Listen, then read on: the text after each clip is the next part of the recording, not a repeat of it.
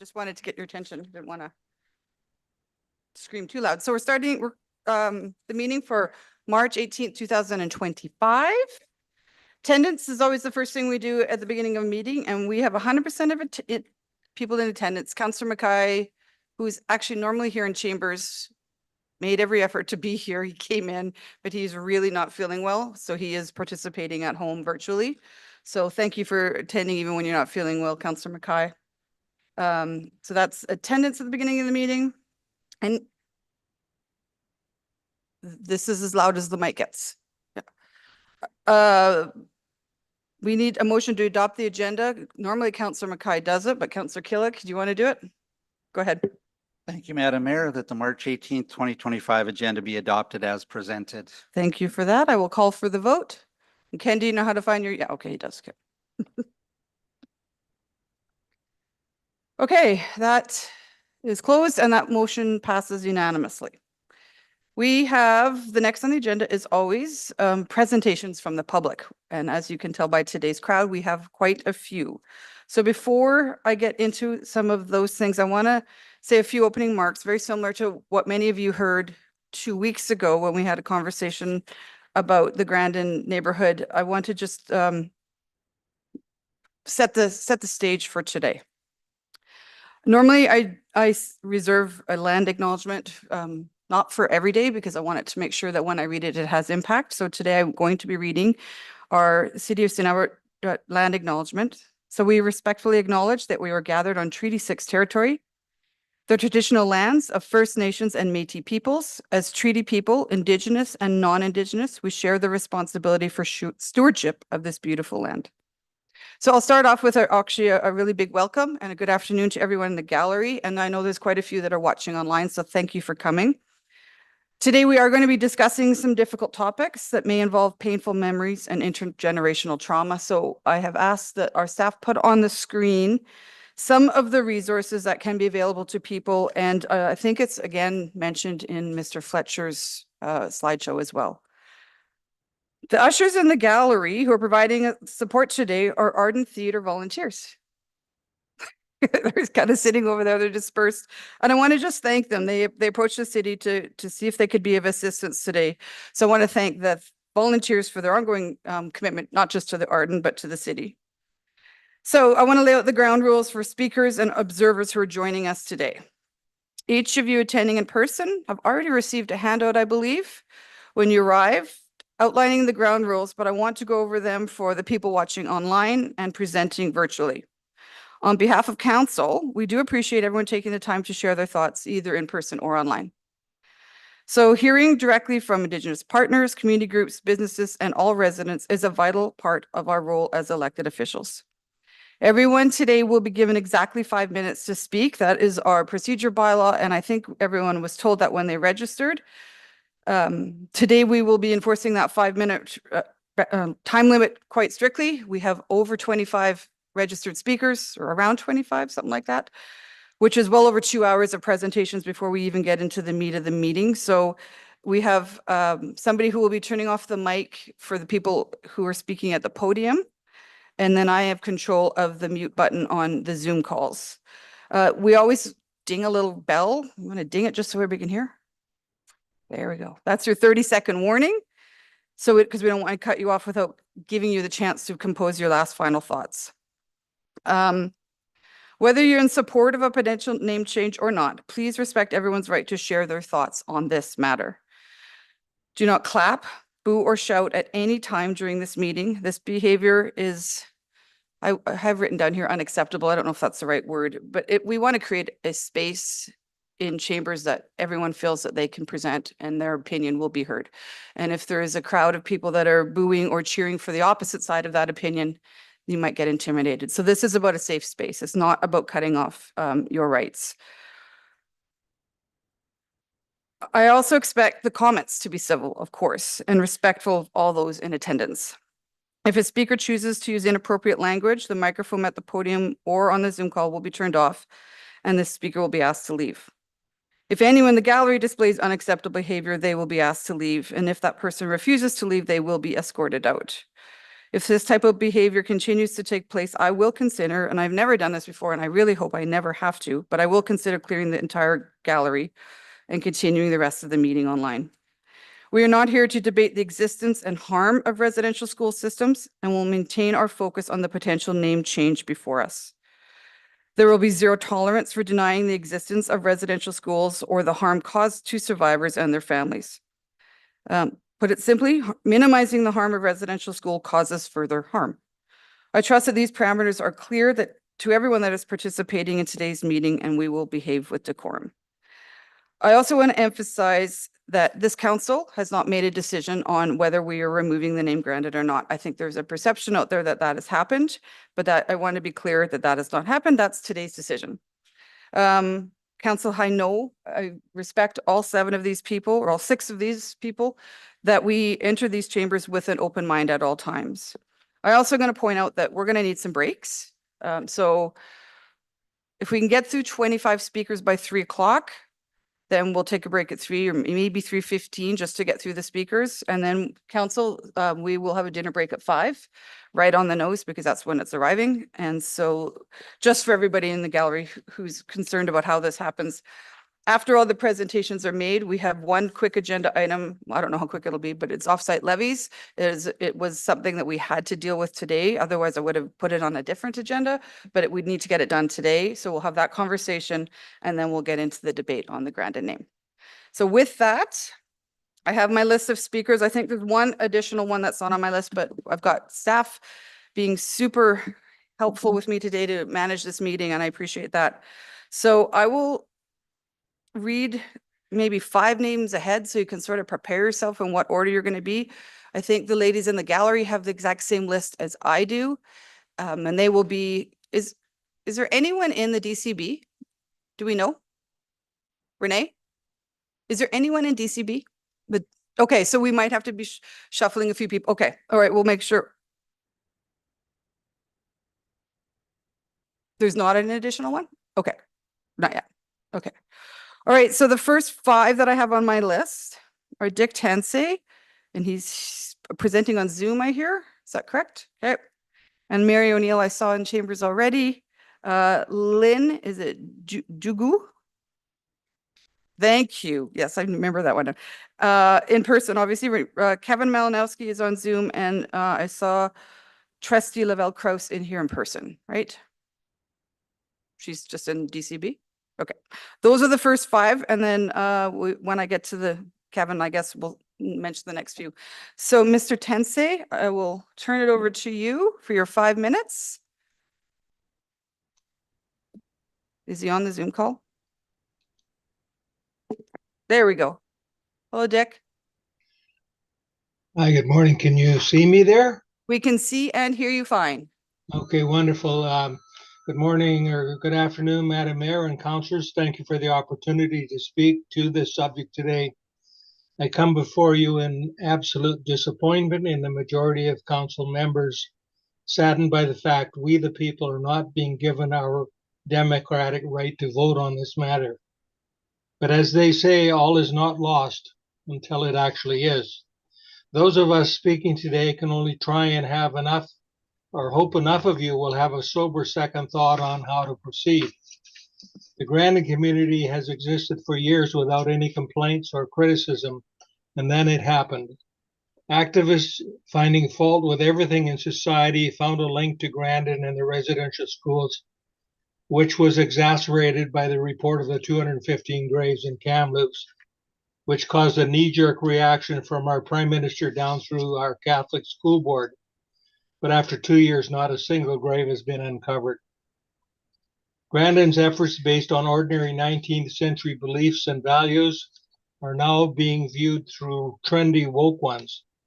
And he's being canceled by denying that the Western civilization has produced some of the most stunning accomplishments and breakthroughs in human history, including the demographics. There has been much talk about the TRC report, which emphasizes harms done by the Indian residential schools.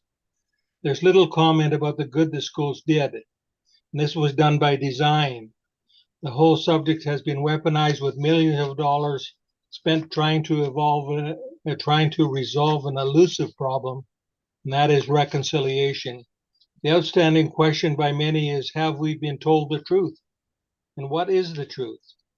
Many esteemed writers and researchers have written articles pointing out the contradictions in the narrative, none of which is made public legacy media. But thoroughly researched information is being revealed, but is rejected out of hand by the activists who have the attention of the activist policymakers. If the shoe fits, wear it. For anyone who does not know Grandon, it is unfortunate. He really has an incredible resume. In 1850, at the age of 21, a shy man in ill health. Why is you muted? Hold on. Mr. Tensey, you're muted again. There we go. Sorry about that. So just back up here. For anyone who does not know Grandon, Bishop Grandon is really has an incredible resume. In 1850, at the age of 21, a shy man in ill health was sent to do God's work by spreading the gospel and improving the living conditions of Aboriginals in the New World. He had no specialized training for work among the natives. He acquired such knowledge, including develop his linguistic skills to learn Indigenous languages. This was a time when the Indigenous people were suffering from a decline in traditional livelihood practices and dying in large numbers due to European contagious diseases.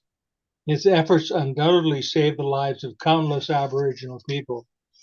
Grandon recognized the need to transform traditional Indigenous lifestyles to make them compatible with the unpreventable changes shaped by changing Canadian society. This led to his strong support for Indigenous children gaining a basic education in suitable vocational and life skills.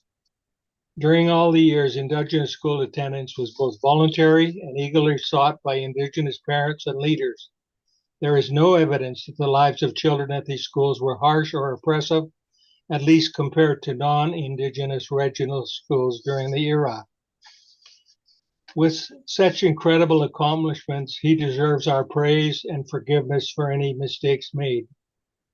Forgiveness is the key to healing. Let the final judge be our Creator, and let Grandon rest in peace. To all counselors, so here we are faced with a decision that will forever impact the city of St. Albert. What if you're wrong? Does two wrongs make a right? From the harms caused by the alleged failures of the IRS to the citizens of St. Albert, and specifically to the Grandon residents impacted by the change, the majority of which do not want and did not ask for. What about those harms? Who's going to pay the price for that? Who's going to get erased from history for that? You were elected to serve the whole of St. Albert, not just a select few, and not for and with ideological favor. In making your decision today, consider the facts, weigh the evidence. That's 5 Mr. minutes. Tensey, that's your 5 minutes. Thank you. I'm Mary O'Neill. Where's Mary? Oh, she's already there. Sorry, Mary. She's just behind the podium.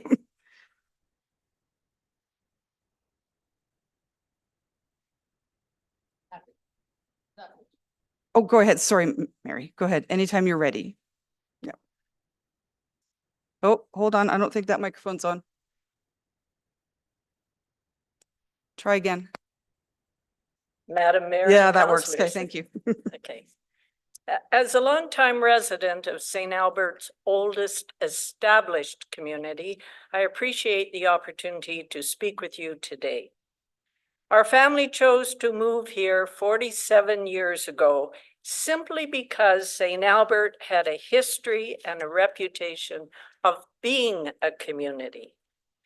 Before I speak further, I want to commend you for what you have always done to raise awareness and in support of the rich history and community building done by our Indigenous peoples, mine and your friends and neighbors.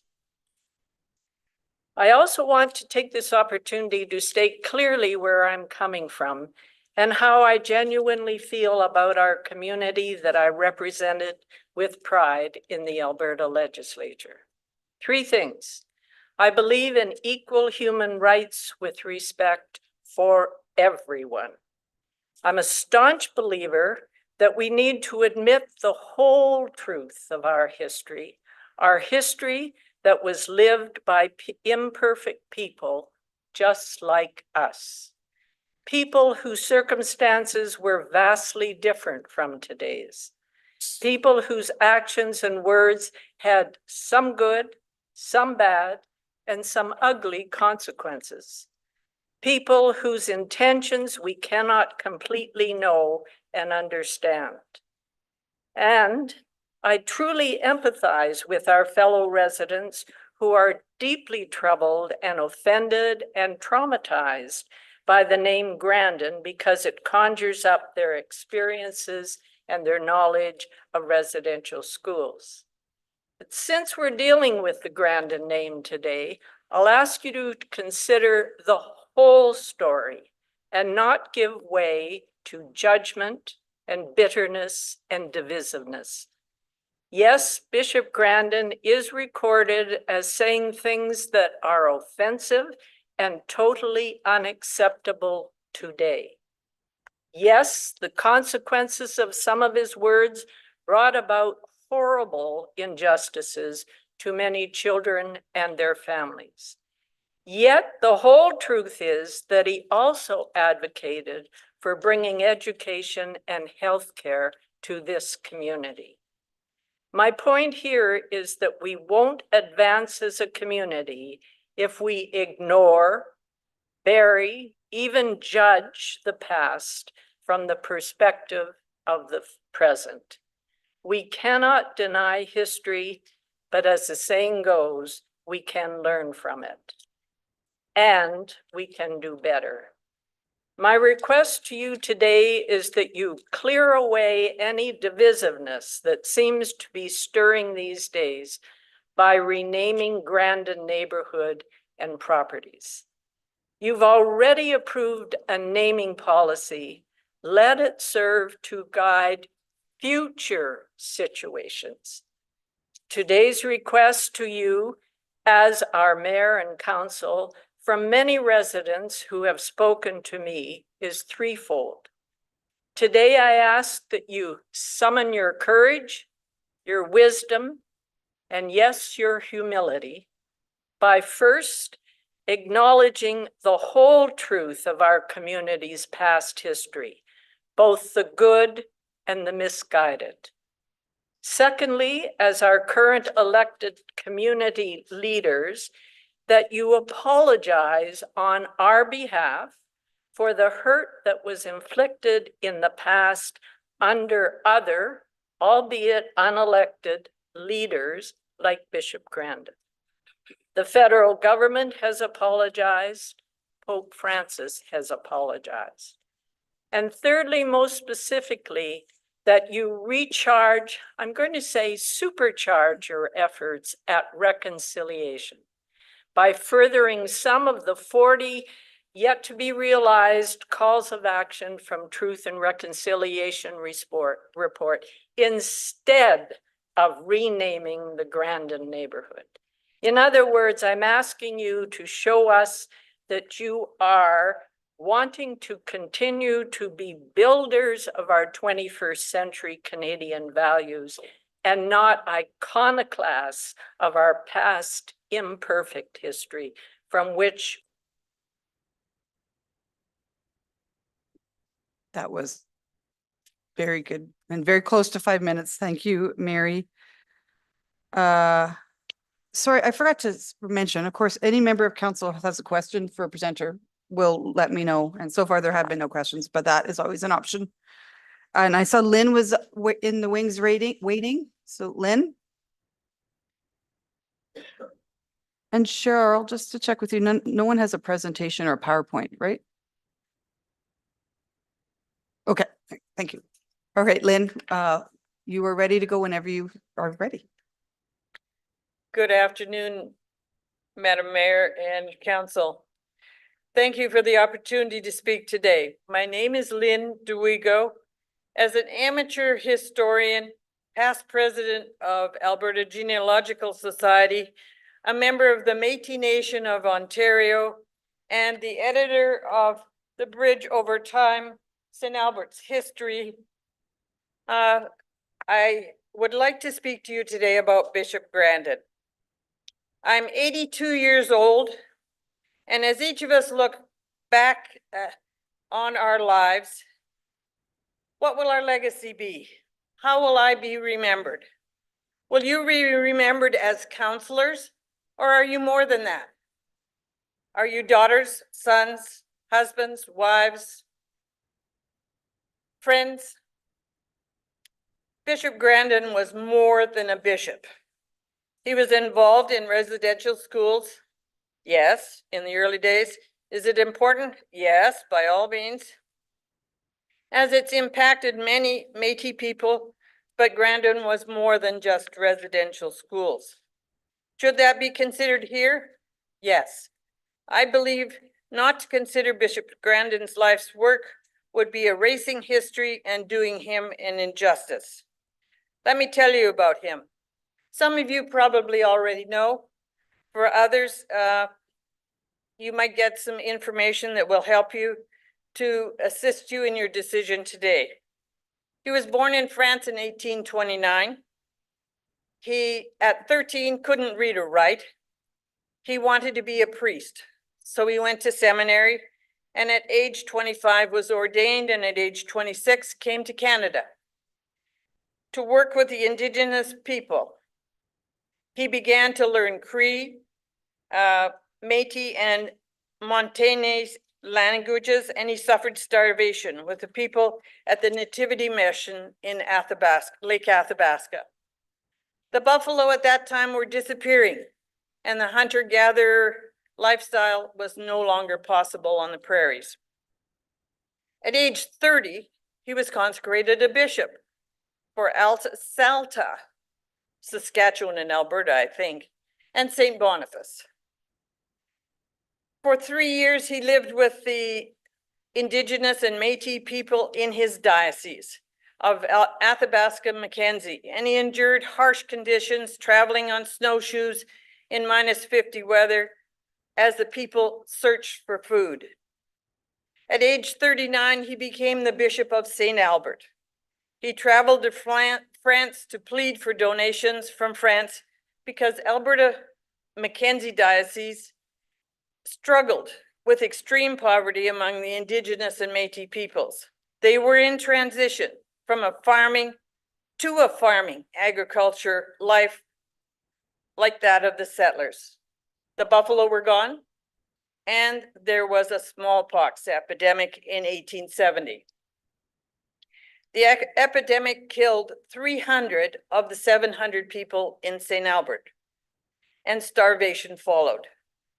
During the epidemic, Bishop Grandon went house to house, tent to tent, helping the sick, washing them, giving them water, feeding them soup, tending their bodies and their souls. History relates that almost 3,500 of the Blackfoot, Cree, and Métis people died during the epidemic. You can look up at the cemetery by the big church and see names of those who are buried there. In 1870, he also arranged for Father Lacombe's Cree dictionary and Bible verses to be published so that the Cree people could hear the words in their own language and others could learn their language. In 1875, Grandon's health was poor all his life. He had a lisp and he suffered from abscesses in his ears and his mouth that continued. Grandon had many, there are many quotes. One of the ones I found in the Bishop of the West was school bells of a sort were ringing and in the missions. Each missionary tried to provide some instruction in the 3 R's, but few had enough time for the job. Grandon had established larger schools, including 3 boarding schools. Lynn, that's your 5 minutes, Lynn. Thank you. I just want you to know, I actually did not know you were the editor of the bridge over time. It's sitting on my desk because I was prepping for today. And so thank you for that. It's a wonderful piece of resource. I Next, have copies. Lynn, 5 minutes is up. I Okay. have copies for each of you. Okay, thank you. We can get those down here. I have Kevin Malinowski, who is online next. I see trustee Lavell Krauss in the gallery. And then after that, I've got Mr. Mark Cassidy, Steve Hoffstead, which I think is a Zoom call, and then Amanda Patrick, and then Leanne Hilson. So that's the next, oh wait, and then Alyssa Werner is the next 5 people, just so we can get prepared. So Kevin, I know I can see you, but well, I can see you can turn your camera on if you want now.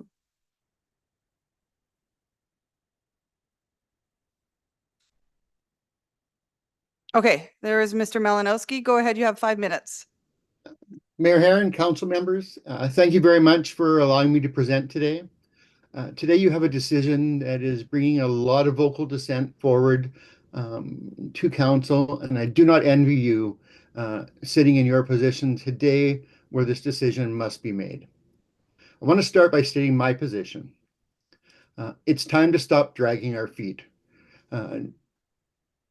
We want to stop rattling empty words to the public. And these empty words have no effect other than making ourselves feel better. It does nothing for the Indigenous population. This describes to me our land acknowledgements. We say this a lot, but we don't do anything about it. They are words that result in no gain at all. The time is now to show the rest of Alberta and Canada that St. Albert does recognize the damage done and will continue on a path of reconciliation by renaming Grandon Park and all other city-controlled assets to a name other than Grandon. As we just heard a lot about Grandon on here, it's interesting to go and have a look at the city website. There is a history of street naming on the city website, and all it says in there is Bishop Grandon was given that name and honor for being the first bishop of St. Albert. No other reason is on that list. I personally know a lot of the history of Bishop Grandon. I've gone through it, and I have been weighing the bad versus the good. I was born in St. Albert, raised here basically my entire life, baptized in 1964 in the Catholic Church. I attended grades 1 through 12 in the Catholic school system, graduating from St. Albert High in 1982. My parents bought their home in Grandora Crescent in 1961 and lived the balance of their lives there. My mother, father, sister, and I all have bricks with our names on them in the atrium in St. Albert Place. We are proud St. Albertans. I've lived approximately 50 of my 60 years in St. Albert and some other communities across Canada. I've seen the racism and the bigotry that still exists, focused on the Indigenous population in Alberta and Northern Ontario. If any of you believe that there is no racism and bigotry in St. Albert, you are sadly mistaken. Council members have a responsibility to represent the citizens of St. Albert. The common belief, as we heard earlier, is that the majority is the deciding factor in decisions. This is often the case, but it is also the responsibility of our elected to protect the minority that is left unprotected and often attacked. As a council member, you must balance your decisions wisely. Racism, bigotry, and colonialism do not need to be defended. They need to be identified and action taken against them. We need to stop the bullying. The United States has a larger population than Canada. The United States has a stronger, more advanced military than Canada. The United States has an ideology of their leader currently that we should be conquered. By the logic of leaving the Grandon name in place and keeping the honor given to the ideology of Bishop Grandon, we now need to bow down and become the 51st state. It's surprising what happens when you are the one being attacked. You stand up. We're proud Canadians. We are not happy when someone tells us to suck it up. Vital Grandin does need to be recognized for what he's done on the good part. We need a plaque in Missionary identifying he was the first bishop and the good he did in our area in Canada. And he needs to be identified as one of the chief architects of the residential school system. it is time to change the name. On the name decision, I am personally very much in favor of Garden District. It fits the Botanical Cities method, and we could have a really neat name in the Garden District Eco Pond, the Garden District Clubhouse. I leave to you to work on the street names. Again, this is a time to stand up and make the tough, necessary decision and not just stand behind empty words of a land recognition statement. I want to finish off today with the first Indigenous word I learned and have actually used many times in conversation in the Thunder Bay area. It's the Ojibwe word for thank you. Miigwech. Thank you, Mr. Malinowski. I see no questions, so I will now move to trustee Lavell Krauss. Hello, trustee, you can go ahead whenever you're ready. 5 minutes. Thank you for allowing me to take the time to speak today. I would like to start by reading our board's land acknowledgement. We acknowledge the land on which we gather in Treaty 6 territory and the homeland of the Métis is a traditional gathering place for many Indigenous people. We honor and respect the history, languages, ceremonies, cultures of the First Nation, Métis, and the Inuit who call this territory home. We dedicate ourselves to listening and learning about the historical and contemporary contributions of Indigenous peoples to St. Albert and to grow in relationships that are grounded in reciprocity. At the same time, we recognize the historical and ongoing injustices that have resulted from settler colonization on this land. We grieve for and commit to respond to broken promises, residential schools, bans on traditional languages and cultural practices, intergenerational trauma, and ongoing systemic racism. We commit to leaning into discomfort and learning from it, allowing it to help us understand what our role may be in helping to grow in more right relations.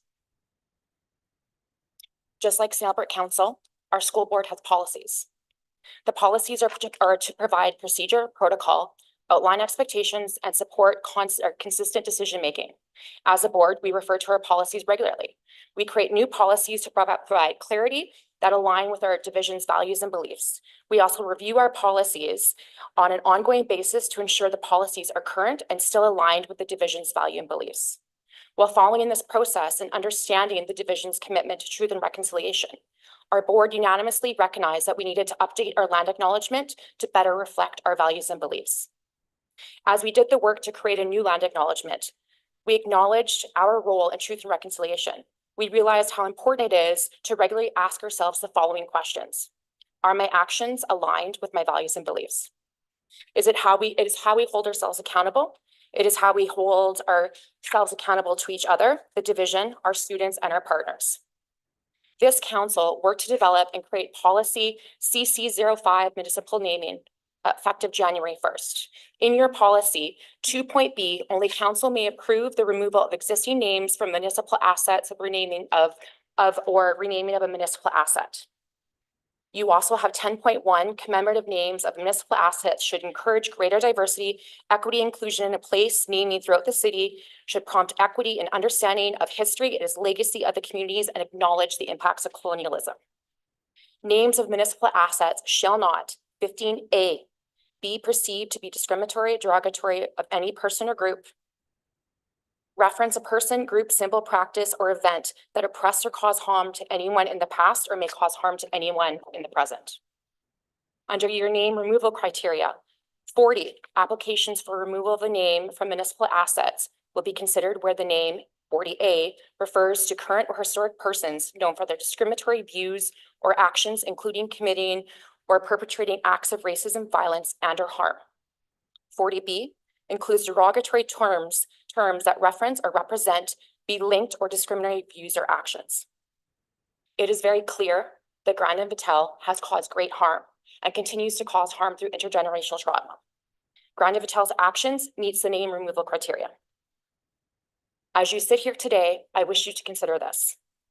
Chief Willie Littlechild has said, "We have had enough time for reconciliation. It's now time for reconciliation."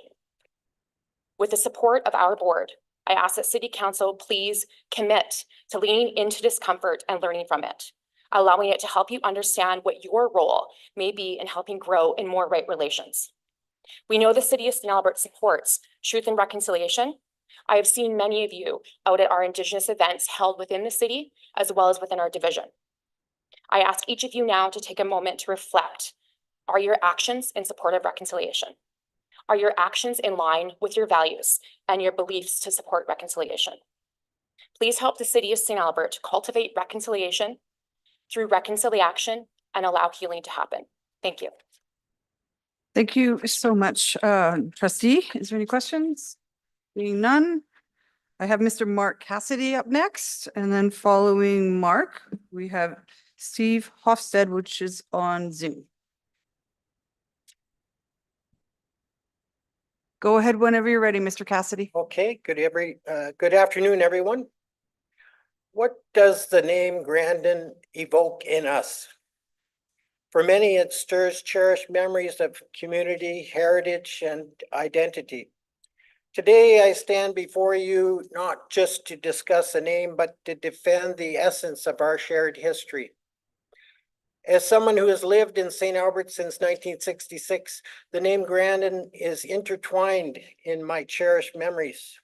Joyful days at Grosvenor Pool, or the excitement of attending a new Albert Lacombe school. Each mention brings forth nostalgia and connects us to our roots. I'm deeply concerned about the council's plans to remove the Grandon name.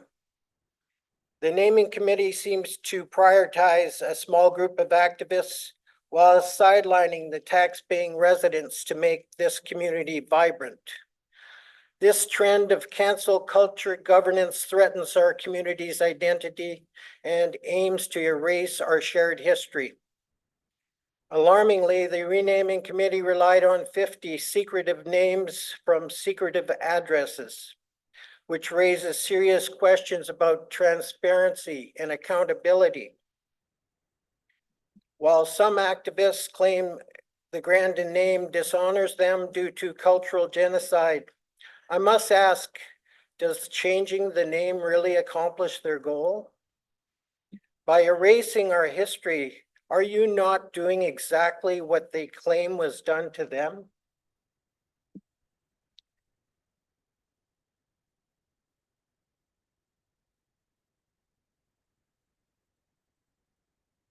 If we don't stop the cancel culture now, it will continue to erase our past, and all at our cost. It is unacceptable that the council appears to have predetermined the name change without genuinely engaging residents. Soliciting new name suggestions has sidelined public input, treating it as a foregone conclusion. Contradicting our municipal naming policy and the public participation policy. Alarmingly, even the city's own naming site acknowledges they circulated this process outside our community. The disregard for public opinion was evident during a recent meeting where one of the members opposed a plebiscite, claiming they had waited 9 months and felt the council had been told what to do. Nearly 82% of Gazette poll respondents opposed this change, and I gathered 426 names on my petition advocating for keeping the Grandon name. Yet the council denied citizens their democratic right to a plebiscite. Bishop Vittel Grandin significantly influenced St. Albert's history. He established the Catholic Church in the area. He founded schools for the early settlers, and he advocated for educating Indigenous children, promoting respect for their rights. His contributions have shaped our community. This renaming process has cost $325,000, and they haven't even changed the municipal street names at that cost, all while sidelining voices of those who built our city. I filed a formal complaint with the Minister of Municipalities because it's vital to honor and preserve our history. Now I invite everyone to raise your hand if you support the Grandin name. If you prefer the name change, please raise your hand. And for those supporting a name change, how many of you are actually from St. Albert? Our presence shows the commitment in preserving our history In closing, I urge the council to reflect on the ramifications of this decision and prioritize the voices of those who have lived and built this community. Together, we can affirm our heritage without erasing any part of it. Let us honor the Grandon name and the memories it represents for all of us. A just community respects its history, and we owe it to ourselves to protect that. Thank you.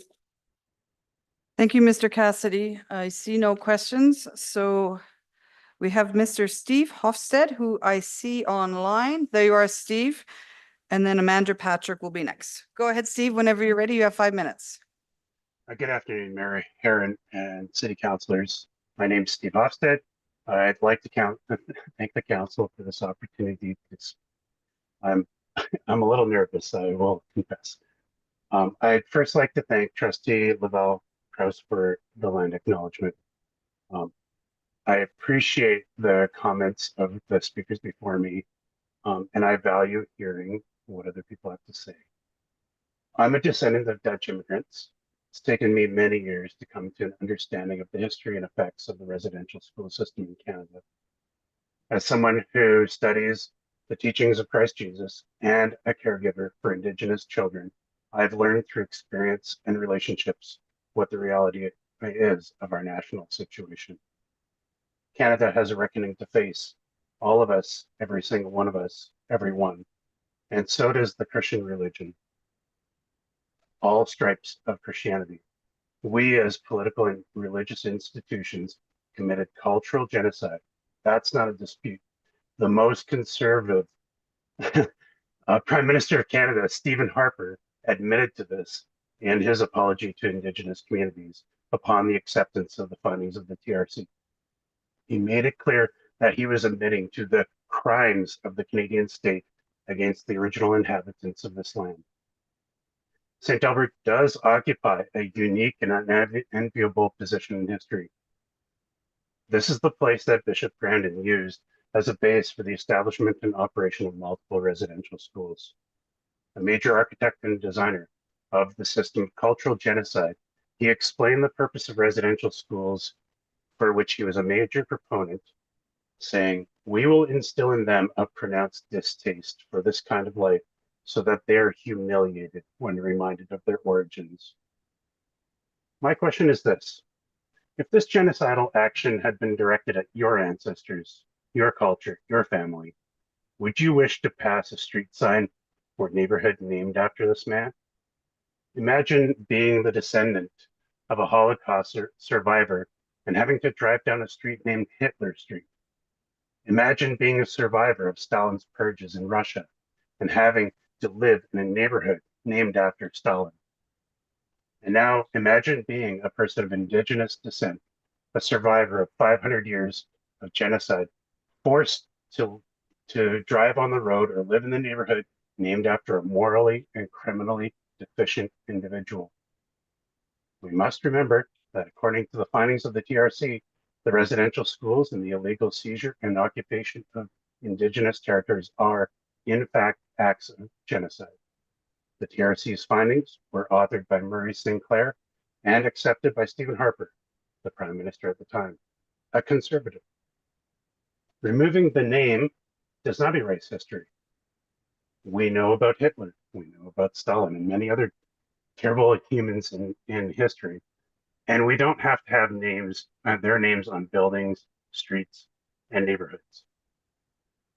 I want to quote a Black liberation theologian, the late James Cone, who once noted, "The acid test of any truth is found in whether it aids victims in their struggle to overcome victimization." In addition, Murray Sinclair, the author of the TRC findings, said, "We have to learn how to talk to and about each other with greater respect. That has been the case in the past. We may not achieve reconciliation within my lifetime or the lifetime of my children, but we will be able to achieve it if we all commit to working towards it properly. What we did in this country is wrong, and we will never allow that to happen again." I hope this council will agree with the voices of the world's oppressed peoples and Turtle Island. Bishop Grandon should be remembered in history books, but his name shouldn't be on our buildings, our neighborhoods, or our streets. I ask this body and the city to recognize the ongoing harm and trauma Indigenous peoples among us face by the continued honor we grant humans like Grandon. And I would like to suggest that this body would be better served by consulting with Indigenous communities to find a better name for these streets, neighborhoods, and buildings. Let's be courageous. Let's face our history honestly and correctly, placing the weight of history with the oppressed rather than the oppressor. I would like to see the name Grandon live forever in shame, along with other historical criminals, in hopes of a better world and in solidarity with my Indigenous. Sorry, turn that off. Sir, thank you very much, Mr. Hoffstead. Might have cut you off a little bit at the end, but I appreciate you taking the time. Now we have Amanda Patrick, already at the mic. Thank you, Amanda. And then Leanne Hilson, and then Alicia Perrault Warner, and then Paul McFarland, Daryl Kremer, Fred, I think I saw Fred online. Yes, he is. Is Gail Nolan here? Gail we weren't sure if they were going to attend in person or not, so not here. So we'll come to her. And then Phyllis Kelly is after Gail. So we are now at Amanda. Go ahead, Amanda. Hello, Tanse Amanda Nitsigason. I am Cree Métis and my family name is Cardinal. My family is from the former Wolf Lake Métis settlement and can be traced back as far as the early 1800s here on Treaty 6 territory. I am the founding organizer for the July 1st Run Walk for Reconciliation, and I've been recognized in our community for my contributions in raising awareness surrounding Canadian residential schools and the children who attended them. With the support and assistance of the Run for Reconciliation team, we have recently been given our nonprofit status and are now known as the Kisagihikowin St. Albert Society, in Cree, meaning you are loved St. Albert. I am going to start with a quote from 1875 by Bishop Vital Grandin on residential schools. We will instill in them a pronounced distaste for the native life so that they will be humiliated when reminded of their origins. When they graduate from our institutions, the children have lost everything native except for their blood. Bishop Grandin was a champion for the residential school system. He advocated and led the campaign for these schools with the federal government. Some accounts of Grandin's role in the residential schools are even included in the final report of the Truth and Reconciliation Commission. I have lived in and around St. Albert since I was 9 years old. We lived on Grandora Crescent when I was a teenager, and as an adult, I always knew I would want to move back to this neighborhood. In 2018, I moved back to the G's and currently still live there with my sons. I live down the street from my brother and around the corner from my mom. My son lives in an apartment just a couple blocks away from me. I love the streets and the parks. I know a lot of my neighbors, and in the summer, I often help weed many of my elderly neighbors' gardens. And in exchange, all I say is, let's sit on the front porch and have a cup of tea. I get to listen to their conversations or their stories. I walk every single day in Grandon with my dog Tucker, and my dog has more friends in the community than I do. Grandon is always filled with the sounds of squirrels and birds. In the winter, the large trees fill with the most beautiful hoarfrost, and in the fall, the trees turn a vibrant orange and hang over the roads. It really is an immensely friendly and beautiful community to live in. I am grateful that I get to call it my home, and I really believe it deserves more than the name that represents it. The Grandon name does not align with the beauty of this community. I believe deeply that when you know better, you do better. Changing the Grandon name is not about erasing history or people. Reconciliation cannot happen when the truth of Indian residential schools continues to be denied.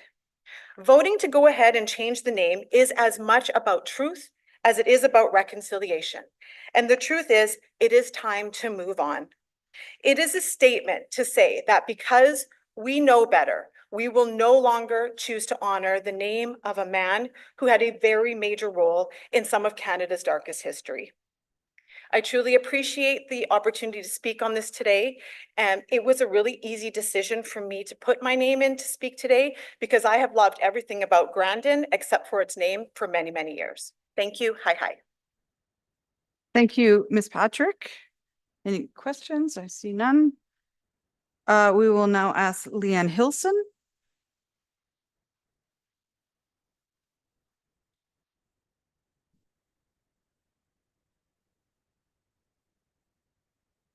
Tanse, Leanne Hilson, Namawak CP Uchinia, Chipiwan, Nihiao, Isque, Watupimiswak. What I just said was hello. My name is Leanne, and I am from the place where the river is that has lots of sturgeon. I'm a Dene Cree Métis woman. I introduced myself in this way to make visible and transparent my identity. I also want to emphasize that this community was once known by another name prior to being called St. Albert. It has a history that stands outside of Catholicism.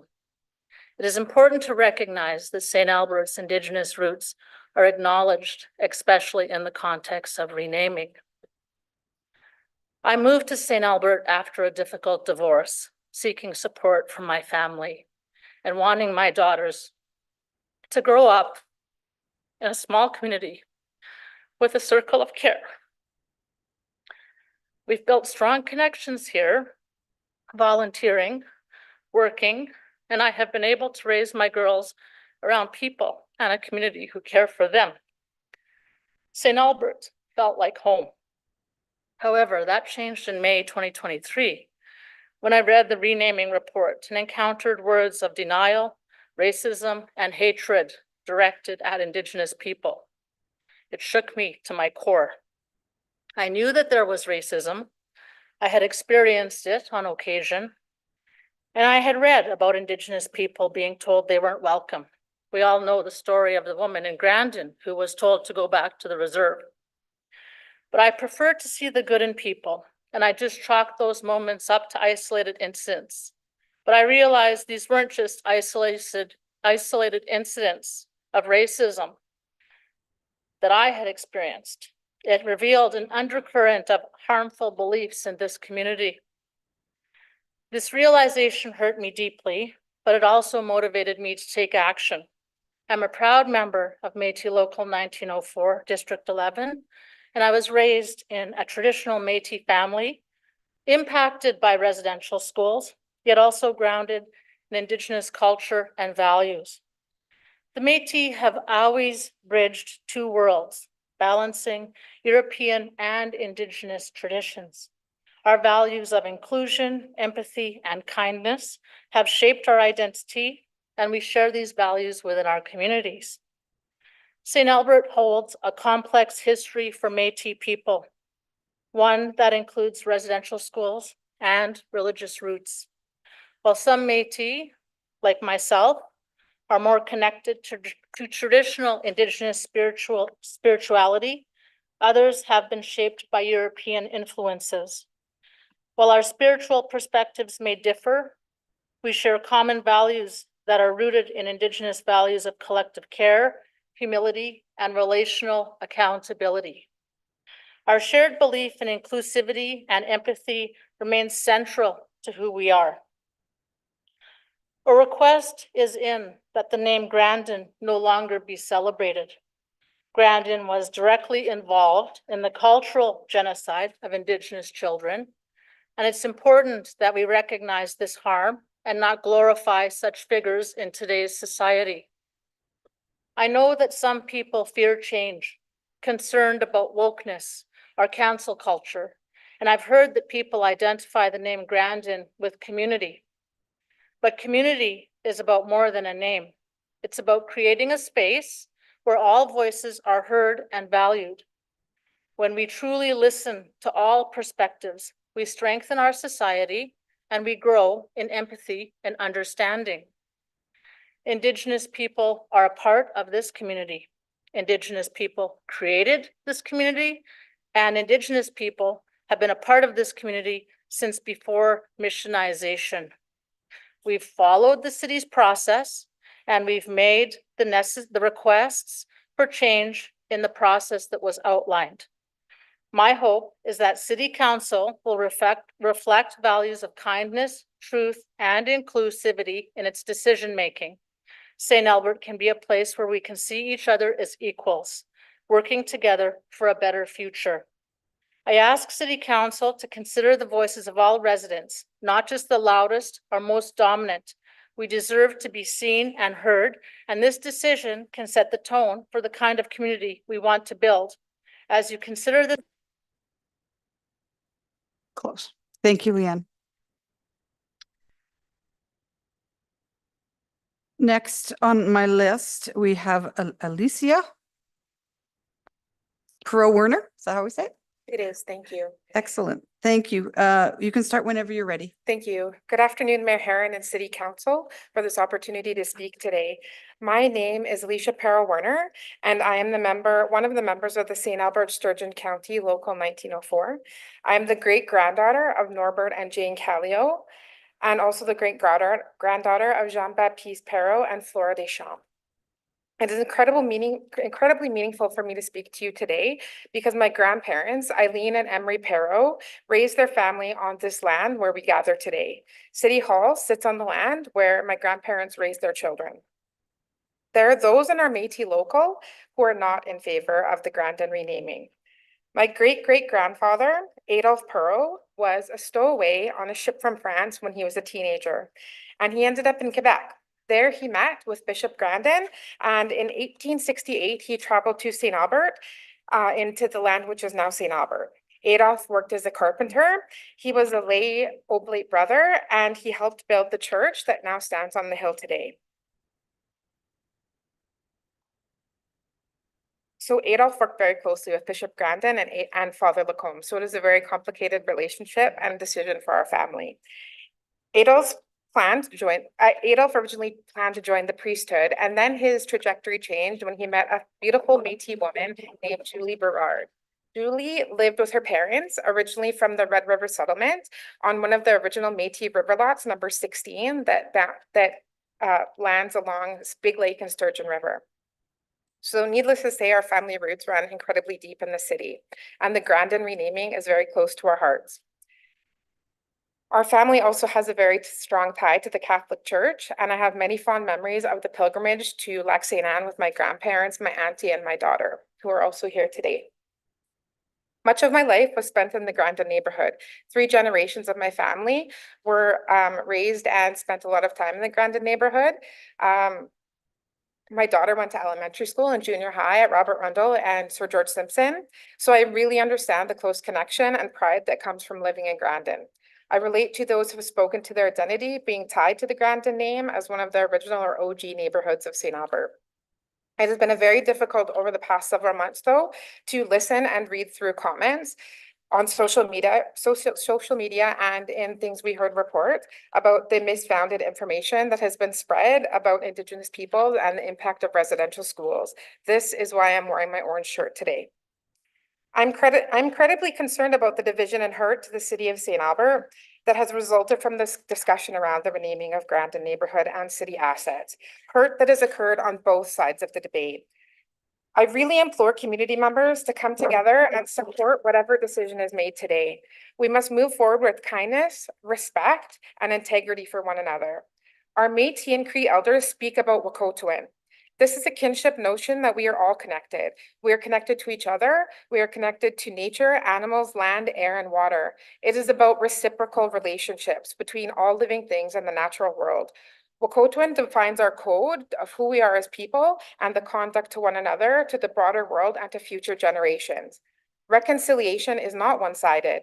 It is not the responsibility of one party. It's our joint responsibility together. It is our collective responsibility as a St. Albert community to support each other through this very difficult decision. I recognize that the potential name change does not take away from the positive impacts that Bishop Grandon had on our Métis community. He was an active supporter of Métis land rights. He advocated for the inclusion of Indigenous people in the priesthood when that was not a popular opinion at the time. He saw our people suffering and canvassed the federal government for support. He spoke Indigenous language to build relationships with our people.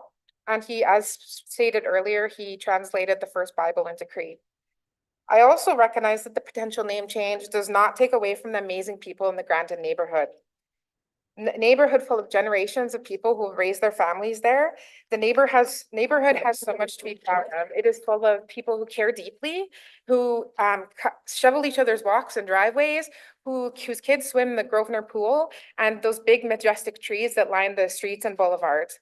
I believe the only way forward for those involved is to recognize the hurt that comes from the decision on both sides. It does not matter which decision is made, there will be hurt. I believe in the resiliency of the community of St. Albert. We can come together and move forward in a positive and meaningful path to reconciliation. This is a complex issue with no easy answers. We must acknowledge the multifaceted legacy of Bishop Grandon. Let us acknowledge the hurt, extend compassion to one another, and walk together towards a future where healing and understanding prevail. Thank you so much, Alicia. Paul McFarland is up next. And then Daryl Kremer.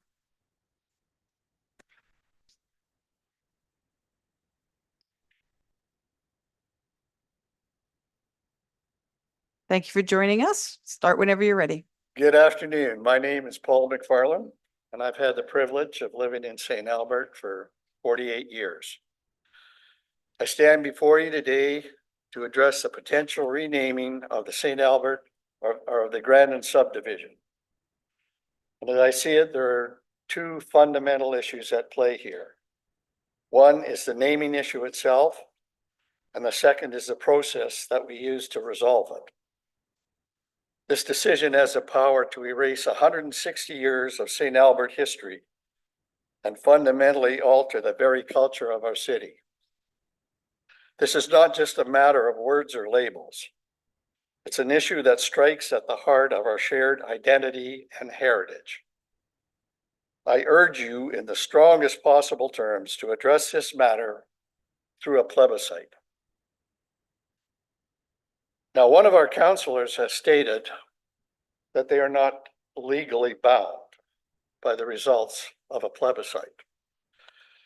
That may indeed be true, and it's been clearly demonstrated by this council in the past that it has not respected the will of the people, notably with the library issue. But when it comes to decisions of this magnitude and sensitivity, I ask you to recognize that you are morally bound to listen to the voice of the people. This is not just about legality or monetary ramifications. It's about what is doing right for the community. That same councillor also claimed that they are elected to make decisions on behalf of the electorate. And I agree. When it comes to issues like taxation, budgeting, zoning, bylaws, commercial development, but this issue is far larger. It affects the core values of our city. Now, some matters are best left to municipalities, some to the province, even the federal government, and in rare cases, the Supreme Court, depending on the nature of the issue. But this issue touches the essence of who we are as a community. It impacts not only the residents of Grandon, but the entire population of St. Albert. Regarding Bishop Grandon's involvement with the residential schools, it's reasonable to assume that his intentions were to provide education and integration opportunities for Indigenous children. We must also acknowledge that Indigenous people demanded education for their children. Education that was enshrined in Treaty 6, legislated by the federal government, and signed by Queen Victoria. Indeed, Bishop Grandon may have been a very small fish in a very large pond. But let us not forget that history is complex. We should not seek to erase or forget the mistakes of the past, but rather use them as reminders. Those who fail to learn the lessons of history are doomed to repeat them. Bishop Grandon, despite his involvement with residential schools, also contributed significantly to the development of St. Albert and to the community's growth. His efforts in other areas, his role in shaping the city, and the positive aspects of his legacy should not be disregarded because of the inadequacies of the school system. Let he who has not sinned cast the first stone. Now, in this age of diversity, equity, and inclusion, a decision made unilaterally by a simple majority of councillors is neither diverse, equitable, and most certainly not inclusive. Eerily similar to a politician somewhat south of us issuing executive orders. I strongly implore you to consider these factors in your decision-making process. Let the people of St. Albert have their say, and thank you for allowing me the opportunity to address this crucial issue.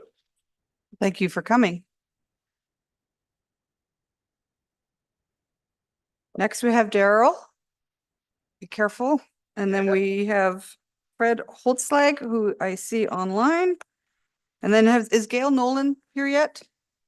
Okay. All right. Miss. Well, since it seems to be important today, I'll tell you that my 6 children were born and raised on an acreage block and a half south of here. And I are the 6th generation of St. Albert area people. And we're proud of being in St. Albert, proud of being in Grandon. Attempting to change history has become a tactic often used by groups, anti-religious or authoritarian. For instance, the National Democratic Socialist Party in Europe uses denunciation of religious and historical groups to hide their intellectual capacity and ulterior motives. In the most recent past, ISIS, Taliban leaders have changed names of streets, places of worship, tearing down statues in order to excite and motivate their followers. We certainly do not want the leadership of St. Albert to emulate the 1930 German leadership. The extreme ranting of the recent woke USA, changing and constantly rechanging names. One of the questions you have to ask yourself is, if we start changing names today because of our current view of history through today's lens, where does it stop? We already spent over $500,000. Could have fed the hungry, clothed the poor, given shelter to the homeless. But no, there's several more millions of dollars that'll have to be spent on this name change, countering the lawsuits. And I know the municipal government, provincial municipal government is initiating some discussion, and that'll have to be addressed through the legal team in St. Albert. So my question is, where does it stop? How often do we change history? Do we change history weekly?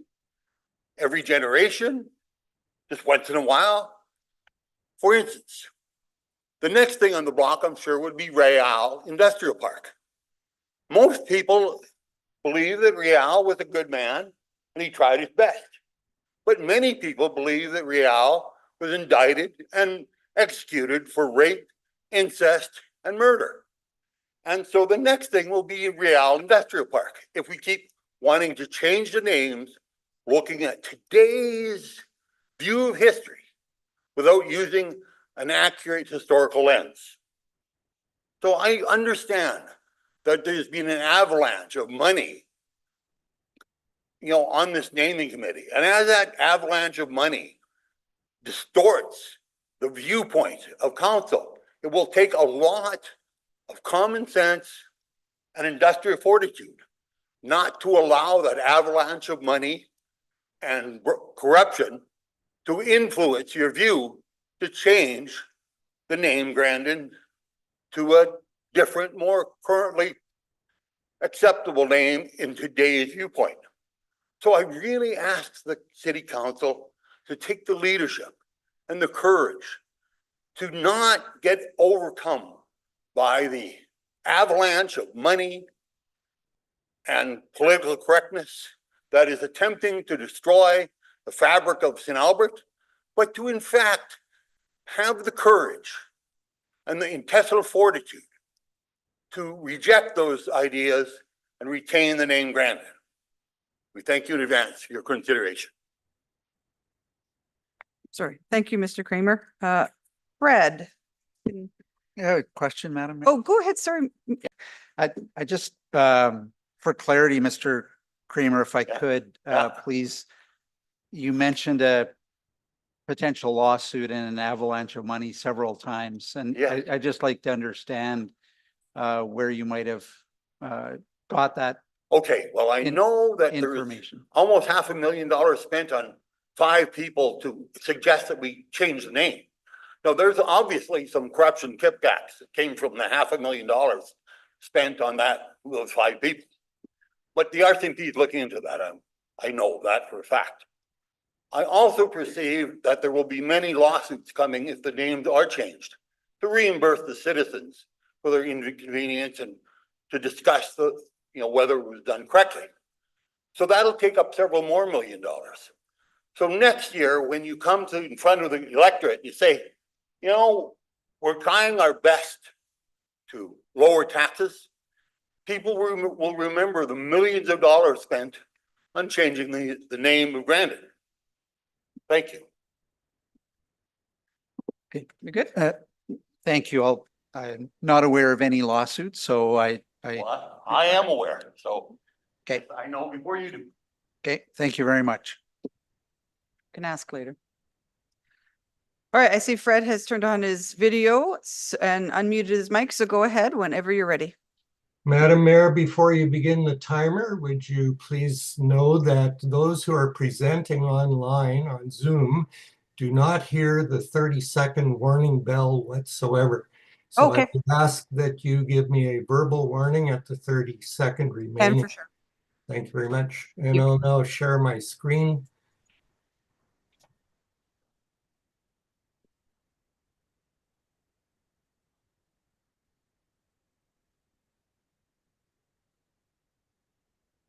Greetings to Mayor Herron, councillors, those attending in person, those online now or watching this later.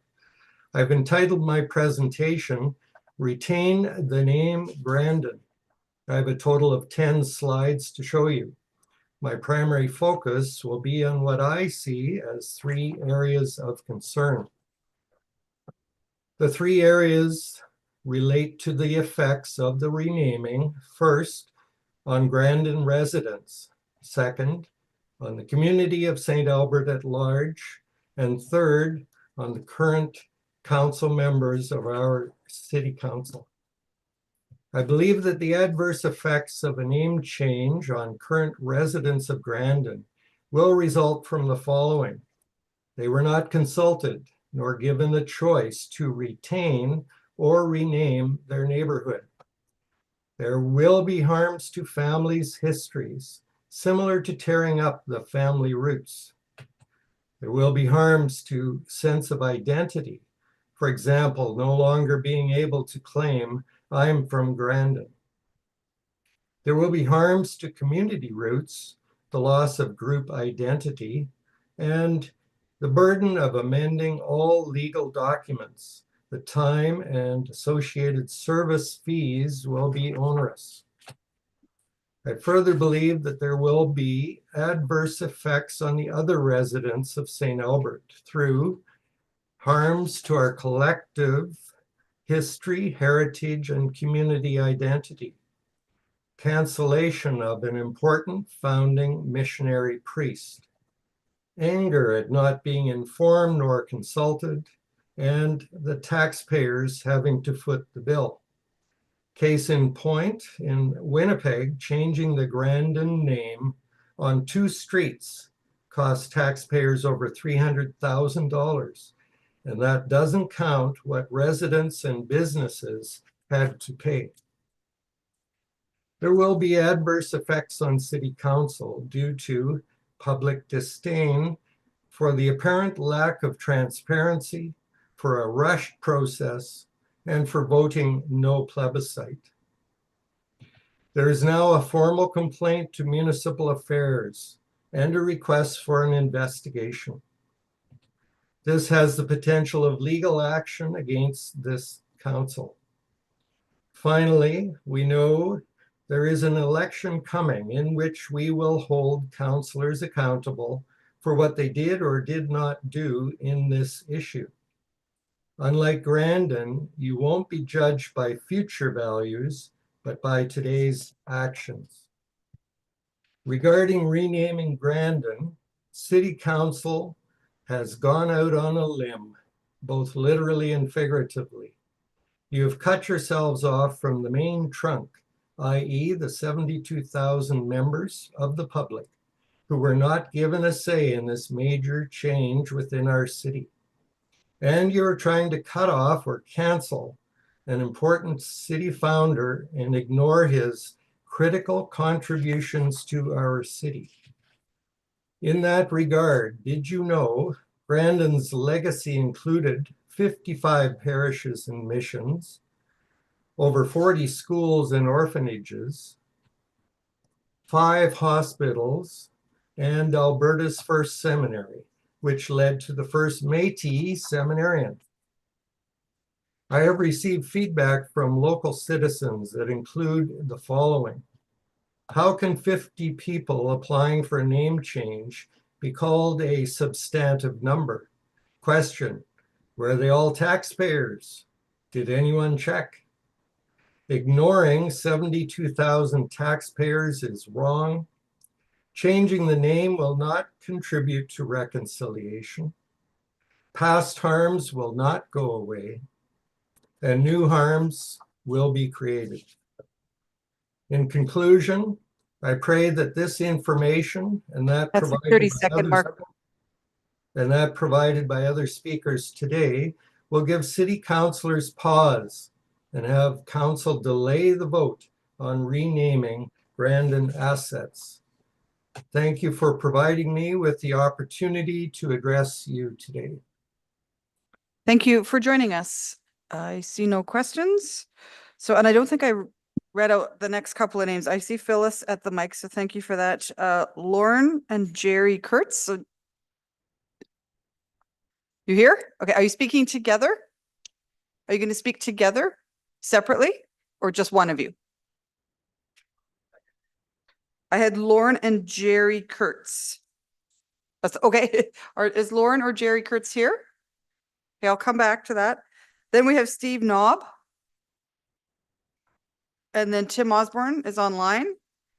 Stephanie Formensky, see here. And then Gary Jury.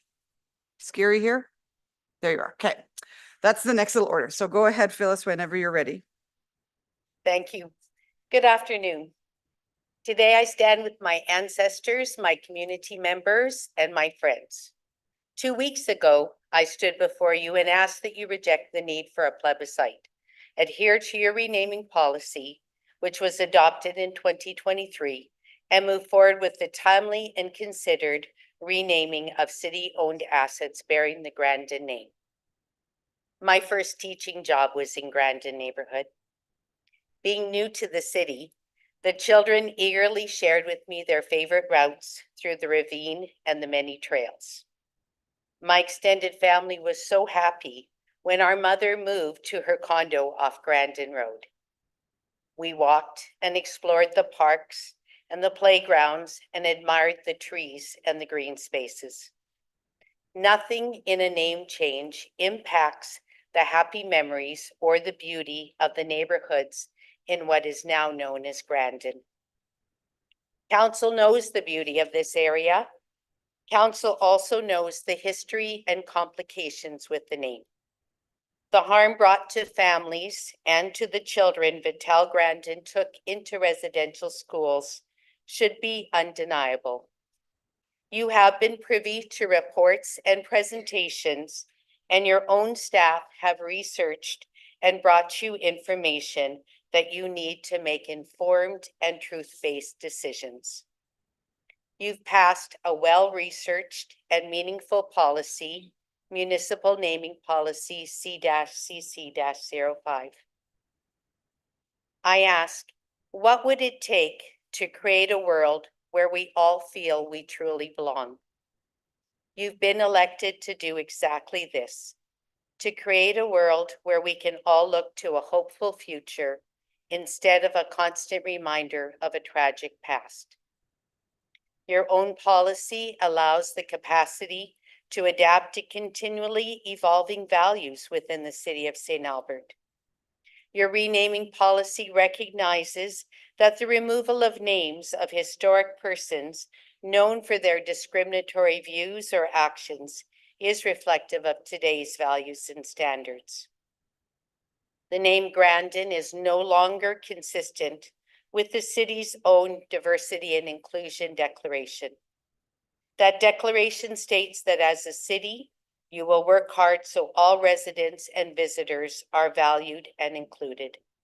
That you will do your best to make sure that the decisions you make are in the best interest of everyone. Catholic schools across the diocese have already removed the name Grandon with the acknowledgement of Archbishop Smith. Other cities in our region have removed and renamed their held assets to better reflect current understandings around problematic figures in history. Keeping the name will bring St. Albert into disrepute. You may not know about the struggles of Indigenous people, and some of you may not be ready to learn.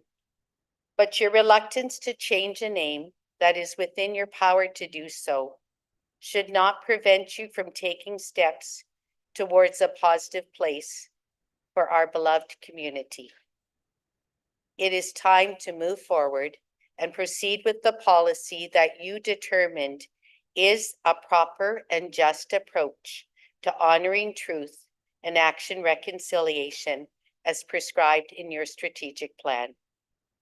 These are the commitments you made when you stood alongside residents and survivors at our sidewalk unveiling last September. As a longtime resident, I ask that council vote in favor of removing and renaming all city-held assets that bear the name Grandon, using your authority granted by the renaming policy, which you've already approved. Thank you again for your consideration of this important motion before you today. Thank you, Phyllis. I see no questions. So next is Steve Knob. Is Steve here?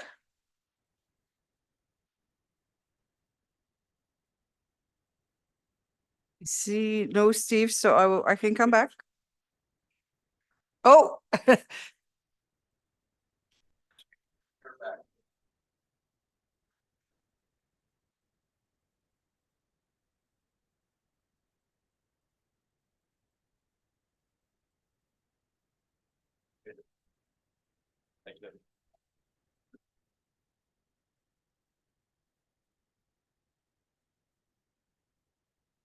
Thank you for joining us. You can start whenever you're ready. I am very hard of hearing. I can still speak though. Okay. Good afternoon, Mayor and councilors. My remarks are going to be pretty brief. I'm not here to debate what Bishop Grandon did or did not do. I'm here because I believe we live in a democracy. And this is the reason that the group put forward the proposal to rename Grandon subdivision was permitted to do so. Therefore, I believe the residents of St. Albert should be afforded the same democratic right and privilege and be permitted to voice their approval or disapproval of this proposal. Either we live in a democracy or we do not.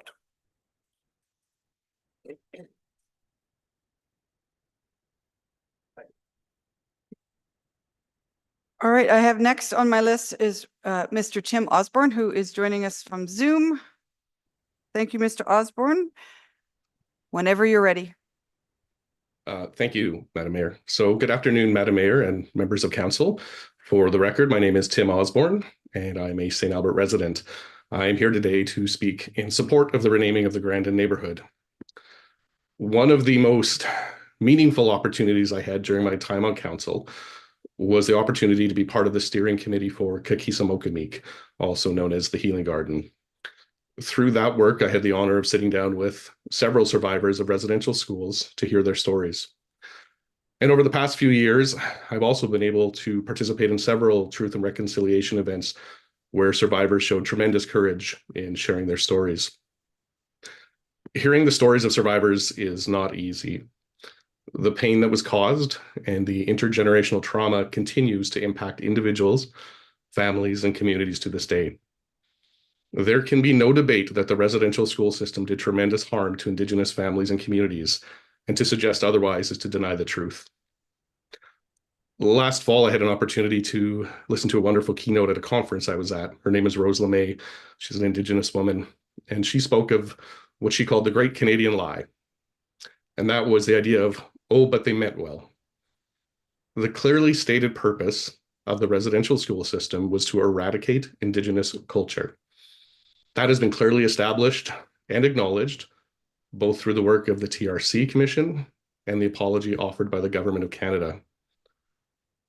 Unlike some who have spoken before me today, I don't see the renaming of Grandon as erasing history.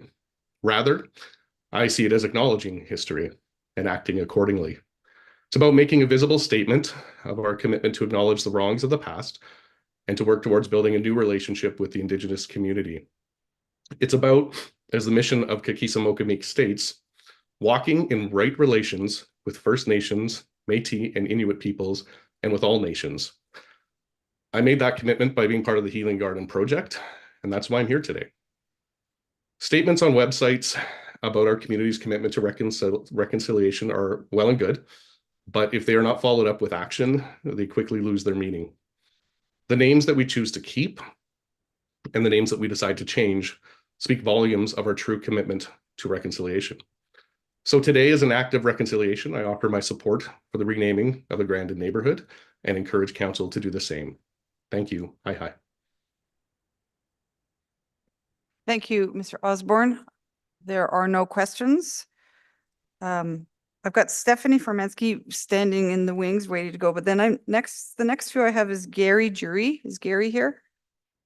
Okay. And then Jerry Beneg. Is Jerry with us? And then Timothy Simmons.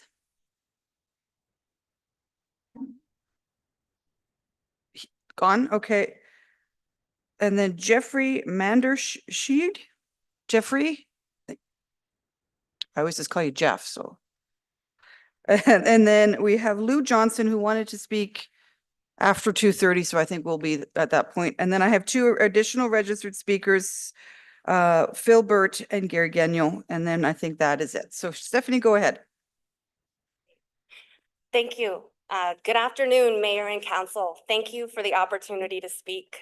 My name is Stephanie Ferimky. I'm speaking out as a community member who has had the privilege of working in this beautiful city for the better part of a decade.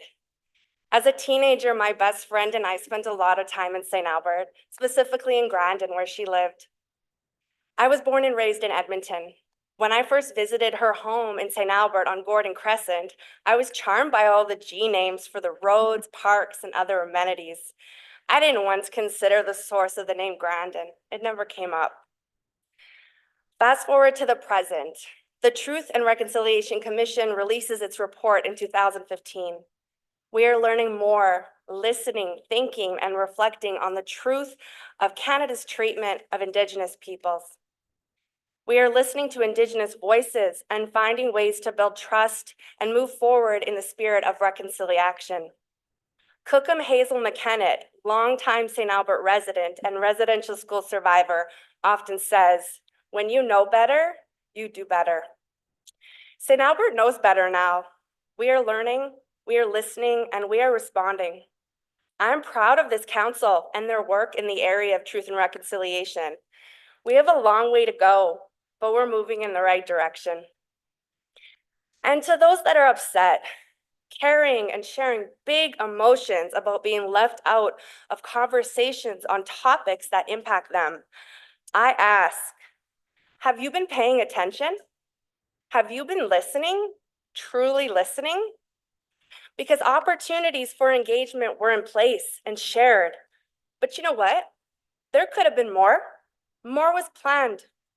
But unfortunately, hate and racism got in the way and these efforts were adjusted because there were fears of safety. Can you believe that? In our St. Albert? Yes, our St. Albert. An entire report titled City of St. Albert Municipal Naming Project, Racism, Harassment, and Discrimination Summary Report was submitted on January 5th, 2023. This report details hate experienced during the public engagement of this project. It is 45 pages long and can be accessed on the City of St. Albert website.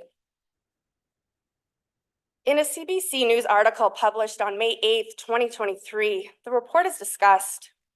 One of the consultants on the project shared the following statement.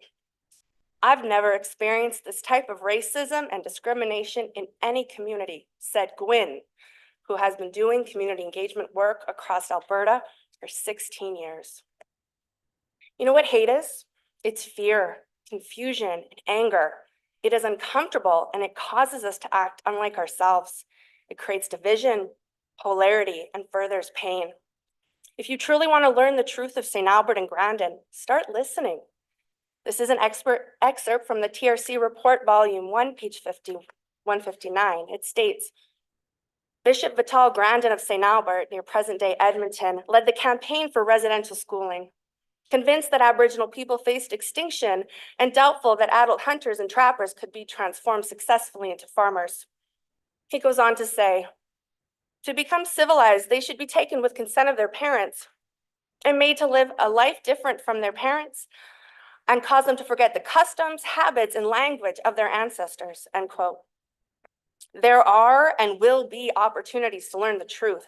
However, you have to want to learn and apply that learning in an actionable change. Renaming this neighborhood will not take learning opportunities away. It will only expand them. By proceeding with this name change, we are joining in with the rest of Canada where this is already happening. We are no longer perpetuating harm. We're stopping it and working towards creating safer spaces for everyone. When we know better, we do better. So St. Albert, let's come together and do that today. Thank you. Thank you, Stephanie. See no questions. So I'll invite Gary down.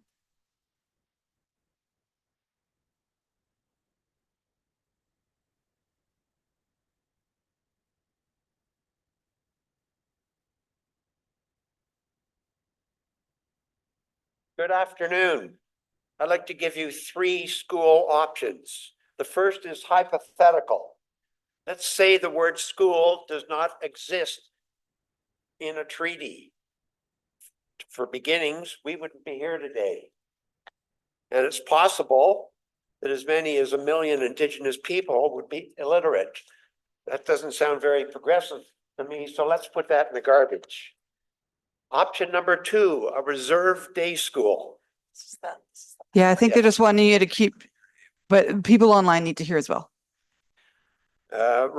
Number 2 is a reserve day school in the settler mode. We're talking about a 1-room school here, up to 6 levels of school being taught. It was called levels or tiers at that time. The word grade wasn't used. In 1825, 1826, on the shores of the Credit River, you could find a school similar to that. And if you woke up really early in the morning, you'd find as many as 20 people out on the farm. One of those people would be stripped to the waist, doing his duties before starting his day. His name was Egerton Ryerson. Let's go to option number 3, the boarding or industrial schools. Please listen to this. In the late 1820s, 1828, another school started, the Mechanics Institute. 2 preachers got started talking. They decided they had a better way for kids to be educated. They were preachers. They were Ojibwe Methodist preachers, Kakawakanabe and Shawande. They had a new idea. We'll take church funds and 25% of the annuities from various tribes and put together a new school. And in 1831, 2 years after Vital Grandon was born, that school started. It was called the Mohawk Institute, and it boarded boys. 3 years later, it also boarded girls. So what kind of influence did that have? Let's go to 1883 in the Indian Affairs Report. and I quote, Mr. David Price, Episcopal missionary, informed me that he found it utterly impossible to induce parents to send their children to school unless he furnished them with food and clothing. He is about to abandon the situation as hopeless and therefore has tendered his resignation. That was the same year that the Battleford School went open. They didn't have room for girls and they had to turn away a number of boys. So what did the Indian agent recommend? He recommended that in due course, they should expand that school. Let's talk about finances. On reserve day schools for a period in central and eastern Canada, the teachers' salaries were paid by the reserves. They would normally get $250. Sister Blanchette up in the hill, that's what she got. If the reserves had trouble getting that money, missionary societies would top the money up. And if they had trouble obtaining a school, they would also help out when they could. Later on, of course, the government got involved. Question to everybody. Why would reserves, why would missionary societies, why would governments use scarce financial funds to fund schools that the parents were not prepared to send their kids to? Let's give you a little idea of the figures. These figures are from 1907 because the census data was applied in that year. This is for 16 reserve. Remember, by 1907, Ryerson had died in 82, McDonald in 1891, Vital Grandon in 1902. 16 reserves. The number of school-age children on that reserve, 818. The number of children that were registered was 488. The average daily attendance was 145. At St. Albert on the Hill here, there were 70 students in attendance. They had total spaces for 200 children. Some of the reserves, I'll read these briefly. They have no, the Kinestina, they have no school. So far as the parents are concerned, they're adverse to teaching. The Swan Lake School was closed. The attendance at the time, they only had 2 children there on that reserve. I will read this out. This is from 1884. I feel it incumbent upon me, as well as a pleasure, to refer to the excellent industrial institution which is conducted under his lordship, the Bishop of St. Albert, at that place. The value of the service rendered to the Indian. Mr. Jury, that is your 5 minutes. Mr. Jury, I'm going to ask you to speak. Mr. Jury. I have been very firm on 5 minutes. If I let you speak longer, it's not fair to everyone else who's gone before you.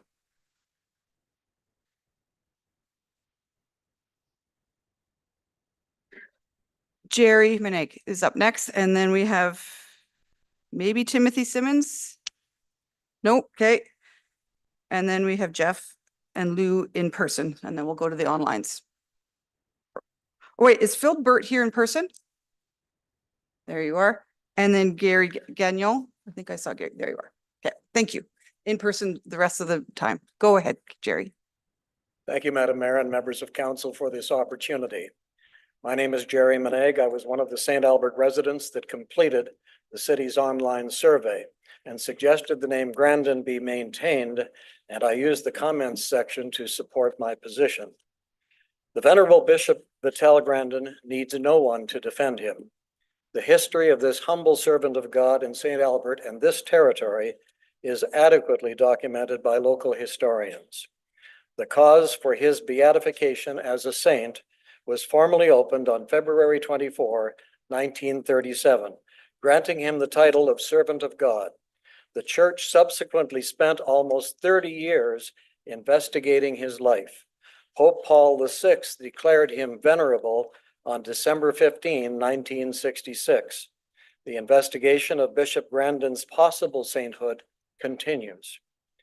This city council has now been placed in a position of judgment on Bishop Grandon's legacy due to a petition signed by 50 people. In consideration of the church's almost 30-year investigation, may I with respect ask how much of an investigation the city's naming committee has done? As far as I can discern, The renaming petition is not related to the recommendations of Canada's Truth and Reconciliation Commission. It is pertinent to note that the Truth and Reconciliation Commission produced its 6-volume final report in December of 2015. There were 94 calls to action in the final report, none related to Bishop Grandon, and I couldn't find any reference to renaming locations or facilities as part of the healing process. As far as I can determine, there were no renaming petitions at that time in 2015. So how did we get here today? I believe we are here because the Kamloops First Nation announcement in 2021 changed the zeitgeist. In its early publication on the renaming issue, the city referenced the discovery of the remains of 215 children in Kamloops. The error is understandable, since the Kamloops First Nation and many mainstream media initially used the same unfounded description. In May of 2024, the National Post reported that 3 years after releasing the explosive news that they had uncovered the graves of 215 children, the First Nation was officially referring to the 215 as anomalies rather than confirmed graves. To be clear, no remains have been found, even though the federal government has allocated $7.9 million for endeavors including fieldwork, record searches, and securing residential school grounds. In my mind, members of council, the question is, do you think it's appropriate to second-guess Canada's Truth and Reconciliation Commission on how reconciliation is best achieved? Is the renaming of a St. Albert subdivision, streets, and facilities a better means of reconciliation than those established by the Truth and Reconciliation Commission? Does the initial hype around the Kamloops anomalies warrant an end run around the 94 recommendations of the Truth and Reconciliation Commission? It's truly unfortunate that others acting on misleading, incomplete reporting with respect to Kamloops have already taken action on this naming issue, ignoring the recommendations of the Truth and Reconciliation Commission. Before concluding, I would note that what we heard report states that 335 people participated. The report later states a number of respondents proposed retaining Grandon as their suggested name, with Grandon being mentioned 207 times. That means about 62% of respondents favor keeping the name Grandon. However, the report also claims that 2/3 of those leaving open-ended feedback saw a rename as necessary or at least strongly worth exploring. Can we please have an explanation of these differences in data? I sincerely request that City Council conduct thorough research on all aspects of the venerable Bishop Grandon. Consideration should also be given to how the City of St. Albert could meaningfully support the recommendations of the Truth and Reconciliation Commission. In conclusion, I support those who have urged a citywide plan. Thank you. Thank you.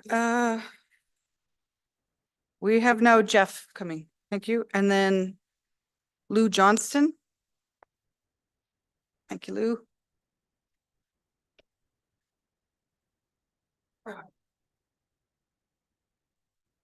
Okay, how are we mic-wise? Good? We're good, and you have 5 Okay. minutes. Start whenever you're ready. Thank you. Hello, Mayor and Council. My name is Jeff Mandershide. I speak to you today as a non-resident, as someone invested in truth and reconciliation in St. Albert, and as someone invested in the integrity of Bishop Vital Grandin's historical narrative in this community. I currently live in the Edmonton neighborhood formerly known as Oliver, now known as Waquintawin. This is the result of a successful renaming process to address the legacy of Frank Oliver, a journalist and politician who held positions that negatively impacted the lives of Indigenous peoples and immigrants. In addition to the neighborhood, a park, skating rink, school, and community league building were renamed Waquintawin. An outcome of this renaming process was not a rewrite of history, but rather a deeper uncovering of who Frank Oliver was. Prior to this, the City of Edmonton removed Grandon from assets within my neighborhood, including an LRT station. The same choice was made by a local business and a Catholic elementary school, all in response to a renewed awareness of Grandon's significant role in the residential school system. The result of these decisions did not erase Grandon from history. Instead, it ensured that his legacy was seen in full. We simply know more now. And with that knowledge came the responsibility for Edmonton City Council to act. That same responsibility now falls to St. Albert. In St. Albert, I have observed a concerning narrative in the community, one where a biased, sanitized version of Bishop Grandon's history is repeated without critical reflection. Some of those who oppose renaming argue that removing his name erases history. Yet they fail to acknowledge Grandon's role in attempting to erase Indigenous history, specifically the voices from residential schools, the victims, their survivors, and their descendants who continue to live in St. Albert. Some of them are in this room today.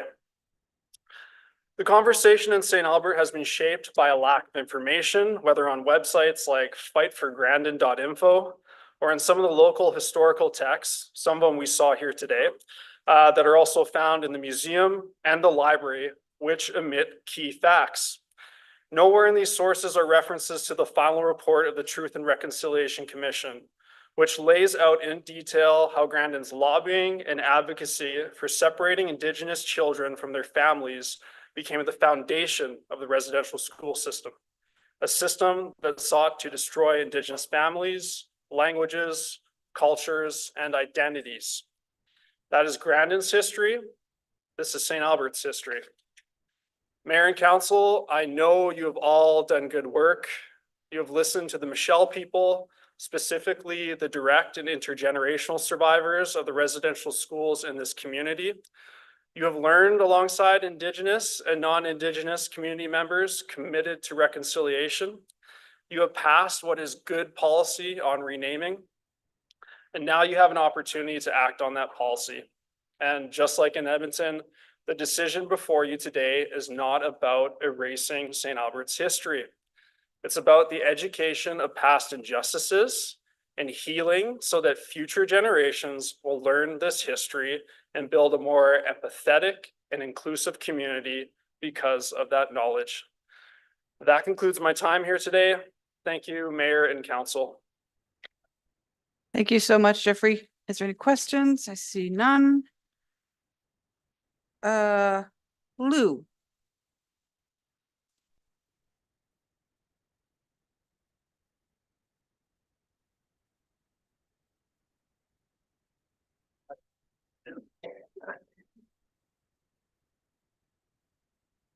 Thank you, Mayor Herron. And while I can speak and hear, my wife says I can't hear, I can no longer read. So my eyesight is failing. I heard she was going to read your statement for you.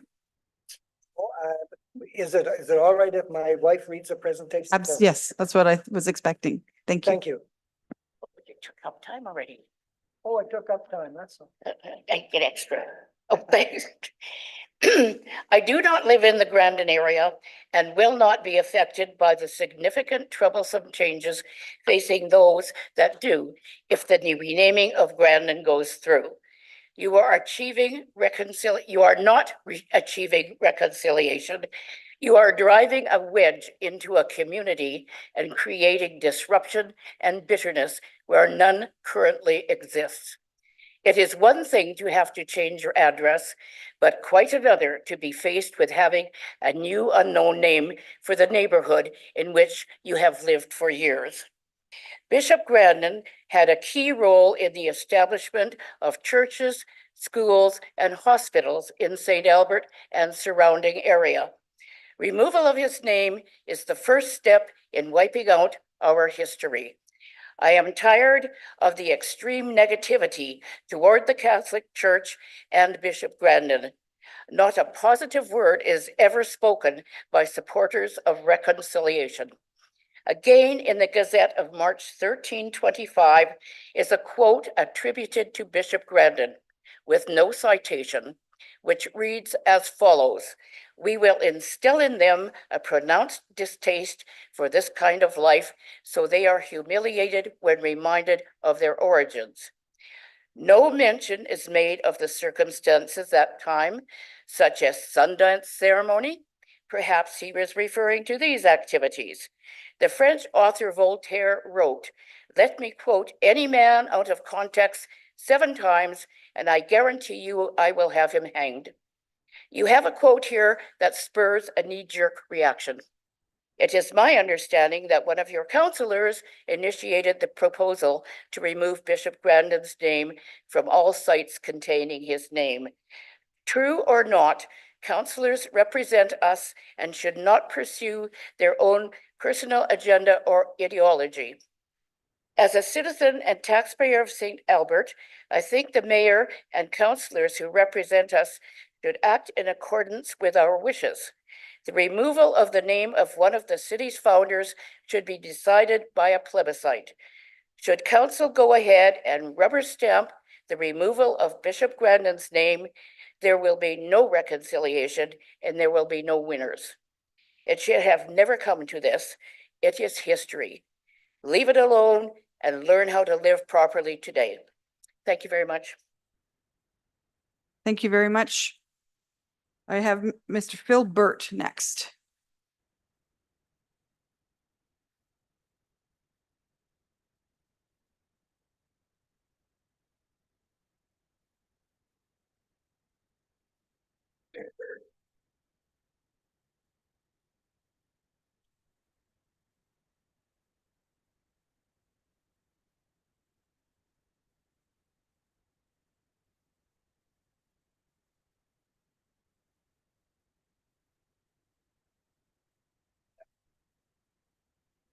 Okay.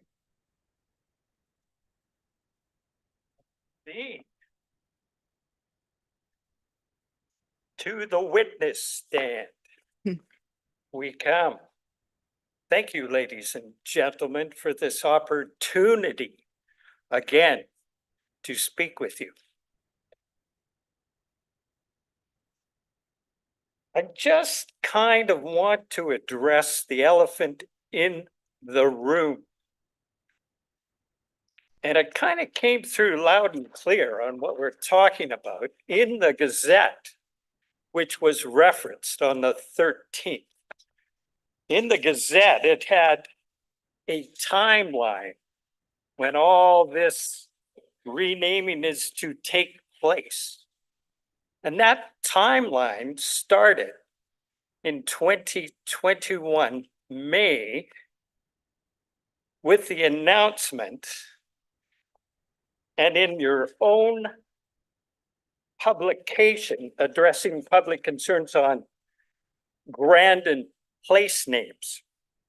In the wake of the renewed outrage over the lasting harms caused by Canada's Indian residential school system, the outrage was triggered by the discovery of the remains of 215 children on the grounds of the residential school. And it seems from there, it disintegrated into this process that we see today. Is that not correct? Yeah, 215, okay. Now, at that time, there was a discovery of the remains of 215 children. As stated on your own documents. To date, is that reflection real or not real? As my another gentleman stated on May of this year, last year, 2024, the Kamloops band came out with another statement saying that it was 200 only anomalies that they now recognize on the site of the residential school. But from that first announcement on your document again, it says that there are 139 residential schools throughout Canada that were in operation from the late 1800s to 1996. Of those, since 2021, many Indigenous communities have completed recovery work using penetrating radar near sites of former residential schools. Through this work, the remains of 1,728 children were discovered at just 10 of the 139 residential sites, the remains. Now, I had some questions, and I still have some questions that I phoned the city to ask a couple of things. Who wrote this document? And then who signed off on this document? Because you are representative of us, the citizens who have elected you to govern our city of St. Albert. And the ultimate response, I talked to Corey Sinclair, I talked to Paul Pearson, and they both directed me to you, the council, and the mayor, that sign off on the accuracy of all the documents that are put up on our website for us to see as information. So then there lies the question, who actually wrote this? And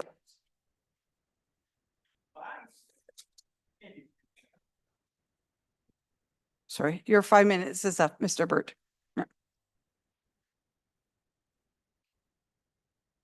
If you honestly have questions, I'd send them to me. If you have further questions, you can send them to me in an email and we'll get them answered for you. No, send them to me in an email because your 5 minutes is up. Thank you. And next we have Gary Gagnon coming down to the mic.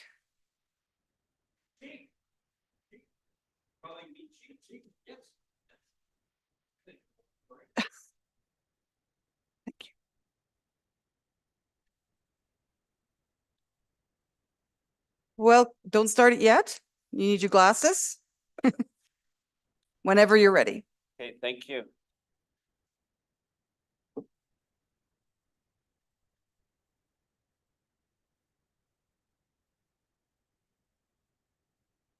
Okay. Well, good afternoon. You know, we've heard much. We had 20, I think I'm number 26. We heard 25 people. We heard from their hearts. We heard their intellectual thinking. We heard the feelings. We heard stats. I'm a Métis from here. My grandmother spent 105 years living here. We've been here since the beginning, when it was known as Mista Sahagan, Big Lake, Métis settlement. We love this place. We love the land. We love the land. But I was part of the delegation that went to Rome.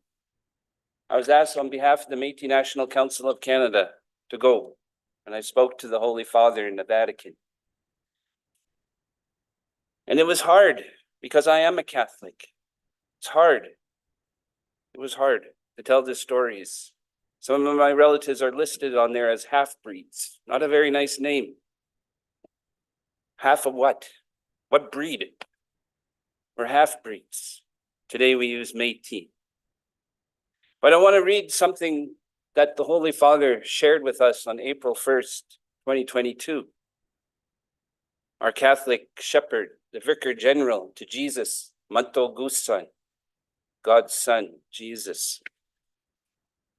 And he stated, and he shared with us as Indigenous people of Canada that were there in Rome. And I'll just share a paragraph from here, and I will leave it with you, the apology that was offered on behalf of the Indigenous people in the Catholic Church.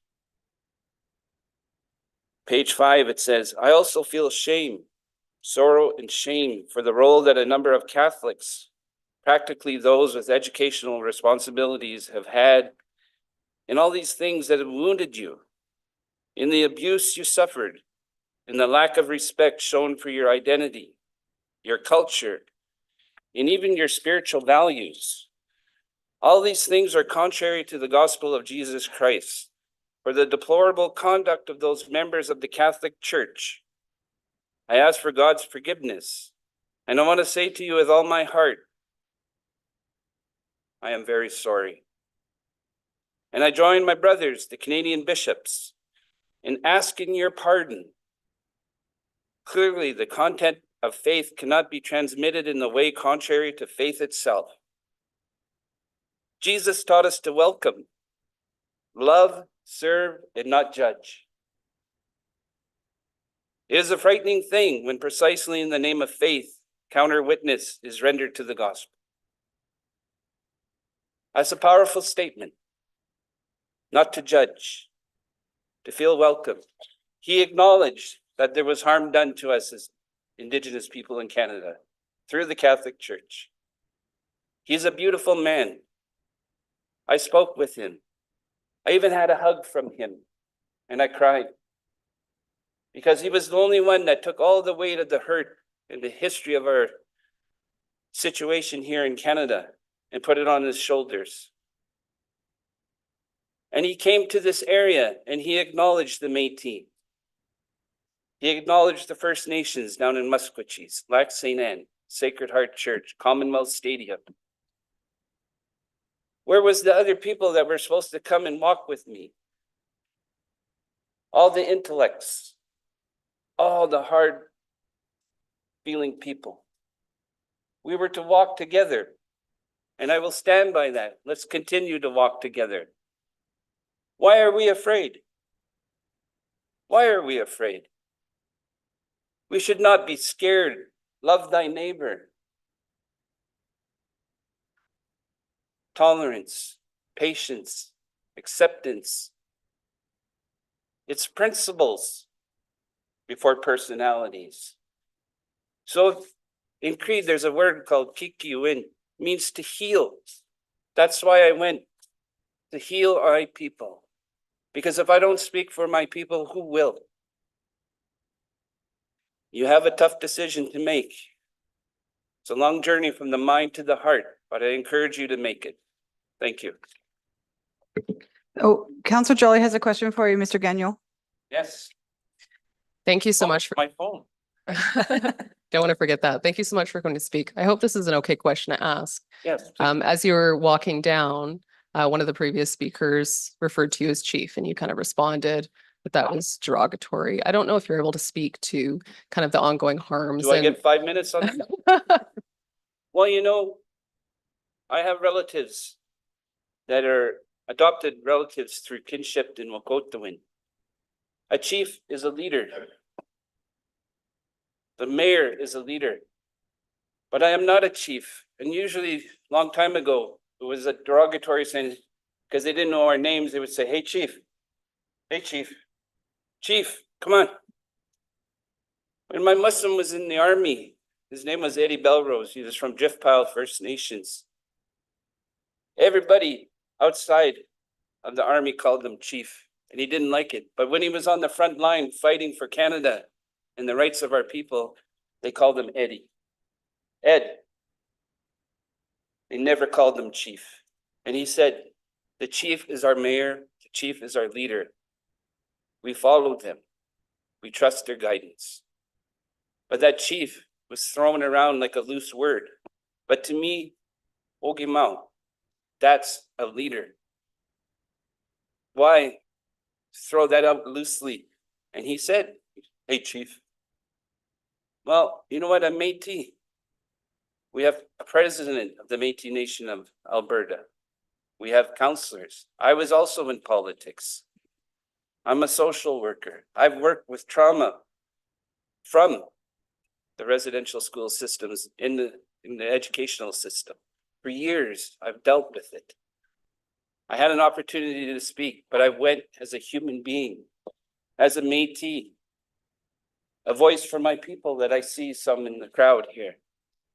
I was asked to represent. I don't go around calling you a white person, hey, whitey. Or hey, you Trump. I don't do that. I address you by your name. I address you with a good heart, a sincere heart. So yeah, that kind of hurt because I have respect for the second world of that flag in those two circles. One is the European, one is the Indigenous. And if we look even closer, we look at the treaty flag. There's a non-Indigenous man shaking an Indigenous man's hand. That is good intent. That everyone here can see. The shaking of hands is good intent. Good intentions. Why break that? Why break it? We need more love and more healing. Are you So good, thank you Councillor for the Dillon? extended time. Thank you very much. That's all I have. All right, that takes us to just shortly after 3 o'clock, which is kind of what we thought. That's all our speakers. It's been a bit emotional. I think we can take a bit of a 10-minute break. Catch our breath, use the bathroom if you need to. We'll get back in chambers at, oh, we have another registered speaker. Okay. Okay, hold on, everyone. Hold on. Excuse me. Our procedure bylaw allows people to register at the meeting if it's on the agenda. So come on down, sir. I didn't catch your name. So when you get to the mic, just say it. Thank you, Renee. We're speaking to. The mic is just that bar in front of you. So it's on right now. Yeah. Okay. So why don't you state your name because I didn't catch it. Okay, Ted Demers, Thank you. All right, go ahead. Grandon area. So we drove to that meeting on the 14th of February on icy roads. And we didn't get any information. And the room was large. There was 3 or 4 tables pushed up against the entrance, blocking us, letting like 5 or 6 people in. So the wheelchairs and people with canes and walkers, they're struggling to get in and out. And we were told to go to a plebiscite. So is that today? So there is no plebiscite? Okay.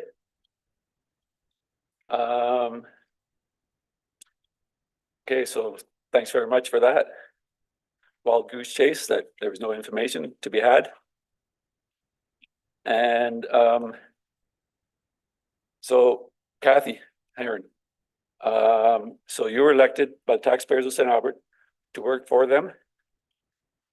So why are you entertaining a group of 50 people, random people, probably not even from Grandon, to come in and change our Grandon name that's been around for like 70 some years? And you never were authorized to change it by the residents. And so you took the voting right away from us when you had no plebiscite. And you voted on it for us because I don't know why. And we weren't in favor of the Grandon name change. I think the taxpayers deserve a lot more than that. And the residents and the businesses in Grandon. So you went against protocol and the democratic system, rammed it through by voting, started in with a group of 50. So that kind of sounds like dictatorship to me. So you undermine the taxpayers of St. Albert again. If you recall that library that went in, voted no against, and was put in by the mayor. So going against protocol and democracy again. So how are we supposed to trust you again and your members that voted for this name change?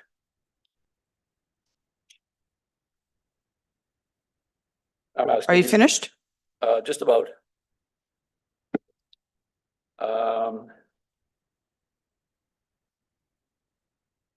Yeah, I'll just wait for your answer first. Sorry, this is not a back and forth question answer period. This is for your time to address council. So finish your address, and if there's any questions of you, we will ask them. Well, I think the taxpayers deserve better than that, in my opinion. And are you going to be running for mayor next term? That is not on the agenda today. Okay.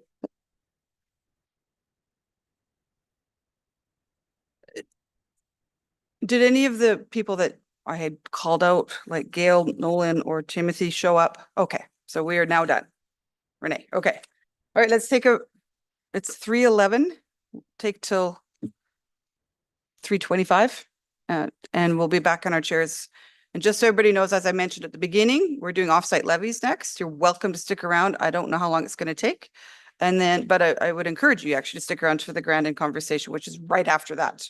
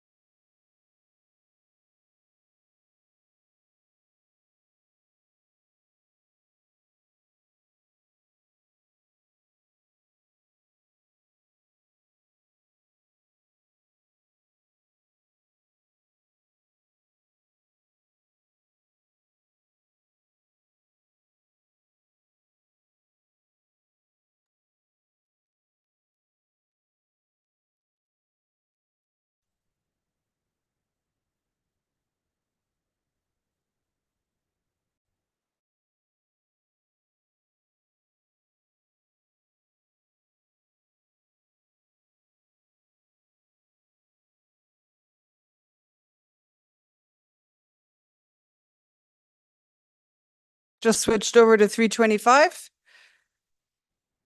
She is just down here, so she's in attendance. So after that, I think it's probably time to take a breather, get our heads wrapped around another subject for a second.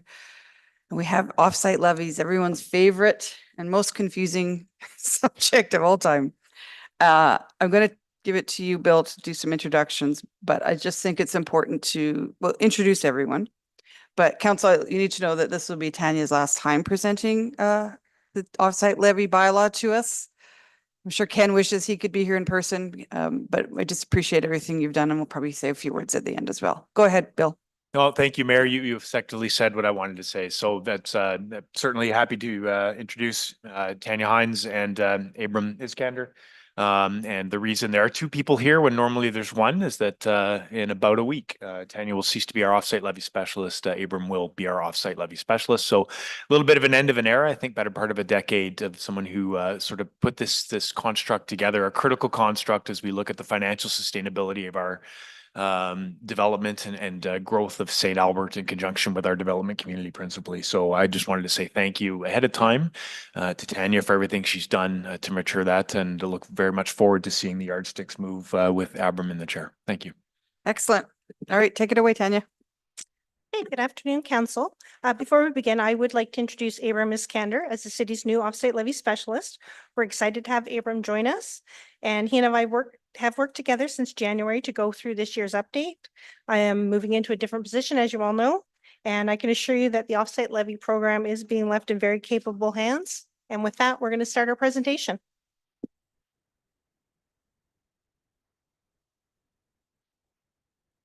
Talking in chambers. Excuse me, ma'am. Can you take your phone? Excuse me, ma'am. Can you take your phone call outside?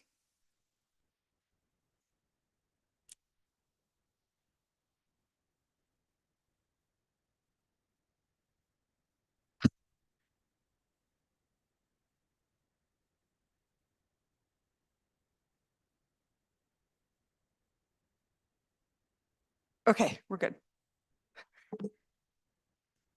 Thank you. Appreciate that. Okay. And Abram, don't get nervous. Like, this council is pretty smart, and we will be able to figure out offsite levies. Go ahead. Well, good afternoon, council. My name is Abram Iskander. I'm the city's new offsite levy specialist. I'm here with Tanya, of course, and we're presenting the 2025 OSL bylaw update and the annual report.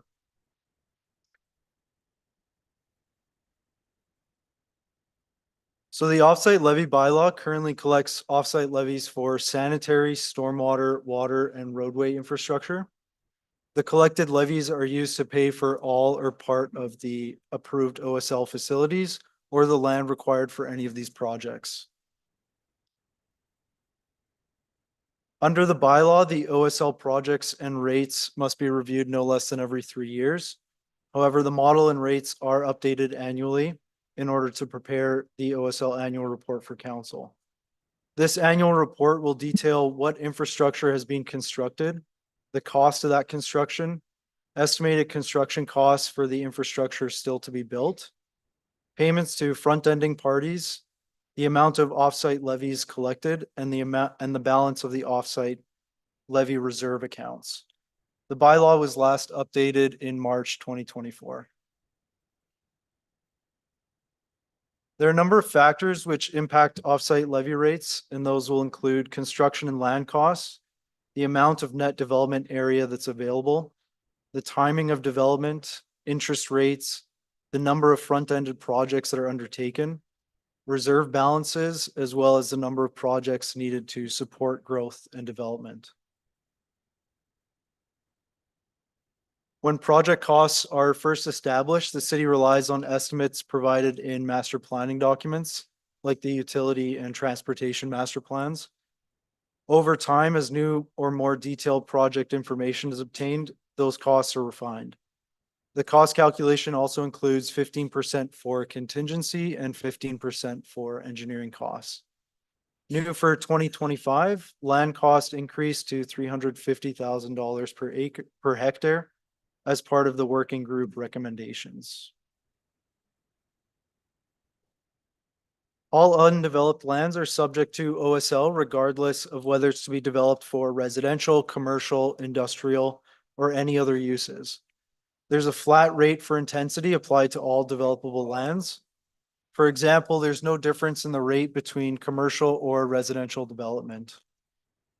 An offsite levy is not charged to lands dedicated for arterial roads, environmental reserves, municipal reserves, and stormwater PULs.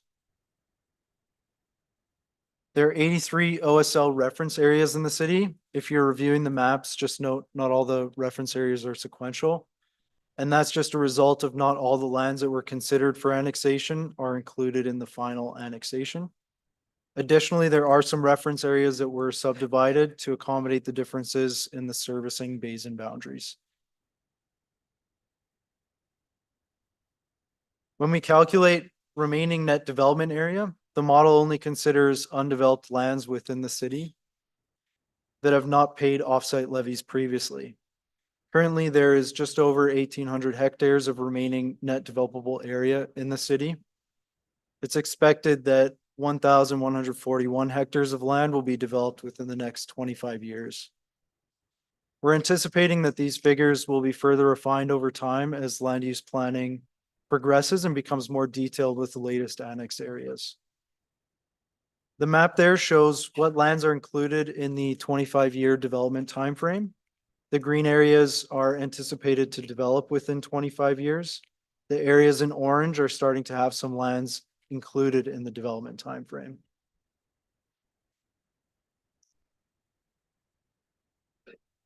The 25-year development timeframe focuses developers' costs today more on the infrastructure that benefits development today, and less on the infrastructure that will be built in the future. All remaining net development areas assigned a projected year of development in the OSL model. So planning assists in providing development estimates, which is updated annually. They will look at which approved subdivisions have executed development agreements that year and consider when they expect other approved subdivisions to start construction. They also look at redistricting applications, which may be in the process or recently approved. They'll look at whether an area is part of an approved area structure plan or if there's a pending ASP application coming forward. Anything further out in the development timeframe is more reflective of the historical average absorption rate plus some growth. It's recognized that the accuracy of estimation for timing of development starts to deteriorate the further into the future we look, and that's why it's important to look at these numbers annually and update them with new information. Here we have an example of how development timing is accounted for in the model as the 25-year timeframe advances. To the left is the current 25-year development timeframe to 2049. That's the same map that we saw previously. To the right is a hypothetical development timeframe from 2032 to 2056. That's also 25 years.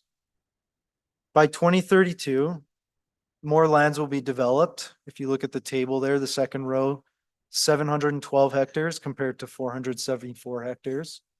But also more lands are starting to enter the time frame. For example, on the far left, if we're looking at area 47, the orange shows that some of the areas anticipated to be developed by 2049, but not all of it. If we look at the map on the right now all of the areas expected to develop within the 25-year time frame or by 2056. This is an important concept for when we consider how project costs will be allocated to benefiting areas within the development timeframe.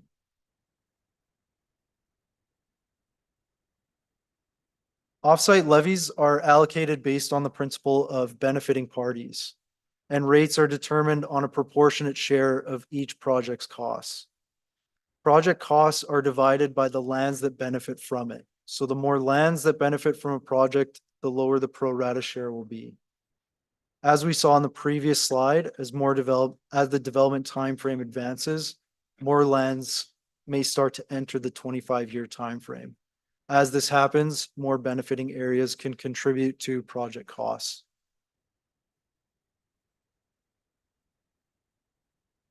The city has a single basin for road and water projects. every project cost is divided by all development areas within the development timeframe. All developers will pay the same rate per hectare for these two infrastructure categories. This is just a simplified figure, but just note that the OSL model does track project costs separately.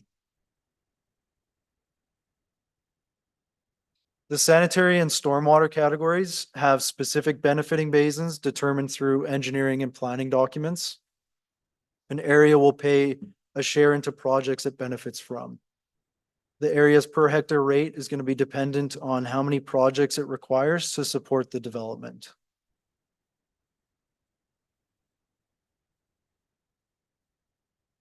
The OSL model also contains a staging adjustment that will increase or decrease the rates to account for the impact of time. These impacts include inflation, interest on reserve accounts, when projects are expected to be constructed, and when development is expected to occur, and the associated levies are then collected. Without staging, the resulting rate assumes that all projects are built immediately, all lands are developed immediately, and as a result, all the required offsite levies are collected immediately. So staging is a really important adjustment that we do.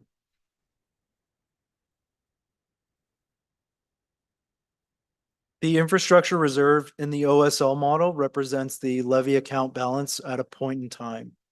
In most instances, offsite levy reserves will not be sufficient to fund project construction. During these times, front ending will be required. When the reserve balance is in a positive position, it earns interest based on the city's short-term average rate of return, which as of 2025 is 4.17%. When the reserve balance is negative, or during times when front ending is required, the reserve will earn interest based on the loans to local authorities 20-year debenture rate. As of January 1st, 2025, that's 4.92%. Each of the OSL infrastructure categories is recalculated annually to determine how much the levy rates have to be adjusted today, so that at the end of the 25-year development timeline, the reserve balances are at zero.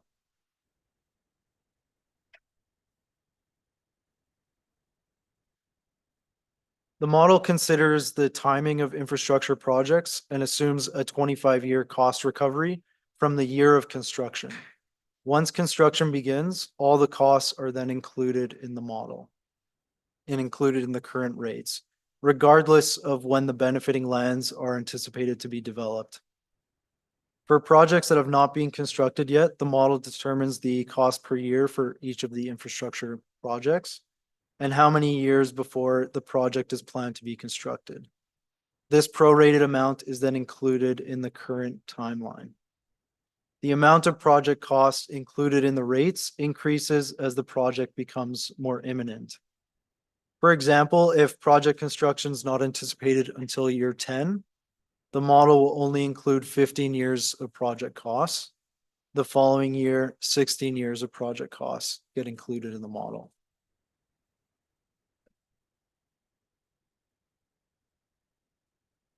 Levy collection to recover project costs occurs when an area is developed. As shown in the graphics that were shown before, the per hectare rate collectible for a project is going to be the remaining project costs divided by the developable benefiting lands within the development timeframe.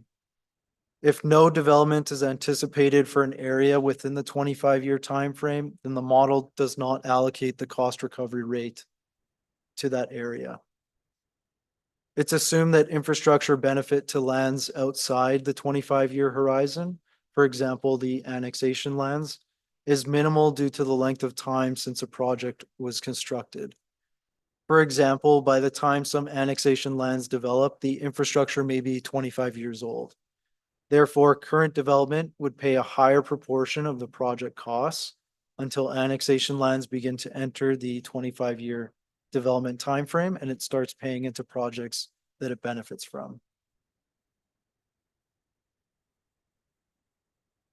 Here we have a hypothetical example of a sanitary project and how the cost is allocated in 2025 compared to a hypothetical 2032 case. The numbers and development presented in this slide are just for illustrative purposes. If we start with the maps, the green areas once again show lands that will develop within 25 years. Orange are lands that will partially develop in the time frame. The gray areas are lands that will develop outside of 25 years. And the white areas are lands that have developed and paid OSL. For example, the 2025 map on the left, no lands in Area 66 are anticipated to develop by 2049. By advancing the time frame, the map on the right, it's anticipated that most of Area 66 will develop by 2056, although there is the orange portion that will still be developed beyond 2056. If we look at the table, you'll note that the total project cost is the same in both years, since construction is planned for 2026. As development proceeds, more levies are collected. In 2025, there was 1 year of project cost outside the development timeframe. In 2032, the total cost is now in the model because construction is complete. More benefiting area is in the development timeframe as well. So now costs can be allocated among more land, and we see the cost per hectare decreases.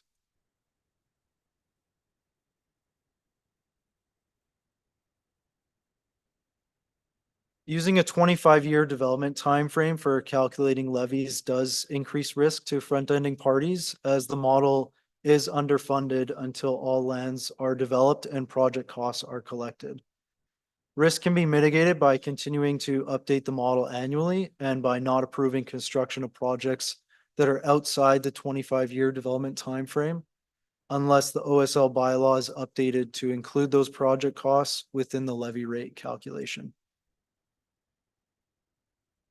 I'll now pass it over to Tanya, and she'll take us through the project updates, the cost recoveries, and the work plan for 2025.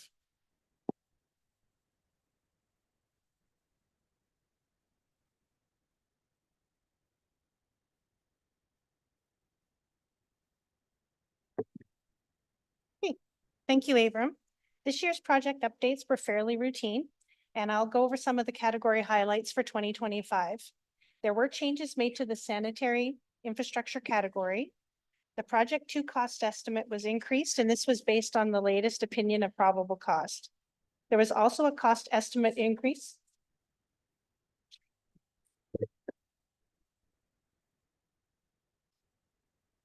Sorry, a little bit awkward. So the project cost, there was also a cost estimate increase to project 5, and this was based on the Lakeview Business Charter.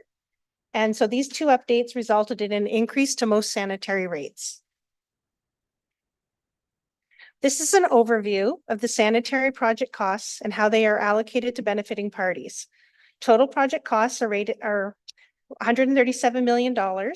In bold, you'll see the total remaining offsite levy cost within the 25-year timeframe is just $99 million.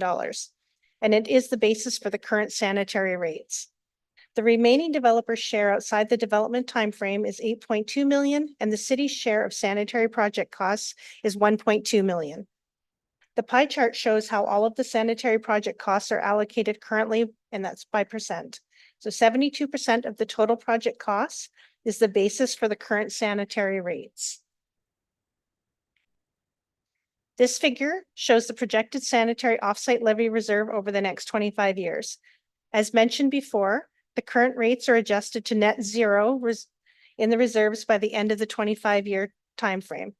Currently, there is a negative balance of approximately $40 million, and the reserve is predicted to be in a negative balance until the end of the timeframe.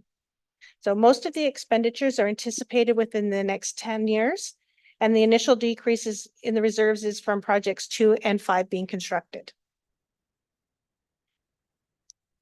The only change in the stormwater infrastructure category for 2025 was a cost update to project 5, which is the Northeast Area Storm Trunk and Outfall. This cost estimate was updated based on the latest opinion of probable cost from October of 2024, and this did result in an increase in most offsite levy rates. This overview of the stormwater project costs shows how the how the costs are allocated to the benefiting parties. For stormwater, the total project costs are $41 million. In bold, the total remaining offsite levy cost within the 25-year timeframe is $35 million. And the remaining developer share outside the development timeframe is $1.2 million. The pie chart shows how all the project costs are allocated currently, and 85% of the total project costs is the basis for the current stormwater rates. The stormwater offsite levy reserve is projected to be in a deficit until the end, and most of the expenditures are anticipated within the next few years. There were very minor changes made to the water infrastructure category for 2025. For Project 17, the planned extra capacity portion of the Sturgeon Reservoir rebuild was removed after it was determined that there was no extra capacity available. The minimal levies collected to date for this project will act as a credit against other offsite water projects because it is a single benefiting basin. The 2025 water levy rate is $23,081 per hectare, and that is an increase of $250 from last year. The total water project costs are $120 million. In bold, the total remaining offsite levy costs within the 25-year timeframe is $27 million and is the basis for the current water rates. The remaining developer share outside the development timeframe is $54 million, and the city's share is $11 million. The pie chart shows all of the water project costs allocated, and 44% of the total costs are outside the development timeframe. 22% of the total costs are the basis for the current rates, and the city's share of costs is 9% of the total water project costs. The projected water offsite levy reserve is expected to have a positive balance until the North Reservoir is built. With the staging of new reservoirs and expansions, the city should be able to keep the negative balance relatively low during the 25-year development timeframe. There were several changes made to the roads infrastructure category for 2025. They include Fowler Way, which is projects 13 and 14. They were combined as they're expected to be built together. And a new project 48 was developed, which is a reallocation of the west portion of Fowler Way, which is west of Ray Gibbon Drive. And a few other changes included updated cost estimates and construction start years for a variety of projects. So the road levy for 2025 is $275,233 per hectare. And that's actually a decrease of $3,223 per hectare from the previous year. The total project cost of the roads category decreased from $534 million to $521 million. The remaining offsite levy cost within the 25-year timeframe is $243 million and is the basis for the current rates. The remaining developer share outside the development timeframe is $71 million, and the city's share of road project costs is $92 million. So based on the pie chart, that shows that 46% of the roadway total costs are in the current offsite levy rates, and 17% is the city's share. The projected roadway offsite levy reserve is predicted to be in a negative balance until 2049. Most of the expenditures will be within the next 15 years, and the current balance reflects significant expenditures on projects that have been built since the offsite levy model was adopted. There will be additional roadway projects required in the northern part of the city, which are not included in this year's update, so the reserve balance will look different in subsequent years. So the overall offsite levy program is valued at $820 million. To date, the developers in the city have constructed $256 million of that infrastructure.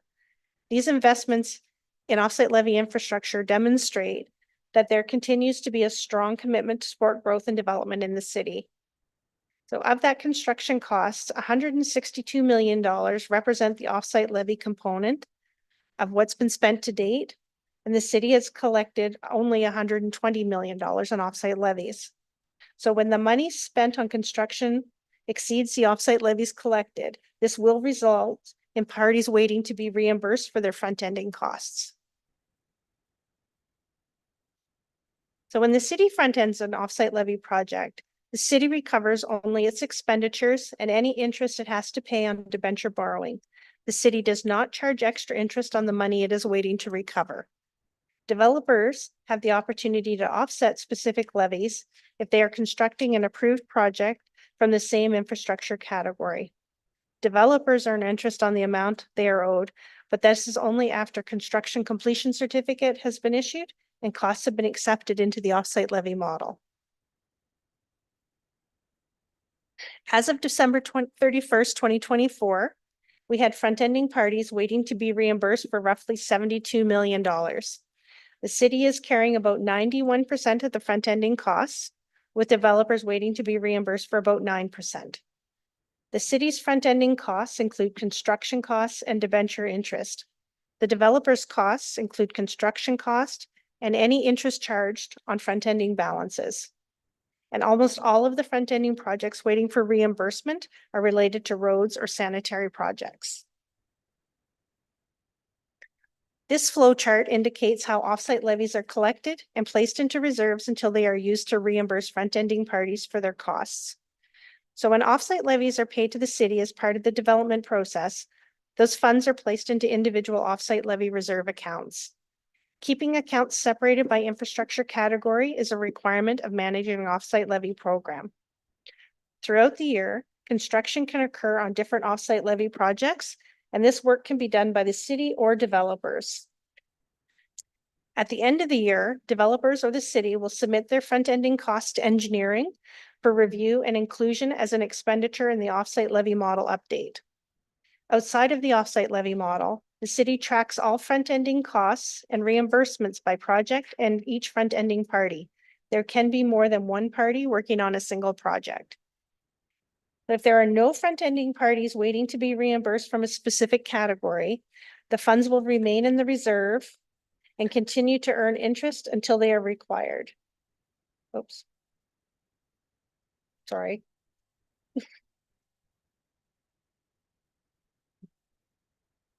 I've lost my mouse. 1 second. Sorry. Okay.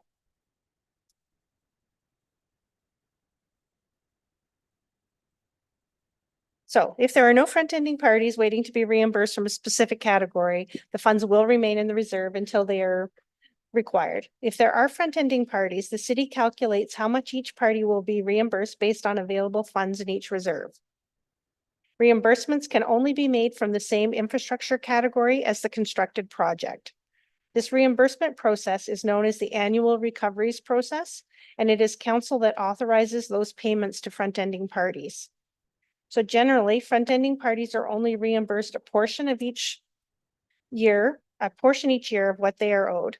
So if a reimbursement is below $100,000, it becomes a priority payout and gets authorized before the pro rata calculation is applied to the remaining front-ending parties. Once council approves the annual recoveries, the city either issues a reimbursement check to the developers or transfers its reimbursement amounts to the city's offsite levy reimbursement fund. The city's finance team then uses this money to either pay offsite levy project debentures or uses unallocated money to front-end new offsite levy projects.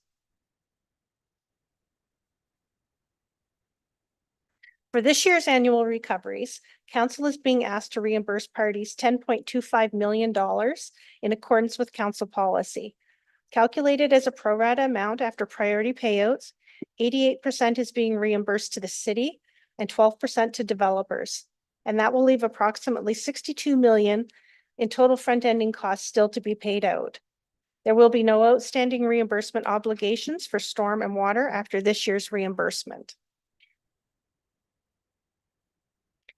So the city ran the 30-day offsite levy payment deferral pilot program from March 2022 until it ended on December 31st of 2024.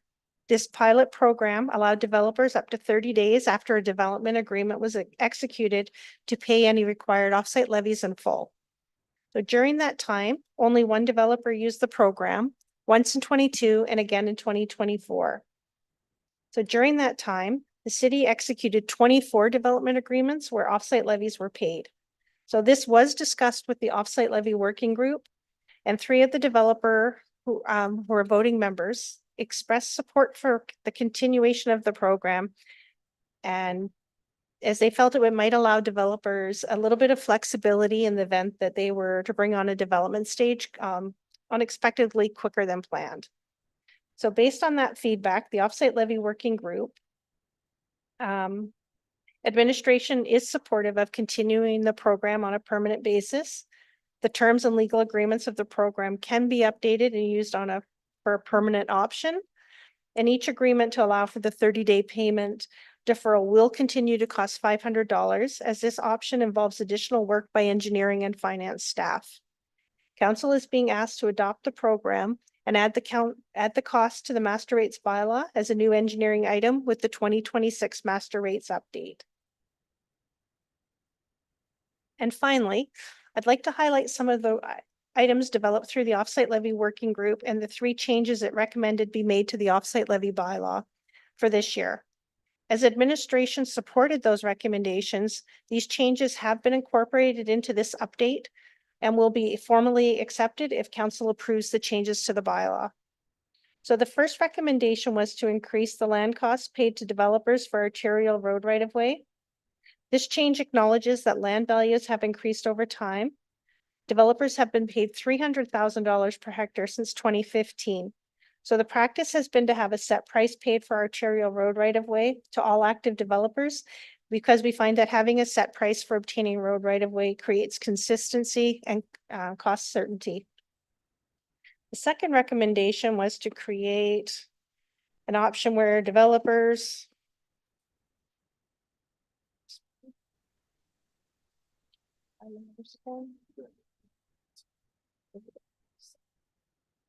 sorry.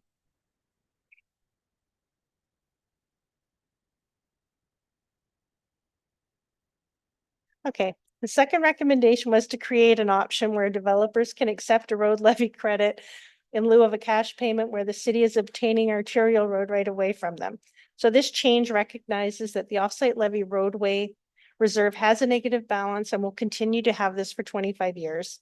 So as the city typically has to borrow funds to finance these offsite levy roadway projects now, reducing the borrowing amount has a positive impact on the overall project costs. And the final recommendation was related to an internal calculation in the offsite levy model. The group agreed to use the first year of planned expenditures as the construction start year in the calculation of oversizing section. What this does is this change allows concept planning or preliminary design work earlier in the project life cycle without triggering the full project payback within the 25-year period. But once a project is constructed, the full cost of the project is included in the current development timeframe. Key objectives of the offsite levy working group for 2025 are to determine a connector roadway contribution formula and to finalize the cost recovery listing for eligible road projects. The group will also be looking at what new roadway projects are required in the northern part of the city. For this year's update, administration held an information session with developers and interested landowners in February. Attendees had time to submit any questions or comments on the update until March 5th, and no comments were received. So that concludes today's update. Thank you for allowing us to come to council with our annual bylaw update and presentation. And we'll open the discussion up now to any questions you might have. Awesome. And we already have Councillor Hughes asking a question. Go ahead. Yeah, I have a few. Thanks, Tanya. So a couple questions. So the 25-year time frame, you showed the 2 pictures. And so that's a change from last year to this year. Was the change in the color? Like it looked like larger basins, or what's the difference in the time frame on those 2 basins? Like when did it change, I guess? I'll just pull it up here. It's actually, it would be a 7 years kind of difference between it, because it was going up from 2032 to 20. Is that the one you want? Okay. So Yeah. we're just trying to give yeah. you an example of how things would change. Okay. Yeah, so okay. this is just more of a hypothetical example. Okay. Yeah. So going forward, for the amount that's still outstanding for offsite levies that are planned projects, how much is still going to be a taxpayer? Like not all of it's paid for by developers, depending on the project. For water, for example, 25% is taxpayer borne. So how much of the future projects is still going to be expected to pay for by taxpayers? Ooh. Well, it would, We can actually show you that if we go by category, because we can show you the city's share in each category. I was just looking for the overall. Oh, Do you want to take that as an IR? we can. Okay. Thank you. Okay, so we have what the bylaw is, and I know last year, I believe it was last year, that the development committee was quite upset about, was it last year? About the increases, it was 2 years ago, it feels like last year. They're very concerned about the increase to the offset levies. How, you kept mentioning increase. Has it increased substantially, or what is the new average increase to the offset Per levies acre? that we're approving So per hectare? for transportation, the rate has actually gone down the last 2 years, and we do have a comparison.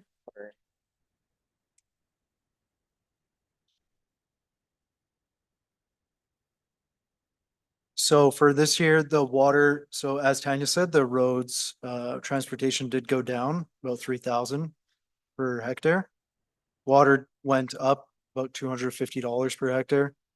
Sanitary, storm, those are gonna have different basins, so it's gonna be dependent on what the area is.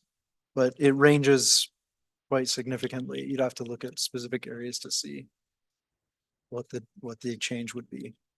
But up to, I would say, 48,000 per hectare for sanitary and up to 10,000 for storm. Okay. So it could be actually a substantial increase if it's up to 48,000 up to 10, like that could be up to another $60,000 more per hectare, depending on the area. Is that what I'm hearing? Yes, and I think what's important is those cost increase are related specifically to the cost increase for the Northeast ASP area storm, like those projects, the sanitary and storm projects. So those areas that benefit from that, there's the increase in the cost to the projects. Okay, because that goes to my next question. So because the recommendation from administration was to not move forward with the servicing, for example, for the Northeast Area Structure Plan, but you have those costs embedded in it for this year. Is that correct? Yeah, that's correct. So we have sanitary projects starting in 2026 in the models. And I don't think we have a recommendation from Bill on the Northeast servicing yet. That's correct. Yeah. Right. And ultimately council holds the decision on whether we proceed down that road or not. This is obviously prudent forward planning. Well, you can always reduce it, right? Yeah. I guess for people, the developers, if they're interested, that's why, is that we actually have included it. So for planning purposes, but we'll see what happens with who funds it.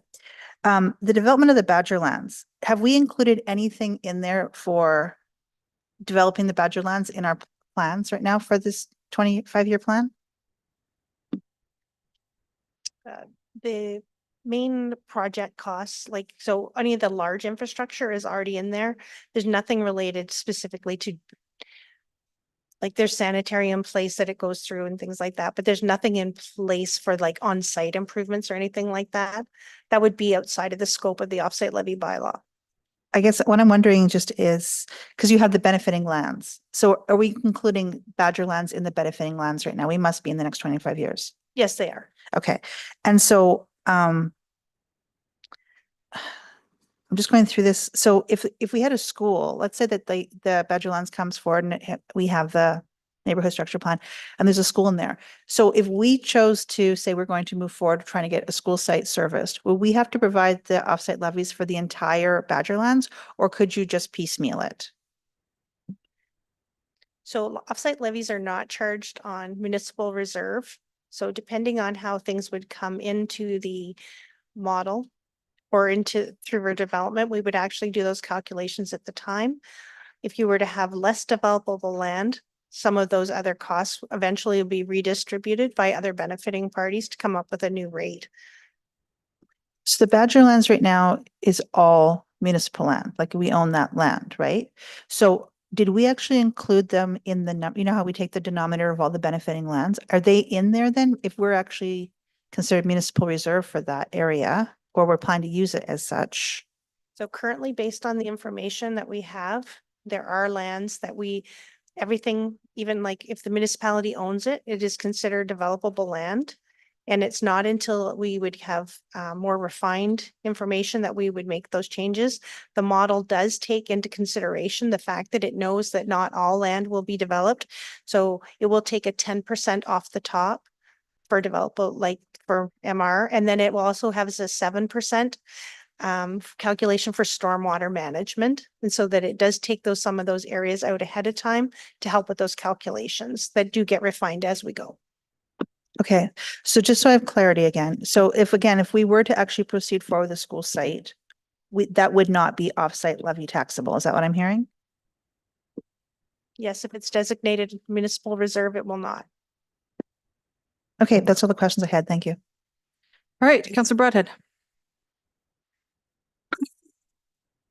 Thank you, Madam Mayor, and thank you for the presentation. It's always fascinating, if not a bit mystical, the whole thing about offsite levies. And so thank you, Councillor Hughes, for your questions, because it always brings a little bit of clarity.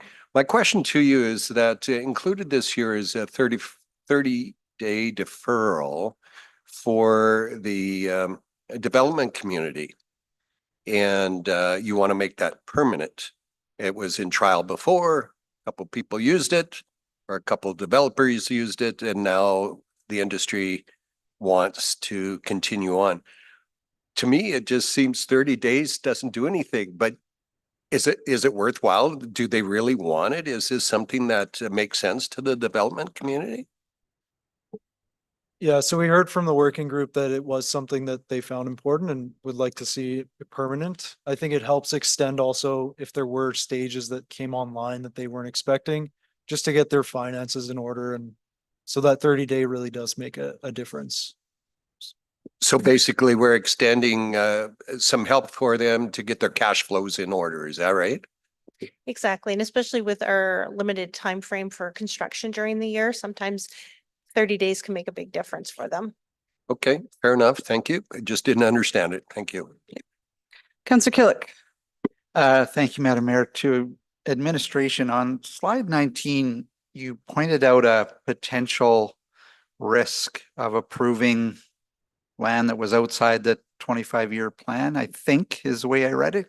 Could you elaborate a little bit more? We read that pretty quickly and just. Yeah, so that was risks to approving construction of projects that are outside the 25-year timeframe. So that's essentially saying that we're going to now consider constructing projects and start budgeting for projects, and those costs are now included in the model for projects beyond 25 years, which, 25 years is quite a long time. So it's the further out into the future that you start to plan for things, the risks are much higher, and accounting for costs and project costs, your risks are going to start to increase. So could you give a possible example of that? Because it's. Yeah, so I think, let's say we had, so I'm going to use the water category as an example. So right now we have a number of projects that are outside the 25-year development timeframe. So one example would be an expansion of the North Reservoir. So right now the North Reservoir is in there, but the expansion is not, because we don't anticipate needing it. But let's say there was massive growth to the north, what we would want, the risk would be if we had to suddenly build something that was bigger and the costs weren't actually being calculated, that would trigger us to come back to council possibly before an update to say, if we're going to move forward with this construction, we want to do an update to make sure that we have enough lands in there and the costs are calculated so that we're actually collecting towards those projects. So that's that kind of risk. But by updating the model every year, we're mitigating those we're making sure that we know what projects are coming online. We make sure there's sort of no surprises, or even sometimes it could just be like a whole area shifts about where it's going to develop and you weren't anticipating that. So that's why you would want to just mitigate those risks to make sure that you have everything covered. Yeah. Okay, thank you. Second question then is, fire stations are allowed under the MGA to be included in offsite levies. Could you refresh my memory as to why we don't do that in St. Albert? You can do rec centers and libraries too, right? Yeah. I'm thinking specific, yes. Yeah. It's a broader question, but it would be helpful to understand why we don't do that right now. Yeah, it was on our work plan last year to do that. Unfortunately, we were very, a little bit understaffed last year in our department. And so with all the other priorities that we were working on, we didn't get to that. But now we have Abram and it's on his work plan for this year and we know he's going to be around. Do you need any formal support from council to undertake that analysis? And At this point, we're just, we would start to be looking at what everyone else, like what other municipalities are doing. What are some of the implications of bringing on this type of program? And just then we would also want to undertake some consultation with the development community and have those discussions as well. And then we would bring something back to council to discuss it. thank you. I can predict what the development community is going to say. That's one of the reasons we haven't is because our levies are one of the highest in the region and that would just make it higher, right? Councillor Mackay, you're good? Okay. Go ahead, Councillor Jolly. She's making the motion, by the way. That bylaw 4, 2025 being amendment 14 to offsite levy bylaw 30, 2013 be read a first time. All right, I'll accept that. Anything to add to that? No. You're good? Okay. Anyone else? Seeing none, I'll call for the vote.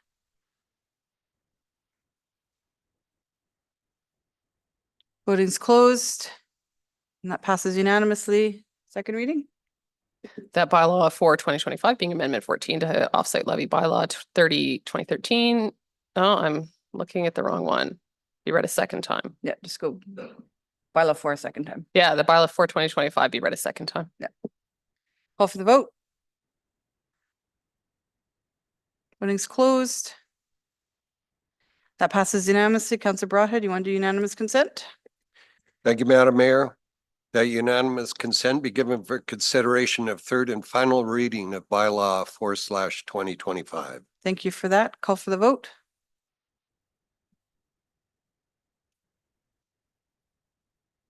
Voting's closed. And we have consent to go to third reading. Go ahead, Councillor Jolly. That bylaw 4, 2025 be read a third and final time. Perfect. Call for the vote. Voting's closed and that passes unanimously. Are you okay with doing the disbursement motions as well? Okay, go ahead.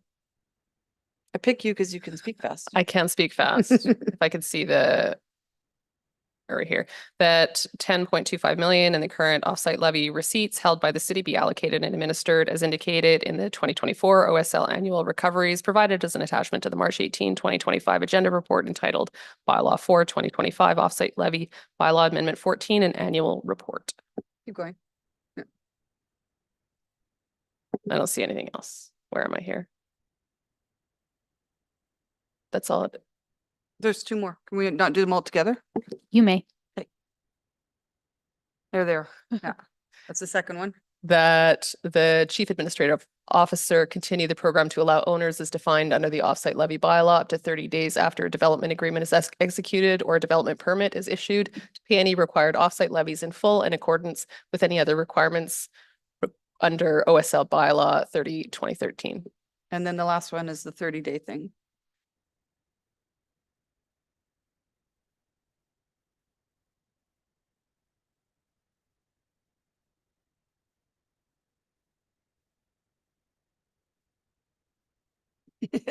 It'll just be a minute. Yeah, it's all good. It's all good. It's on page 15 of the agenda package if you want it. It's coming up, I think. There it is. There it goes. And that administration add the 30-day offsite levy payment deferral fee of $500 as an engineering fee in Schedule U of the Master Rates Bylaw 182 with the 2026 Master Rates Bylaw update. Awesome. Anything on those three? No, thank you. Great report. 100 pages or thereabouts. Anyone else? Call for the vote. Voting's closed. And that passes unanimously. I got to say, I thought on Friday, open up the offsite levies and get that out of the way before I started in on the Grandon report. But that was 150 pages of offsite levies. Thank you, guys, and thank you, Tanya. Well, I know you're not going anywhere, so we'll see you around in your other roles. Perfect. Mayor, I don't think we approved the minutes. I know, I just got a message from Cheryl. So would you like to do that for me, Councillor Hughes? Sure. Go ahead. Just give me one second. Now I have just gonna be back to the top. We're not doing consent. We'll just say. You could do, still do the Okay. one thing. That the regular council meeting minutes of March 4th, 2025 be approved. Thank you for that. Call for the vote.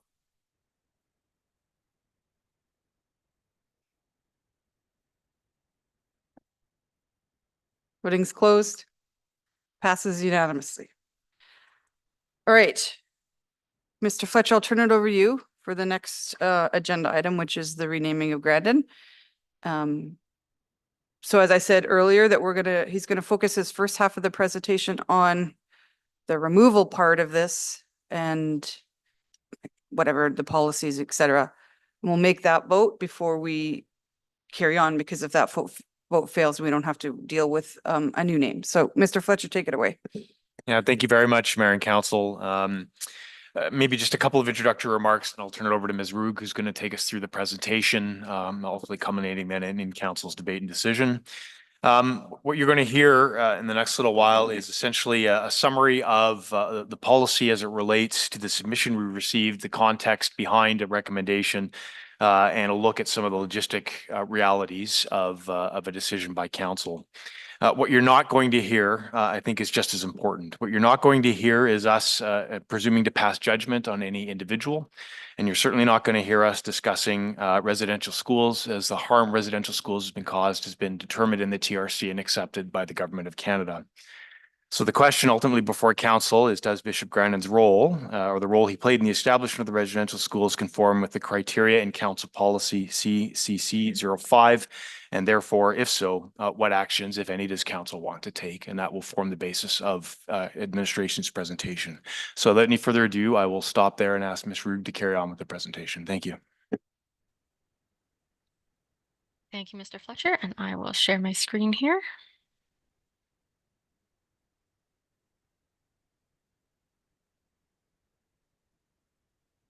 There we go. I presume everyone can see that. It says that it is sharing. So good afternoon, Council. I am Suzanne Rug. I'm a planner with the Planning and Development branch. I am also accompanied today by Paul Pearson, the Director of Communications and Public Affairs. And first, we will be reviewing the request to rename Grandon named municipal assets.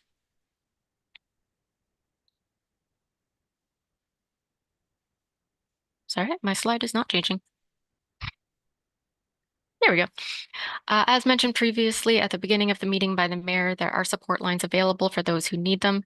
The Indian Residential School Survivors Society 24/7 support line, as well as the 24-hour National Indian Residential School Crisis line. So first we'll go through part 1, which is the request for the removal of the name Grandon.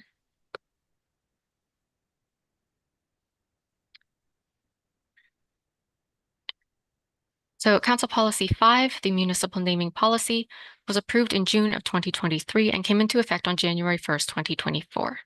This established the name removal criteria, also established the name removal and renaming process, and established renaming criteria.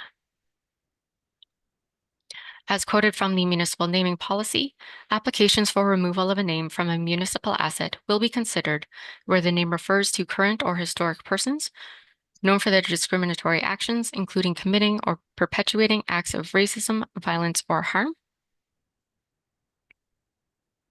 It includes derogatory terms that might represent or be linked with discriminatory views and actions, negatively represents any group or its culture, is inconsistent with the city's membership in the Coalition for Inclusive Municipalities, or brings the city of St. Albert into disrepute. A name removal request can be submitted by any person who resides in or has a substantial connection with St. Albert and demonstrates a substantial level of community support. Renaming a municipal asset may occur under one of the following circumstances: when a name removal application has been approved by Council, or when a non-commemorative name of a municipal asset is to be replaced with a commemorative name or an Indigenous language name to honor an individual or local Indigenous community.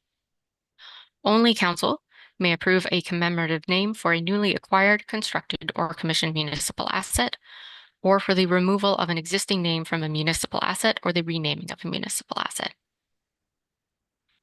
The request to remove the name Grandon was received in July of 2024. The application contained all of the requested information, a rationale, supporting documentation, community support, and examples of precedents. The application requested that the name Grandon be removed from the neighborhood and all municipal assets containing that name. So in addition to the neighborhood, this would be Grandon Road, Grandon Lane, Grandon Place, Grandon Nature Park and Grandon Ravine, and the Grandon Clubhouse. The rationale submitted within the application is that the Grandon name should be removed as it evokes continued recognition of a residential school system that caused great harm and intergenerational pain and trauma to Indigenous, Métis, and Inuit people. Bishop Grandon is regarded as one of the primary individuals responsible for the establishment of the Indian residential school system in Canada, an institutional regime that has been recognized by the Catholic Church and recently Pope Francis as an act of cultural genocide against Indigenous people. It is widely recognized, supported by written documentation, as noted in the TRC report, that Grandon led the campaign for establishment and continued funding of residential schools. These schools forced separation of children from their families, communities, and sought to erase traditional Indigenous language and culture. The City of St. Albert had two residential schools, the St. Albert Youville Residential School and the Edmonton Poundmaker Residential School. Removal of the Grandon name would be a significant, tangible step for the City of St. Albert towards truth and reconciliation. A background on Bishop Grandon himself and a timeline of his life. So he was born in Saint-Pierre-le-Coeur in France in 1829. In 1854, he was ordained a priest of the Oblate Missionaries of Mary Immaculate and immediately left for Canada. In 1868, he became the vicar of Saskatchewan and Bishop of St. Albert. In 1871, the St. Albert Diocese was created and Grandon was appointed as bishop. By 1900, the diocese included over 30 parishes, 25 missions, 42 schools and orphanages, and 5 hospitals. In 1902, Bishop Grandon passed away in St. Albert, and in 1929, he was submitted for beatification to the Vatican.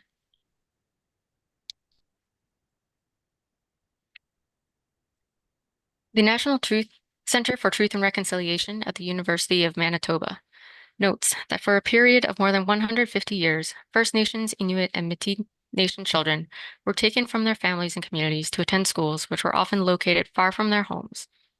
More than 150,000 children attended them.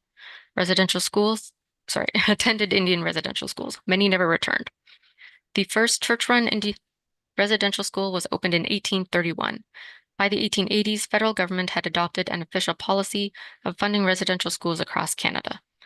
The explicit intent was to separate these children from their families and cultures.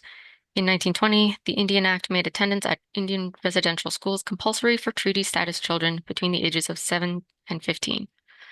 The Truth and Reconciliation Commission of Canada, the TRC, concluded that residential schools were a systematic government-sponsored attempt to destroy Aboriginal cultures and languages and to assimilate Aboriginal peoples so that they were no longer existed as distinct peoples. The TRC characterized this intent as cultural genocide. The schools were often underfunded and overcrowded. The quality of education was substandard. Children were harshly punished for speaking their own languages. Staff were not held accountable for how they treated children. We know that thousands of students suffered physical and sexual abuse at residential schools. All suffered from loneliness and a longing to be home with their families. These schools hurt the children. The schools also hurt their families and their communities. Children were deprived of healthy examples of love and respect. The distinct cultures, traditions, languages, and knowledge systems of the First Nations, Inuit, and Métis people were eroded by forced assimilation. The damages inflicted by residential schools continue to this day.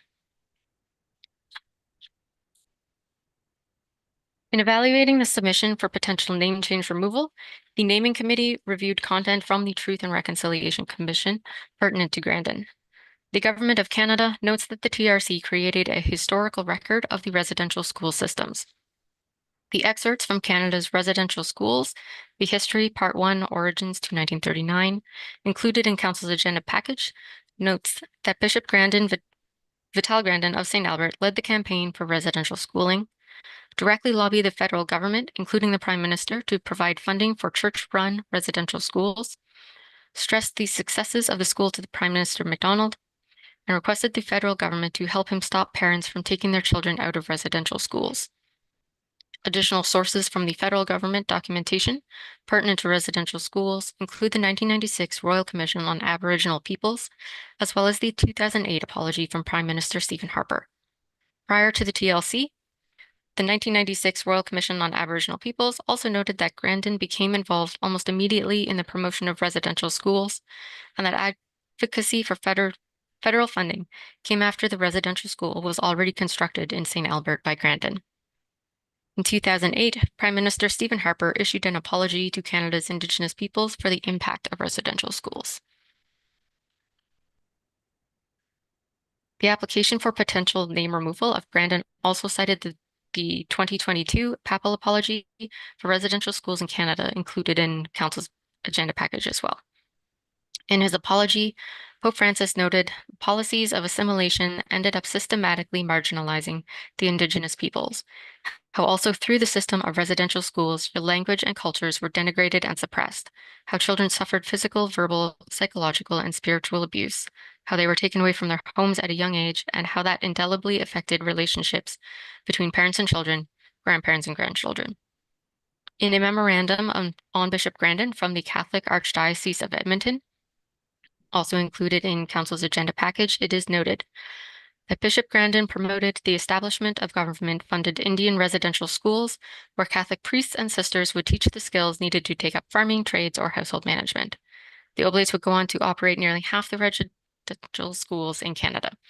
It was a sentiment that was shared by officials in the government of Prime Minister Sir John A. Macdonald, which pursued an aggressive policy of assimilating Indigenous peoples. This memorandum also references apologies from the missionary Oblates of Mary Immaculate in 1991, 2001, 2014, and 2021 regarding their role in the residential school system. The apology from 2001 is included in Council's agenda package. Neighboring jurisdictions where the name Grandon has already been removed include the Edmonton LRT station, done in 2021, from the Calgary Catholic School District in 2021, the Edmonton Catholic School District in 2021, the Greater St. Albert Catholic School District in 2021, and from multiple roads in the city of Winnipeg in 2023. The naming committee reviewed the application against the municipal naming policy. The name Grandon was deemed to meet the criteria for name removal per the policy, as it refers to current or historic persons known for their discriminatory views or actions, including committing or perpetuating acts of racism, violence, or harm, and that it brings the city of St. Albert into disrepute. Therefore, the naming committee recommends the refusal of the name Grandon from all municipal assets. For possible implementation, to ensure adequate time for Canada Post and emergency services to implement the address changes and that there are no issues with emergency service responses, any change to a municipal address should not take effect before September 1st, 2025. For resident notifications, subject to the possible renaming approval, a communication plan regarding street name change, resident impacts, address change supports, and timelines would be developed. Affected residents would not need to action anything until September 1st of 2025. For residential supports, Canada Post has confirmed that mail forwarding would be supplied for 1 year at no charge to all affected residents. The provincial ministry has confirmed that registry agents must waive the provincial fees for updating identification, licenses, and vehicle registrations. So the registry agent may charge a service fee. However, maximum service fees are set in the registry agent product catalog by the province of Alberta. As noted on the slide, the maximum service fee for a driver's license is $13, for an identification card is $9, and for a passenger vehicle registration is $13. City tax records can be updated by city staff, and city staff will accept land titles forms and update service addresses in the provincial land title system on behalf of affected residents. Financial implications for the city, as mentioned, mail forwarding, there is no charge for residents or cities. The registries, minor charges for residents, no charge to the city. For updating land titles, it is estimated to be approximately $100, and that is something the city will pay for. For updating signage, the replacement of street signs is approximately $6,000. Replacement of the Grandon Clubhouse sign would be approximately $10,000 to $12,500. Regarding the Grandon Nature Park, the signage in the park is due for replacement already as part of RMR, so any name changes could be accommodated within this already approved budget. For the Grandon Ravine, there is no on-site signage to replace. It is named on maps and city databases only, so there's no cost. So the total estimated cost to the city would be $18,600. In summary, that it is administration's recommendation that the name Grandon be removed from the neighborhood and the name Grandon from all municipal assets to be effective on September 1st, 2025. Thank you. Thank you, Suzanne. We'll open it up for questions of administration now. Councillor Hughes. Thank you. So just to go back to that cost, you said that the land titles would be for you're expecting about $100. You're expecting that to be the legal fees, or what would that fee be? So there is a form through land titles available for updating the service address on a land title. So for a first title, there is no fee at all. If you are changing multiple titles at once by one owner, there are duplicates. Within the Grandon neighborhood, there are a few condominiums, and they often have duplicate titles. They have one for their personal property as well as one for their shared portion of the common property. So that's why there would be duplicates and some fees. Majority of those address changes would have no fee at all. Okay. So because you did say in case there was, you're saying $100. So I'm just trying to figure out where you came up with $100 then. Based on how many titles there are and how many of those are condominiums where we know that they will have duplicates and we'll be needing to change more than one title, plus a little bit of leeway. Okay. So that's the total cost is the $100. Yes. Okay. I just have a couple more and then I'll let someone else go. So one of the questions that people have been asking, I'm not necessarily looking at you, Suzanne, is how the city came to determine that 50 names was enough to be considered a substantial support. Yeah, thank you, Councillor. So through the naming, the work, I guess, to inform council policy, the recommendation at that point in time was 20 names, and I felt that was insufficient, and so for the first iteration, I put it at 50. That's the bottom line of it. Yeah. So, of the people that signed it, do we know if any that lived on the affected streets? Like if there's 3 potential streets that could be changed.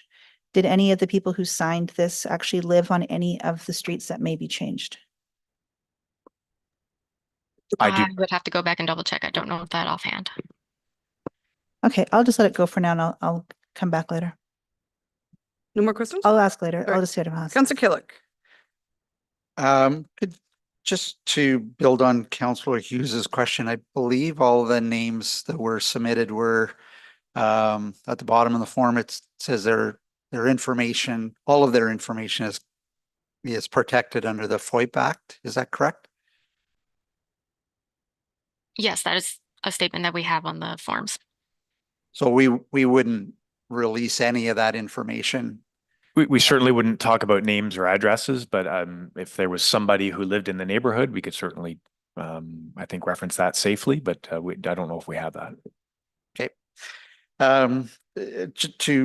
To then follow on a couple other questions around some of the resident questions that they asked. There was a concern about the way the numbers were presented of total number of survey respondents and percentage that answered affirmative or one way or the other. I don't know if you were watching all of the resident presentations, but do you remember that question? And could you address it? I remember parts of it. I do also see Paul showing up on the screen. But through the survey, residents were able to submit multiple names. There was also a section where they could it was open-ended comments and people could place whatever they like. Paul, do you want to jump in? Yes, thanks, Ms. Rug. Through the chair to Councillor Killick, that's correct. There were multiple fields that folks could fill out, and some people put in more than one iteration of the name Grandon into the suggested name field, and then in the open field at the bottom of the survey, that's where folks could express their opinion, and were asked to express their rationale and the reasons why they were recommending those names. So that's why you've got those two different numbers. Not everyone who filled in a suggested name filled in the open field, and that's where that discrepancy comes from. Thank you. Great explanation, because it clearly explains why you see two different sets of numbers.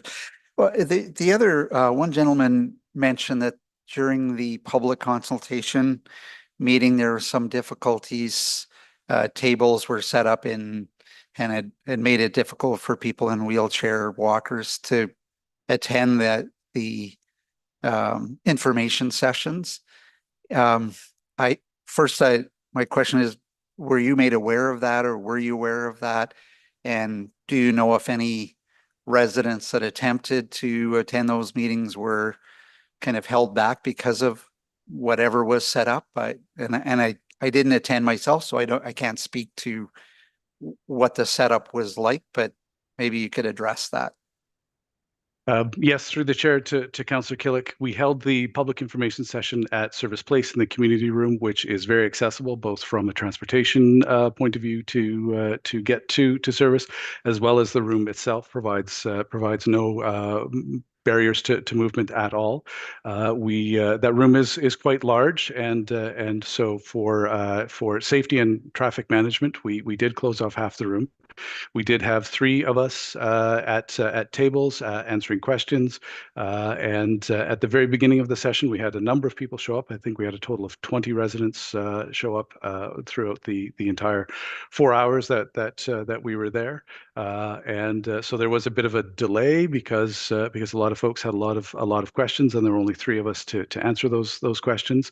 However, everyone who wanted to speak to city staff had an option to speak to city staff, and had no barriers to entry. We did speak to the gentleman you're referring to, who expressed many of the same views that he expressed this afternoon to our staff. So I'm not quite sure what more we could have done. It was very accessible and very open, and we spoke to everyone who came. Okay, thank you for that.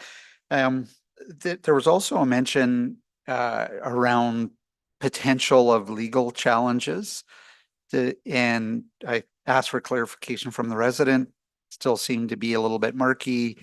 Could administration speak to any knowledge on that subject?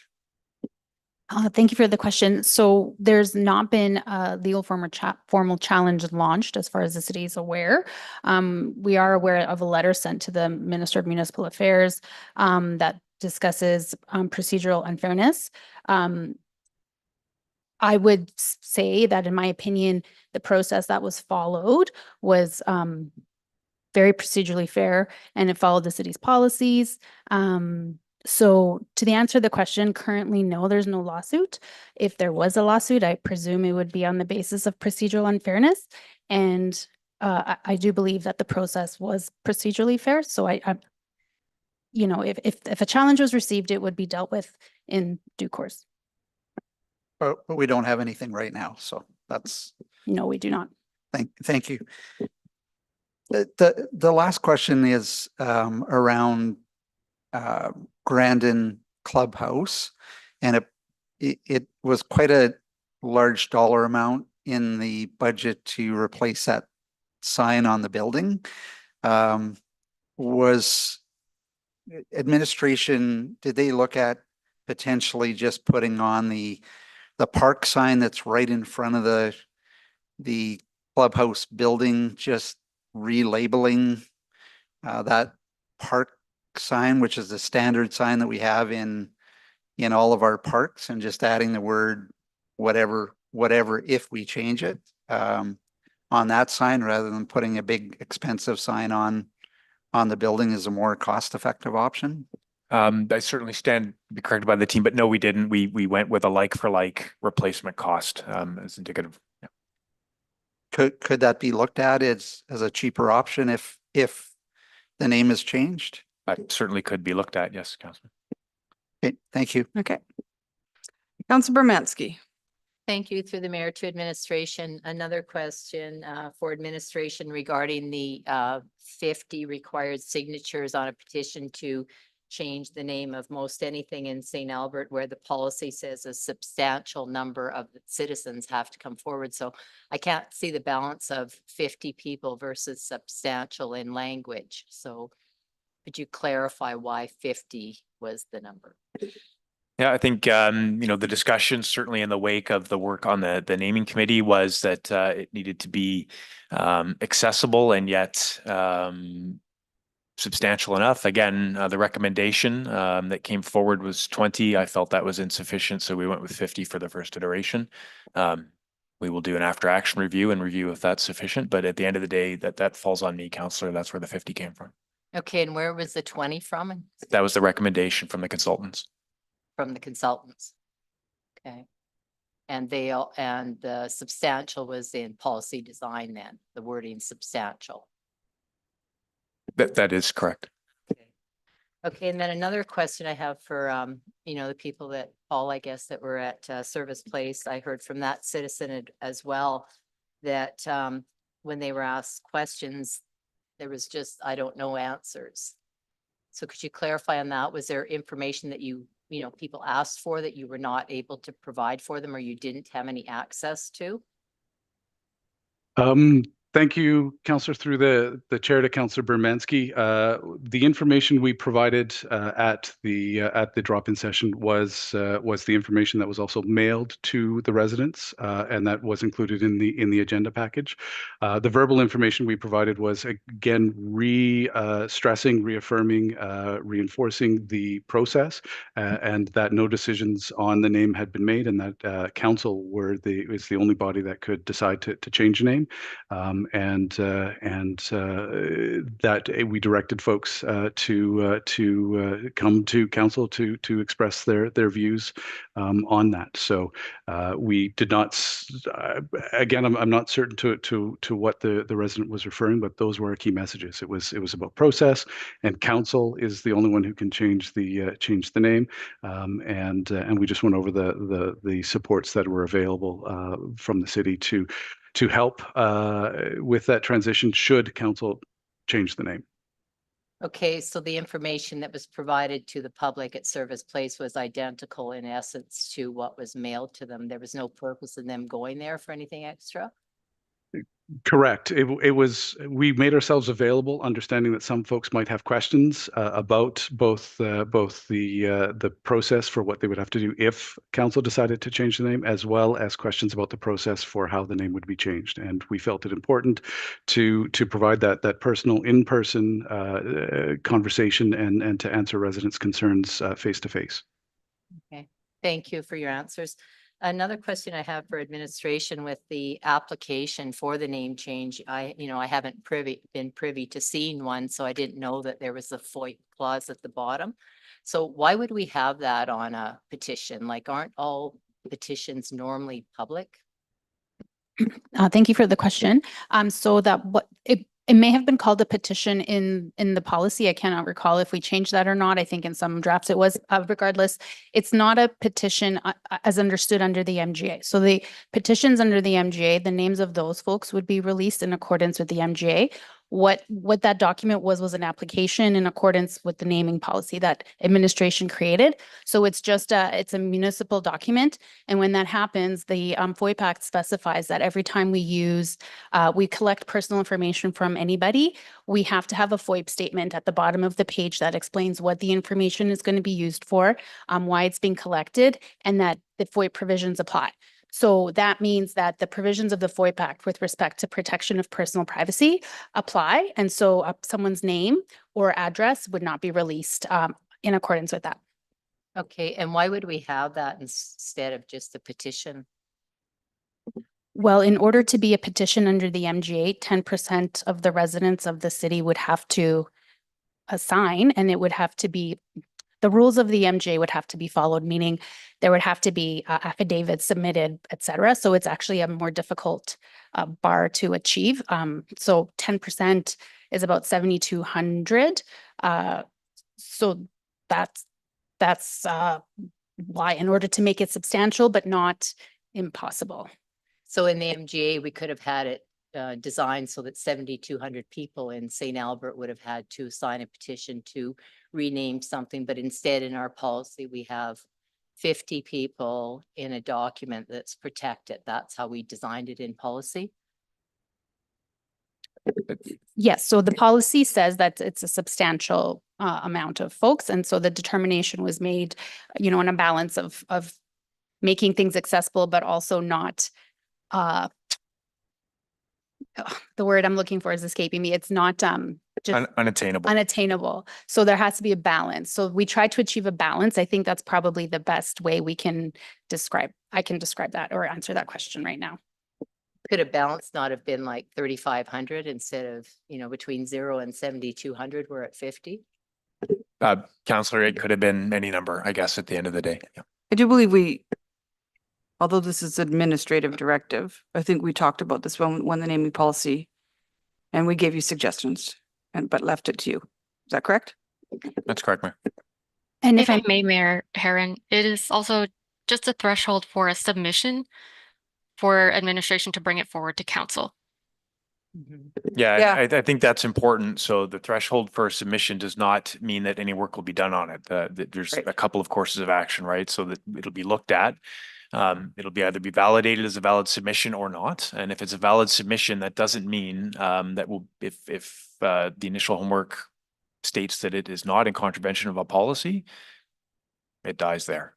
I think you said you didn't know the exact wording, but I think we should probably have a look at the administrative directive. And if it says petition, we should take that word out because it's confusing. It's not a petition under the MGA. It's just an application that requires X signatures to even consider. Correct? Correct. Okay. So I'll let you deal with that stuff. Yeah. That's all my questions. Thank you. Councillor Hughes, go ahead. Thank you. I didn't want to hog everything up. So, let me just see here. Some of the people who signed this document were not city residents, is what I understood from 2 weeks ago. So how did we confirm that the people who signed it were affected? Because it's like you were either affected or you were a resident or both. Per the policy, they have to self-identify as having a substantial connection to the city of St. Albert. So that could be a current resident, a former resident, perhaps someone who had traditional territory here. They self-identify that. Okay, so it was just a self-identification. Okay. Yes.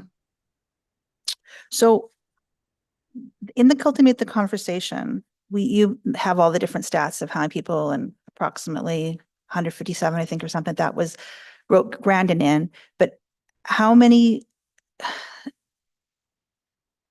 people, we have the number of people from Grandon neighborhood. Do we actually know how many people, we actually won't know, I guess, how many people actually supported it who live on those streets? So again, Mr. Pearson could certainly jump in, but again, the information collected on the Cultivate the Conversation website, the validation of St. Albert residency was based on a postal code. A postal code. So the postal codes would tell us if they were on that street, on the affected streets, though. Did we look at that? Ostensibly, I don't know if we have that, Mr. Pearson. Thanks, Mr. Fletcher, through the chair to Councillor Hughes. No, we don't have that information. We didn't cross-reference that. Again, for the record, this survey was not quantitative. It was qualitative. So we weren't looking at numbers of folks per se. We were just gathering suggestions for possible names for the naming committee to review and for administration to bring to council. So it's not statistically significant in any way, shape or form. So we didn't do a deeper analysis on those responses statistically. So why did we include that question of, like, do you support the renaming on any level? Why did we not include that question in the Cultivate the Conversation? Through the chair to Councillor Hughes, because that's not what the policy said that we should do. So we followed the policy as closely as possible, and are providing information for council through the naming committee. You see, and maybe I was misinterpreting it, but I really felt that there was going to be, the process was that something would be submitted and then it would go to the community for feedback.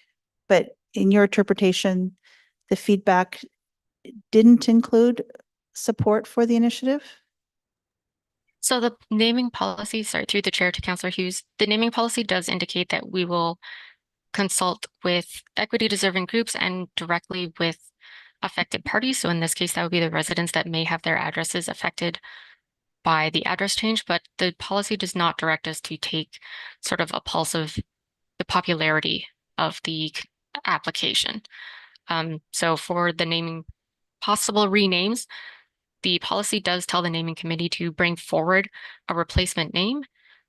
Usually that would come from the significant names list, but opening a survey to take in more or additional names is actually going above and beyond the policy.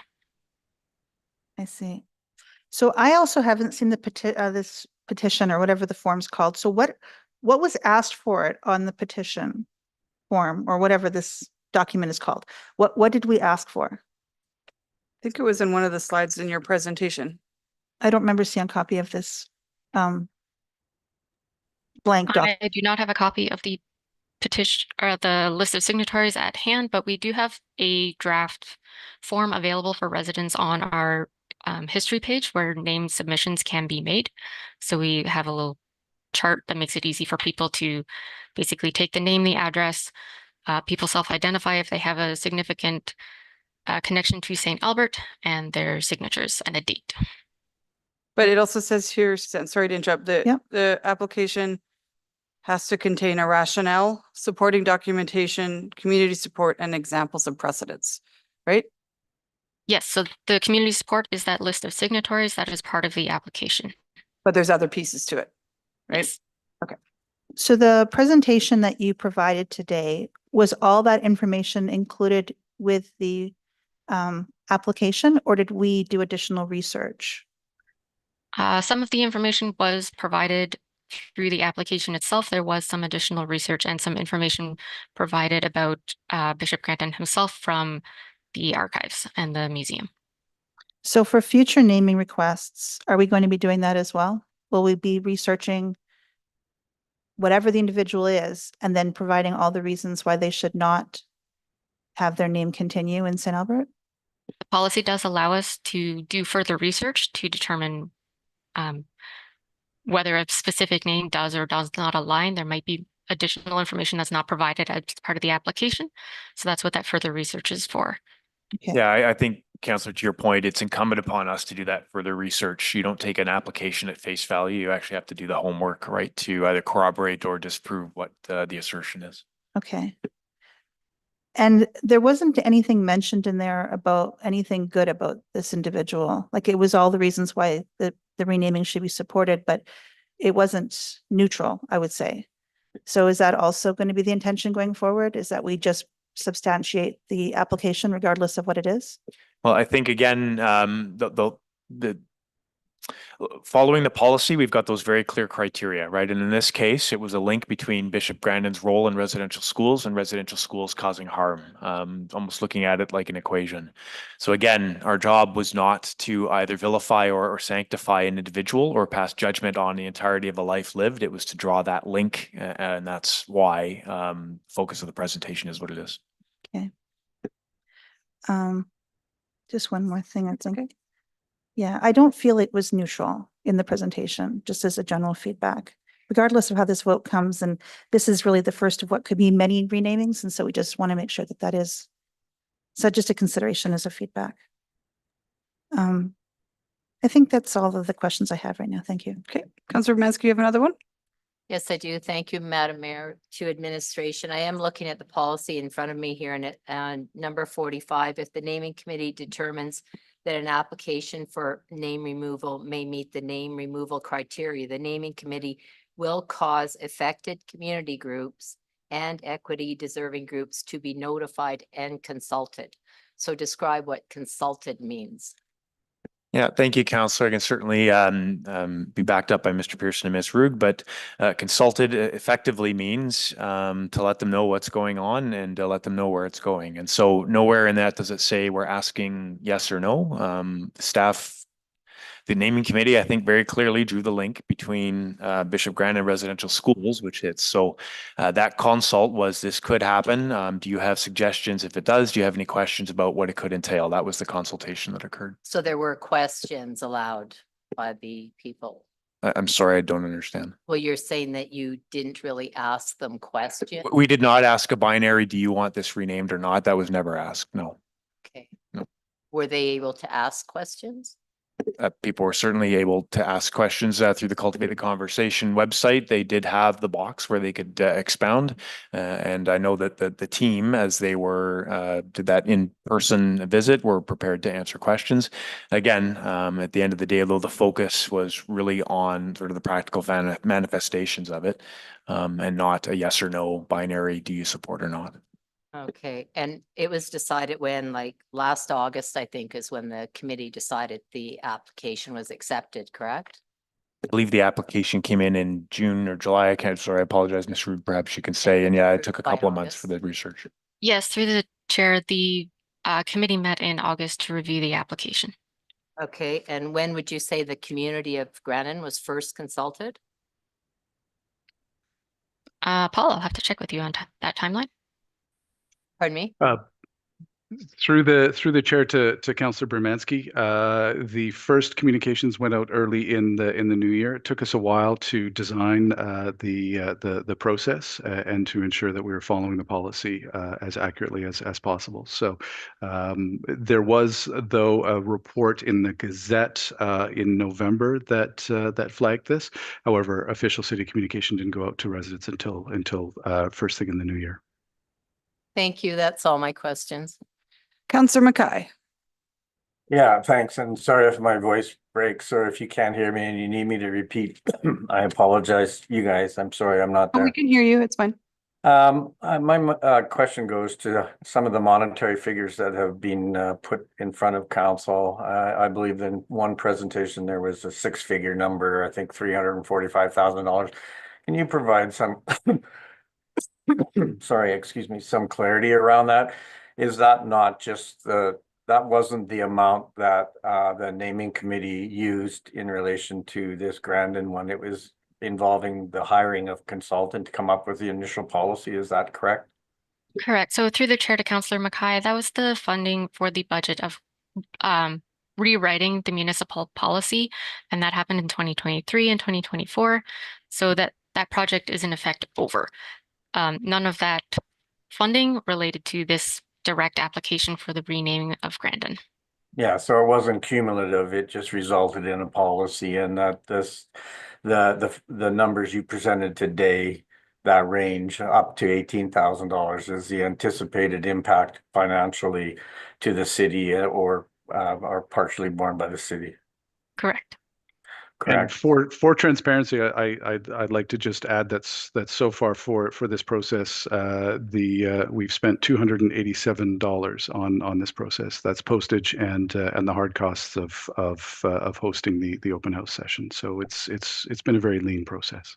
Thank you. I appreciate that. Mr. Fletcher, I think a couple of weeks ago when you were doing your math on a back of a napkin, out of the 50 residents, I think you identified 97% of them were residents of St. Albert. Is that correct, or was I mistaken? No, that is correct based on the math at that time. I believe that's borne out by the final what we heard report. Okay, so Pearson, any additional comment there? No, that's correct. So 97% of 50 is 48.5, right? So one resident maybe would have identified as having some substantial and my apologies, Councillor. No, that 98% I was referring to was for the respondents of the Cultivate the Conversation website, not the 50 okay. The 50 signatures to the actual submission itself. Thank you for the clarification then. That helps with my confusion. I appreciate that. Thank you. I could answer the question for Councillor Mackay. Sure. Through the chair, everyone that signed that list of signatories did indicate that they have a substantial connection to the city of St. Albert. I think there was less than a handful that were not direct residents. But again, it was just reaching the threshold that the application would be reviewed. Yeah, no, I was just something that my memory and obviously is a little foggy right now. So I appreciate the clarification. Thank you. All done now, Councillor Mackay? Okay, Councillor Kelly. Yeah, thank you. Could you speak a little bit to the public communication that was sent out so that all residents of St. Albert were aware that this work was underway and that the Cultivate the Conversation website was open? I know I saw it on our city Facebook page multiple dozens of times. It was, I believe it was in the Gazette and advertised in the Gazette, and stories were written in the Gazette. I know the stories written in the Gazette were quoted back to me many times in residents' letters. So was there any other methods of communication that made all residents in the city aware of this process? And you speak to that? Thank you through the chair to Councillor Killick. You pretty much hit everything. We blanketed social media quite a bit, both with paid posts and organic posts. So we paid to boost the posts. We also took out paid advertising in the Gazette, and the Gazette did organic stories as well. And then we also sent direct mail to residents who live on the streets whose name could be changed to make sure that we did everything we could to directly reach them. So we kind of pulled out all of the stops when it came to advertising this, yeah, thank you. And that's about 200 residents that would be directly affected if the Grandon name change on their streets took effect. If it took effect, it's about 200. Correct. There are 207 addresses. Okay. And just a question about the application. There were some questions up on council that they didn't know where the application was, but it's available online to anybody to look at it and say what the application looks like, what the criteria is, the mention around FOIP. I think it's a standard form online, right? Good. It's available for anybody to see. Are you asking a question? Because it sounds like you. Yes. Oh, okay. Sorry. Sorry, through the chair. Yes, sorry, I took that to be a statement as well. But yes, all of the forms are available on the city website. There is also a portal where instead of printing forms, you can just submit everything directly online and attach any attachments such as history documentation and your list of signatories. Okay. Thank you. Thank you. Councillor Hughes. Thanks. Just a couple more questions. I know you want to break. Just so, thanks for helping us figure out what that was, Councillor Kelly. What I'm wondering is, did it also include on there like how many signatures you need? Because the council policy doesn't say. So does it say on the website as well? Through the chair, yes, it does say how many signatories are required. There is also a template form for residents to use. Okay, great. So you mentioned that there was substantial advertising, Mr. Pearson. So you told us the total cost for 280. That was including the advertising, I'm assuming, and all of the poster boards, et cetera, you needed for the public consultation? Thank you, Councillor Hughes, through the chair to Councillor Hughes. There was some paid advertising, but we have those currently in our regular budgets for various things. So there's no extra funds spent on that.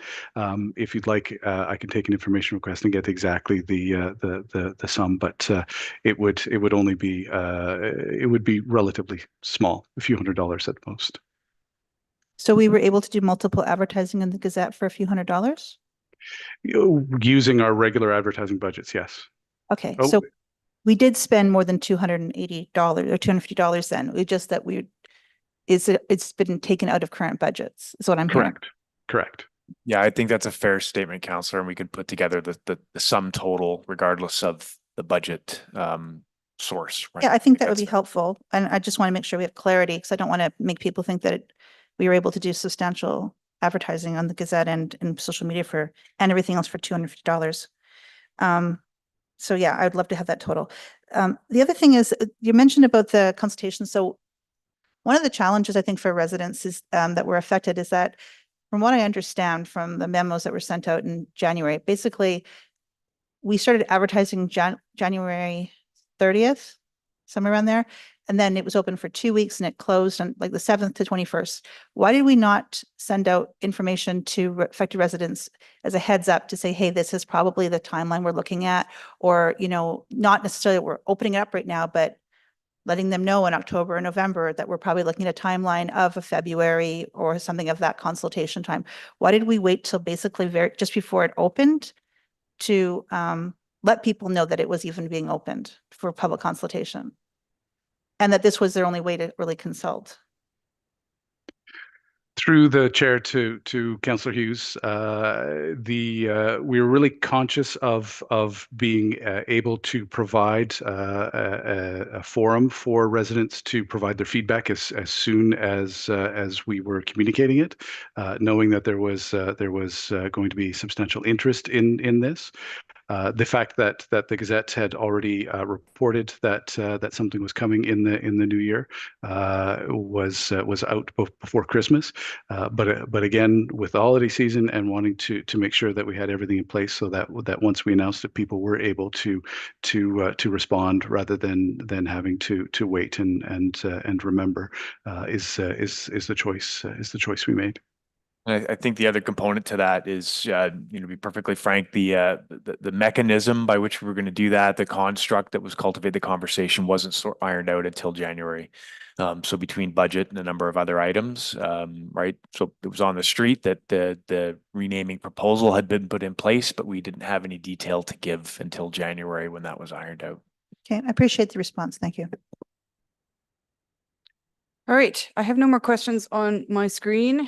As I promised at the very beginning of the meeting, 5 o'clock supper, it's here now and ready to go. Let's try to make this a short dinner break, everyone. Councillor Mackay, you okay with 20 minutes? Yeah, is everyone else okay with 20 minutes? Just because I know there's a gallery full of people that have been waiting here since 1 o'clock, but we'll have a quick supper break. You guys can all stretch and we'll be back at 5:30. How about that? Okay.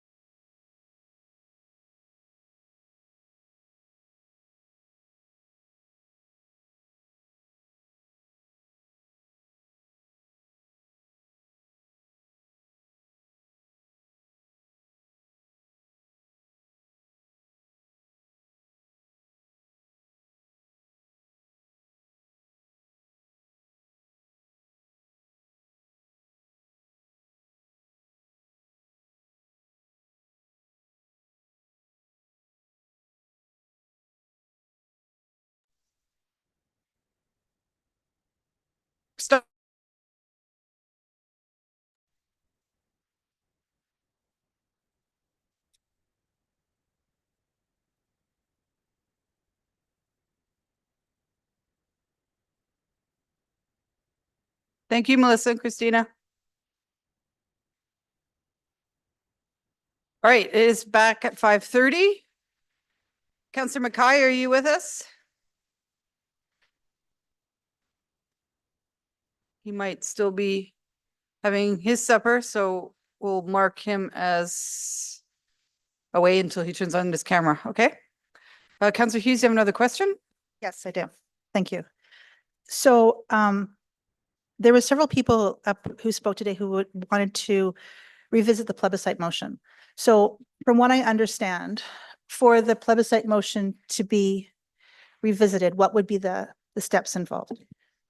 Okay, so I'm just gonna take us through this together because I just learned of this a couple of moments ago. So in the procedure bylaw, we cannot review a decision of council unless certain steps apply. So if there's been a general election held, council can reconsider a matter that it voted on. If there's 6 months passed since the matter was decided, or if there's a motion to rescind the resolution or defeated motion. So we obviously haven't had a general election since 2 weeks ago, and 6 months haven't passed since 2 weeks ago when the plebiscite motion was decided. So the only way that we could talk about the plebiscite again today is if there was a motion to rescind the defeated motion from March 4th. That would be the process, generally speaking, without delving into more details about it. And from what I understand, it would have to be somebody who voted Can be on against either it. side, right? Either side. Yes, so it was defeated, it didn't pass, so we would need somebody from the other side to make the motion to rescind it.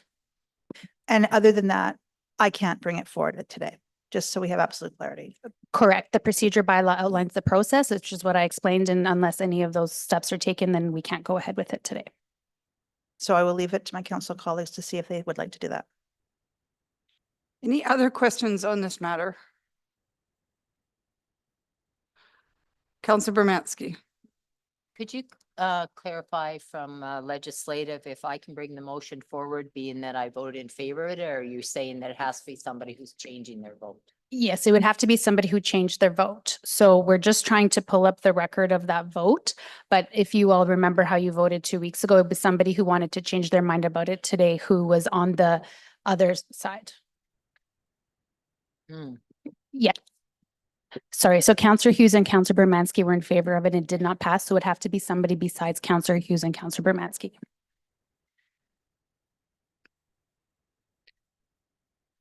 All right. Before the meeting started, and I always entertain these requests, Councillor Killick has requested that when the time comes, he would like to bring forward the motion. So I'll turn it over to you, Councillor Killick. Thank you, Madam Mayor. That the name Grandon be removed from neighborhood known as Grandon and all municipal assets effective September 1st, 2025. All right, I'll accept that. I'll have your opening arguments. Mayor, I want to put forward an amendment to actually split it. So from what I understand from Marta is that I can't just say I want to split it because the way it's worded, because it shouldn't just say, it should say Grandon, Grandon Lane, blah, blah, blah, blah. It doesn't. So it has to be an amendment and you guys can vote on whether or not you want to do the amendment or not. But what I'd like to do is have Grandon and the parks and the reservoir, et cetera, one motion, and then 3 roads, a second motion.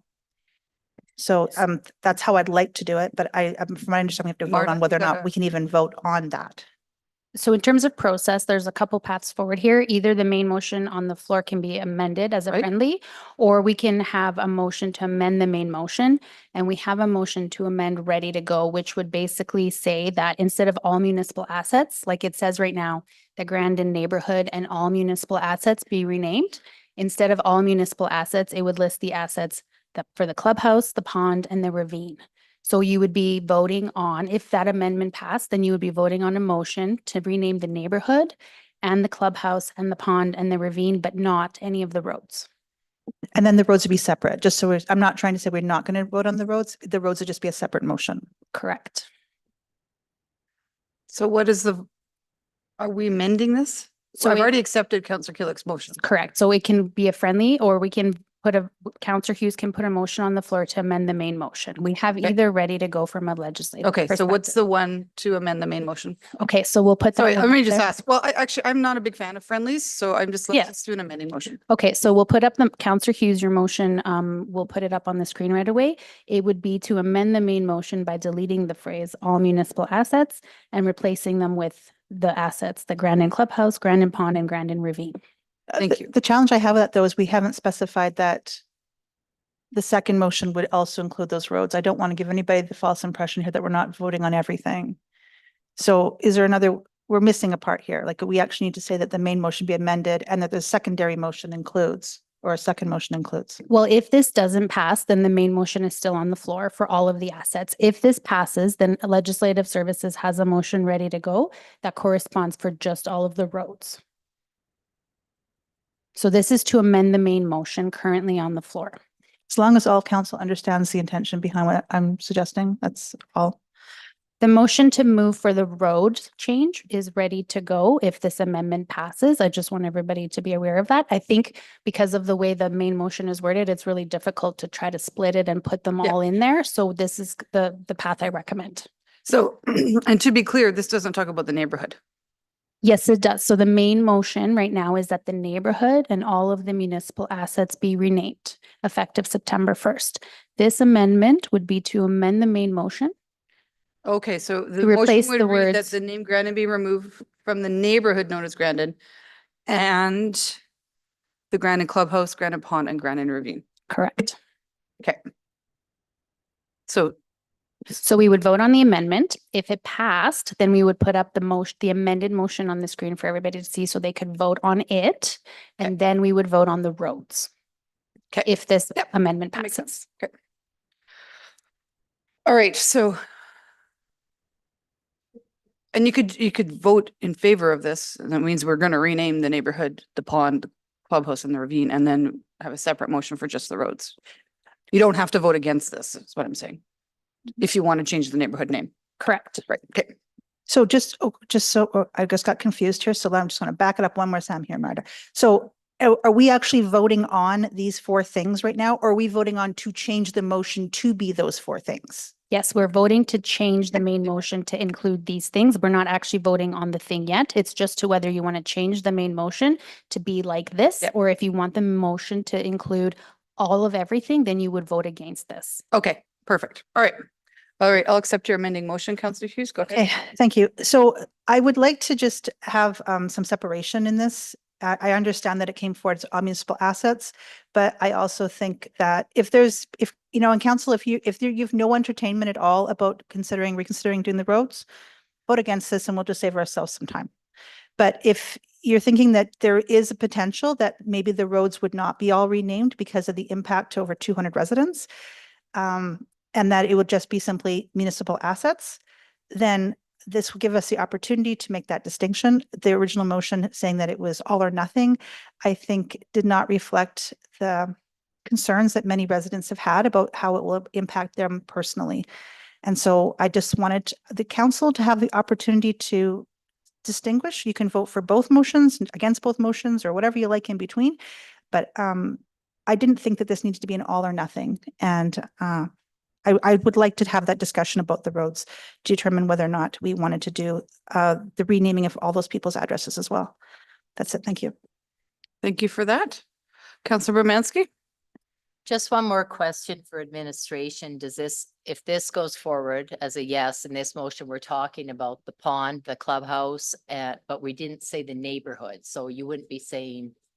The neighborhood's still in the main motion. Pardon me? The word neighborhood is still in the main motion if this passes. So it would be four assets we'd be doing because the main motion says the neighborhood and this motion would be the neighborhood but listing those specific three. Okay, but roads and neighborhood are separate then, is what Yeah, you're saying. the roads would be a separate motion if this passes.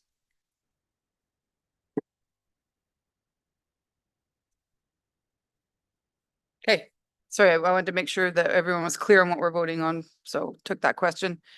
Any more debate on the amending motion? All right, saying no more responses, I will call for the vote. Voting's closed. And that motion fails with Councillor Bermansky and Hughes in favor. So we're back to your main motion, Councillor Killick. Yeah, I think we've had a very good, robust discussion from all the residents in attendance today.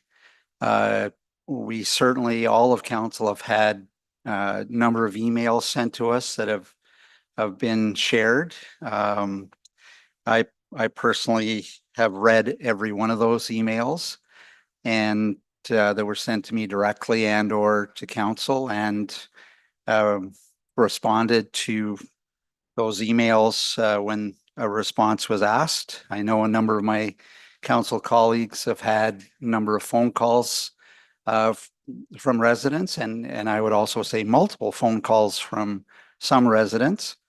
So we've had a good robust discussion and debate on this on both sides of the equation, and it's an opportunity now for us to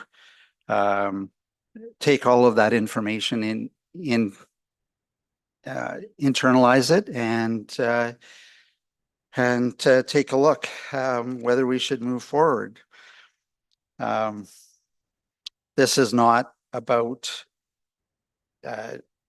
getting rid of a name of a neighborhood. The neighborhood is made up of people, and it's not,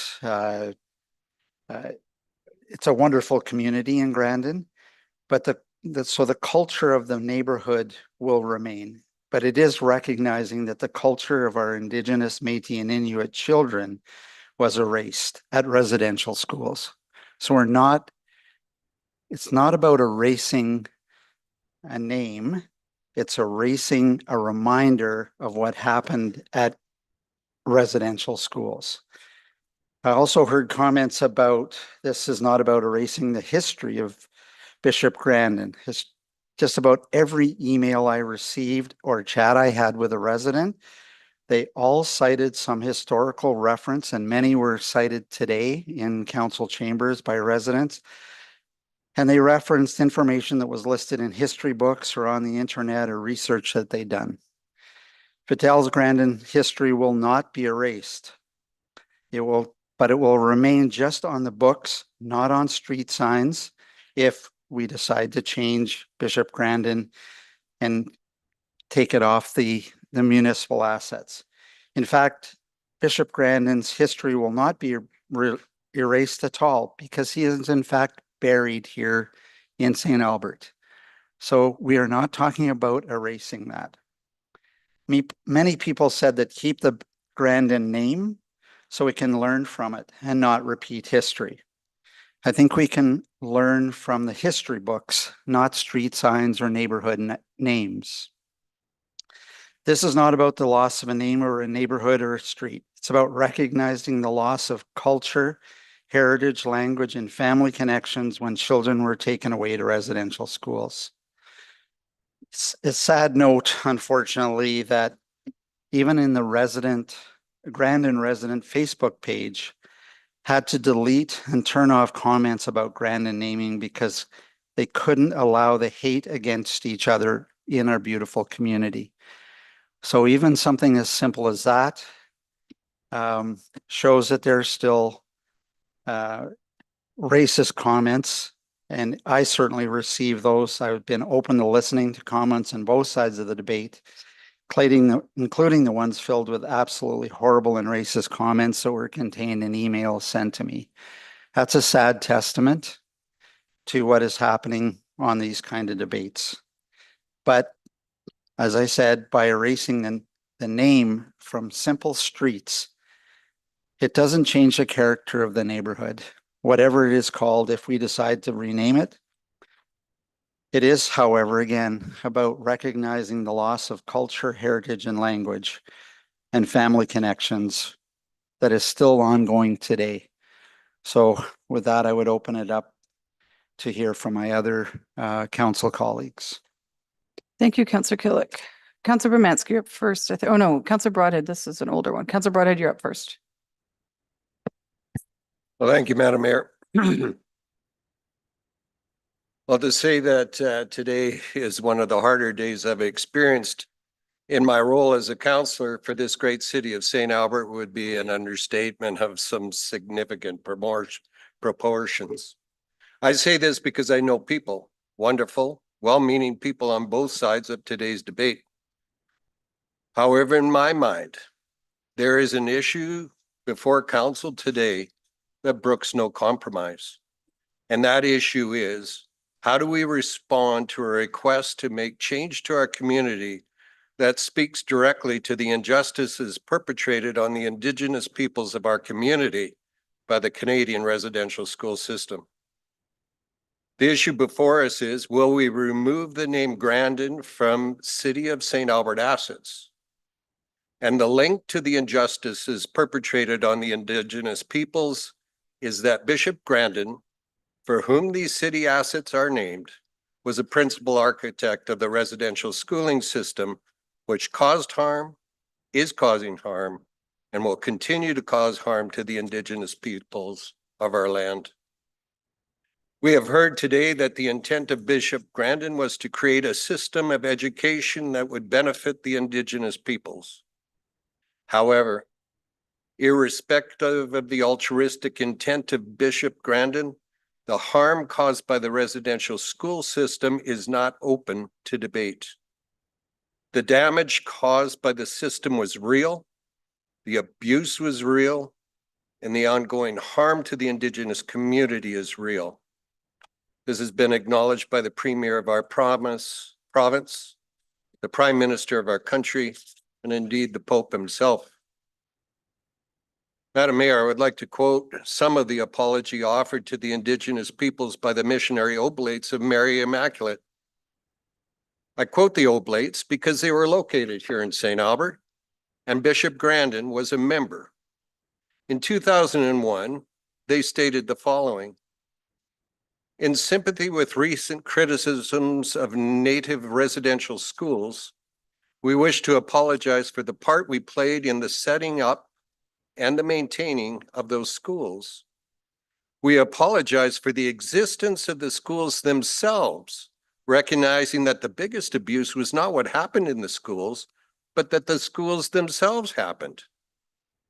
And further, they stated, we wish to apologize in a very particular way for the instances of physical and sexual abuse that occurred in those schools. We reiterate that the bigger issue of abuse was the existence of the schools themselves, but we wish to publicly acknowledge that there were instances of individual physical and sexual abuse. Far from attempting to defend or rationalize these cases of abuse in any way, we wish to state publicly that we acknowledge that they were inexcusable, intolerable, and a betrayal of trust in one of its most serious forms.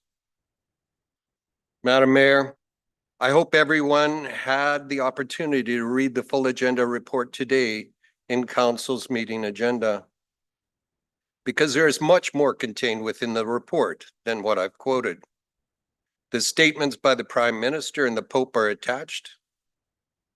Nevertheless, apologies by important people, as important as they are, don't cut it in the long run.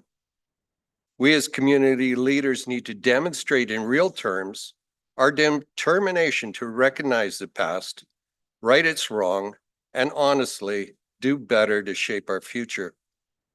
To this end, today's decision is less about who we were as a community, or even who we are as a community, and more about who we want to be as a community. You know, famously, Martin Luther King Jr. once said, "We are not makers of history, we are made by history." So the move to change the name of Grandon is not about erasing our history, but rather about acknowledging our history. I can guarantee you that the history of St. Albert will not be rewritten as a consequence of renaming Grandon. Some might say renaming Grandon is not a big deal, and the gesture is simply symbolic. I disagree. It is a big deal, and it is meaningful, but it is indeed only one thing. Know this, however, today's debate will be documented, our voices will be heard, our decision will be recorded, and history indeed will be our judge. Thank you, Madam Mayor. Thank you, Councillor Broadhead. Councillor Bermansky. Thank you. To echo comments, there's been no more difficult time for me in council, not only today, but through this full process. I made some notes of the people that spoke today, and I appreciate everyone that came forward, particularly Alicia found balance in her comments, which is difficult to do at a situation like this. But I had hate and racism got in the way. There can be no debate, not ready to learn. Love thy neighbor, my values, beliefs, yet don't coincide. Hearing from all is vital. Democracy, voting right removed. So it's just such a complex mess of what we heard today. And how's it get fixed? Well, here's my opinion of what the renaming policy update and process has been. It's been drawn out long, often void of neutrality, regularly allowed no room for discussion, included dismissal of alternative data, viewpoints and information. Questions could not be asked without often unrelated scold. The process became the spite. The dismissal of 70 to 80% of citizens by polling who have opinions, knowledge, and history as of no importance, I would feel arrogant and wrong in voting against. Of also importance, has our community, or greater importance, has our community, society, improved by renaming initiatives? I've not witnessed positive evidence. We're behind the boat. There's a lot of people that were renaming in 2021, so we have a good means of looking at the evidence since then. 4 years have passed, and along with renaming came more spite. Governments and society are more divided. Relationships of many types are fractured. Canada Day was attacked. Our flag was attacked. Many were told to hate their ancestors, hate themselves, and hate their churches. Churches have been burned. We have neighbors that have lost their churches. Compartmentalization of individuals has run rampant. Attacking one ancient soul after another helps nothing. Another important concern is, will this name change be the cause of future battles? Will neighbors hate? Will shaming continue? Will we be changing past cruelty or creating infinite divide? Will St. Albert remain St. Albert? What will be changed next? There can be certain debate on what good people of history and in history have accomplished, but to judge, where do we stop judging? We've got a long road ahead of us if we continue to judge every single person that has something named after them in St. Albert, and that's very, very concerning to me. When I read again some of the comments today, love thy neighbor. To me, to heal is to de-escalate, find common ground, remove blame, celebrate, not condemn, and peacefully exist together. We're all responsible to look forward to peaceful existence. Reconciliation is a worthy goal, which in my opinion won't be achieved by rewriting history. This is so difficult for me to, it's such a pressure in today's society that you're told, you want to get the truth. You want to get all the answers. You want to listen. It was wonderful today to listen to the people coming forward and telling their information and telling their story and bringing history forward. And I mean, I dug and I dug and I dug, and yet I have people telling me, oh, you need to learn. There's nothing up for debate. I hear that often. I've been scolded. I've had, letters written to me because,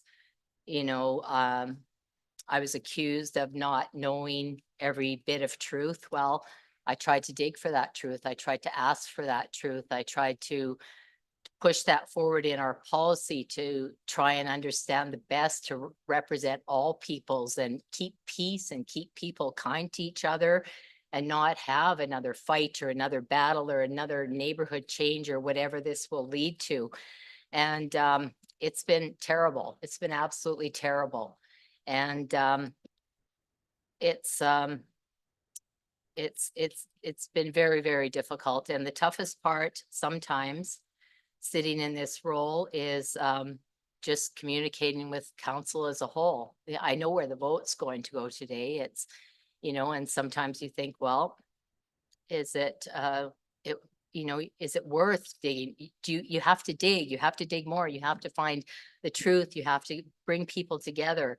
And it's so much stress and so much work to find truth and find balance. And to me, the only means of finding balance is to stop the fighting, to find a different way to reconcile, to love each other, to communicate, to naming is, to me, it's I've seen no proof of it being successful in so many different areas. And again, it's been across Canada, it's been in neighborhoods, and we just see fighting every day. It's in the news every day. People are still fighting.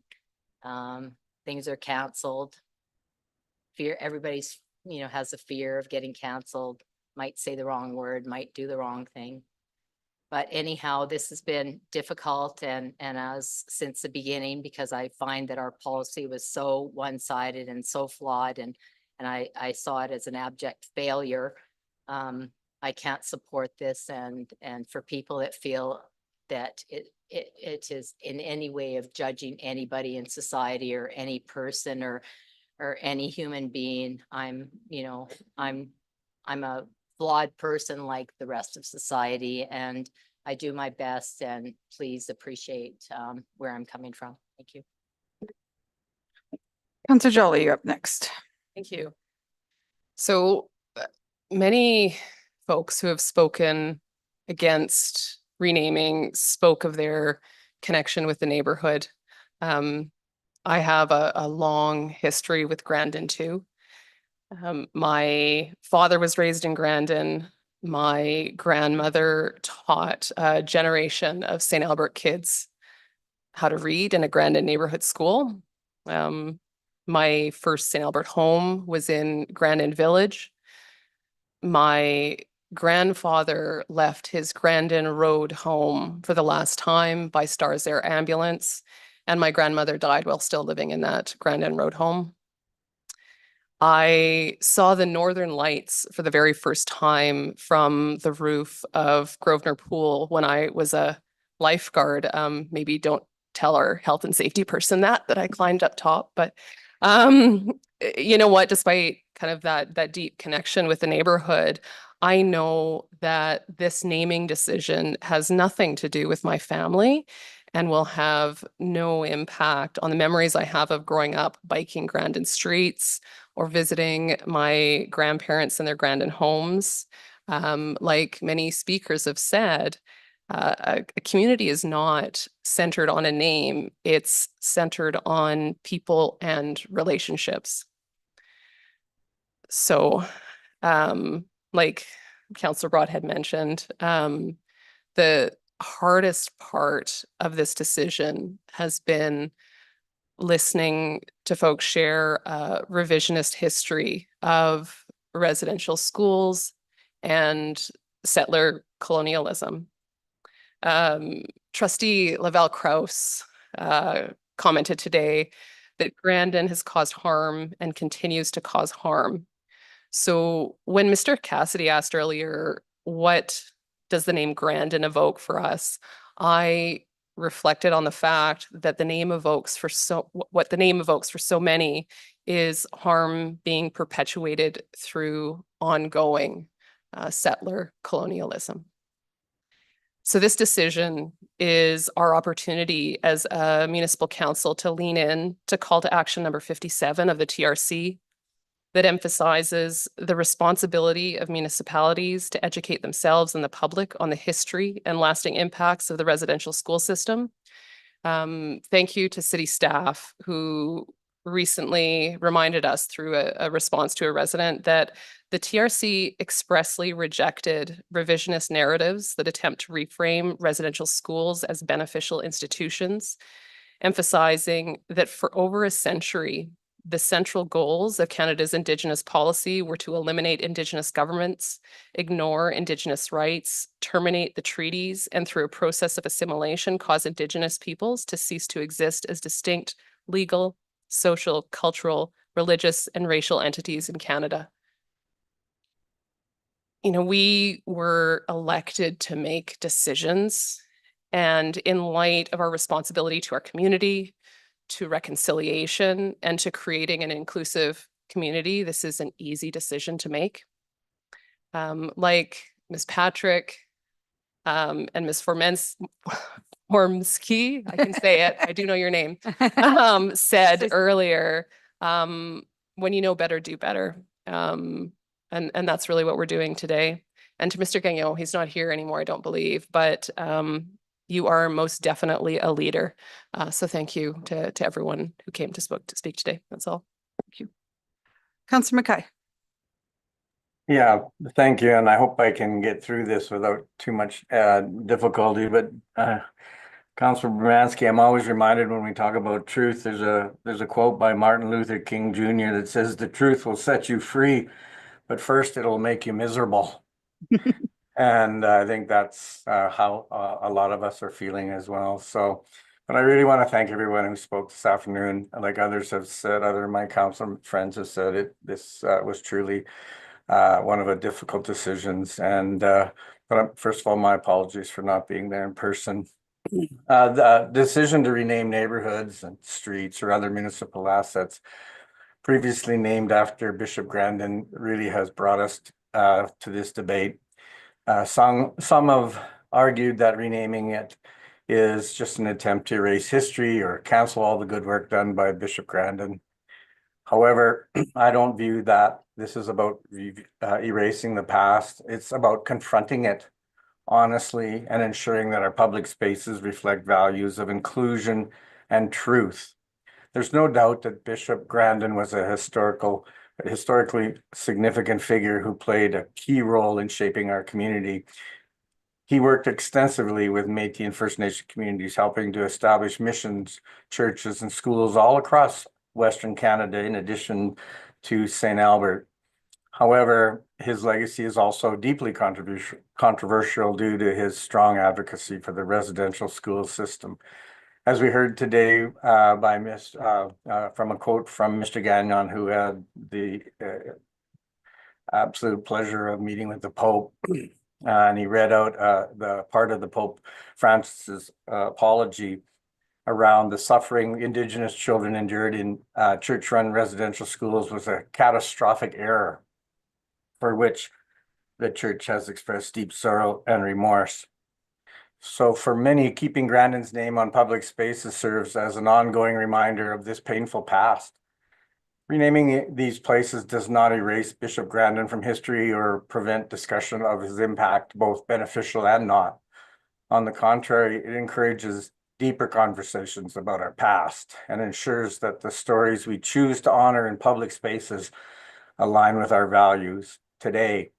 Place names are not fixed forever. They often evolve alongside societies, reflecting our growing awareness and changing perspectives. Excuse me. Cities such as Edmonton, Winnipeg, and Calgary, along with the Catholic school boards in St. Albert, Edmonton, and Calgary, have already taken steps to remove Bishop Grandon's names from their buildings, their LRT stations, and in some cases, their streets. This reflects a broader commitment to reconciliation as outlined in the Truth and Reconciliation Commission's recommendations, and as Councillor Jolly identified the specific one. Renaming is not about forgetting history. It is just simply acknowledging it fully and making conscious choices about how we represent our heritage in the present and future. Thank you. Thank you, Councillor Mackay. Councillor Hughes. Thank you. I think really the policy is their first problem.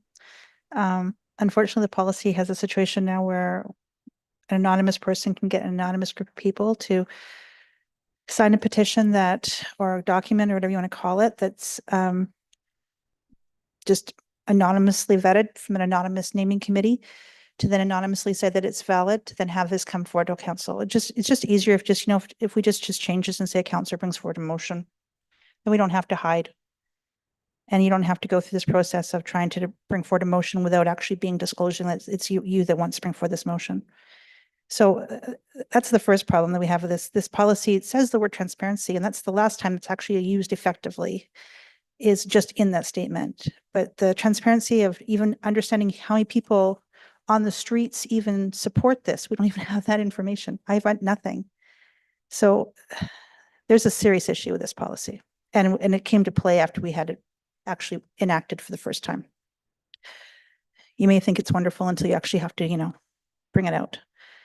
The challenge that we really have right now is that I don't think anyone is saying that Bishop Grandon, that there was issues with Bishop Grandon and his idea that these residential schools were a good idea. He was mistaken, plain and simple, as was the government at the time. As was the government for the next 100 years that thought that this was a continual good idea to move forward. But he has become the center face of it all, unfortunately. And as a result, he's the one that we can scapegoat to say it all happened. How much it's correct, I don't know. And quite frankly, neither does anybody. Nobody was there. Nobody can give an eyewitness report. And even if you said, I knew him, that's one person's opinion. You can talk to 100 people what they think about me, and you can get 100 different opinions. None of them are necessarily correct. It's just their personal opinion and their perspectives. So when I look at this and we say, okay, we got a serious problem here because Bishop Grandon, from what we understand today's literature anyway, he was a instigating force in this. And the people who suffered through these residential schools, it was horrible. I couldn't imagine having my kids taken away from me and then not knowing when I'm going to see them again and wondering what's going through, and then actually finding out that it was terrible what they're going through. It wasn't good. It's not just like they went to a good boarding school. They often went to situations that were horrible and you couldn't even get them out. So it's a terrible situation to have to face. And what we have is in the 60s, 50s, 60s, the council of the day said, we're naming this after just a prominent figure. And not because he's a supporter of residential schools, but just because he's a prominent figure in St. Albert. And we're going to put these names forward. So now we're coming forward and saying, okay, well, now we're going to judge him based on something, not why he was named, but judge him for why he should be removed to be named. And that becomes a very divisive action. Because what we see here is actions of hatred, which is why we're seeing emails that feel like they're just so angry. Because this is not an action of bringing people together. It's an action of ripping things apart. And unfortunately, because I couldn't figure out what was bothering me so much. And it's because this is an action of hatred. It's a saying, this person is not worthy of being recognized at all. And we're going to pull his name off of every single thing we can to show how poorly he is. And so that's where I come to a challenge right now, is that we need to find a way to merge everyone together and to move forward and to look forward, to recognize the past, but to look forward. And I'm not convinced that taking a name off of it and then offending so many other people that are just trying to understand what's going on and not even considering the impact it has to people who have to rename all their addresses and just simply say, we're doing this, becomes an action of division. And I would like to have it where we build the community together in a positive way and not expect that actions of division will somehow bring people together. I've yet to see a situation where we have, in any situation, where you do an action of hatred to respond to an action of hatred, and that somehow that will bring people together in an action of love. And that's the challenge. Is that we have to at some point say, stop. We can't just keep going from hate to hate to hate, and then somehow thinking that we're going to come together in an action of love. And the other challenge I have right now is that Bishop Grandon is very dead. And it's really easy to humiliate a person and judge them and bury them when they can't defend themselves. I would love to know what he would think today.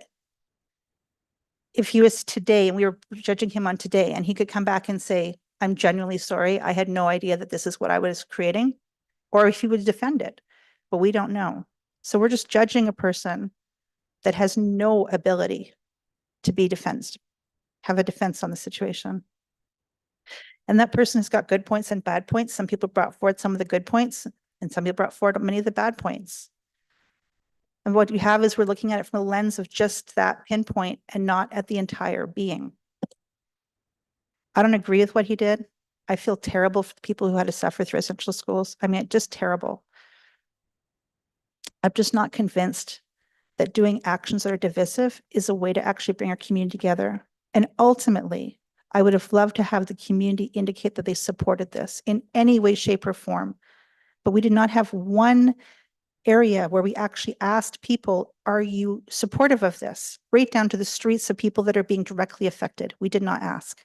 That is why I wanted that plebiscite, to say, you know what, if we explain all of this, does the community say we're on board? Because then it actually is a community joining action. But right now we're not doing that. We haven't asked anybody what they think in any way, shape, or form. And we have a lot of people that are very upset. So unfortunately, in spite of perhaps the best of intentions, I don't see this as actually bringing the community together. It's actually just going to separate them. And I can't support something where I actually don't think that the community, I'm not confident about the community actually supporting something of this nature. And this is a very emotional vote, not just for the 7 of us, but for every single person who's watching today. And that's really what it comes down to, is that we can say this is a name and we're making a statement, but we're also making a statement on behalf of a full community. And that full community felt they didn't actually have a voice when they were trying to describe what was going to happen next. And so for that reason, I won't be supporting it.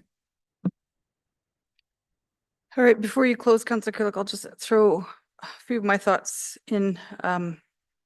It was Mary O'Neill that said earlier today that there's been an apology from various levels of government and the church, but none from St. Albert. And I took that and I wrote a note. So how do I, as the leader of this community, do something similar?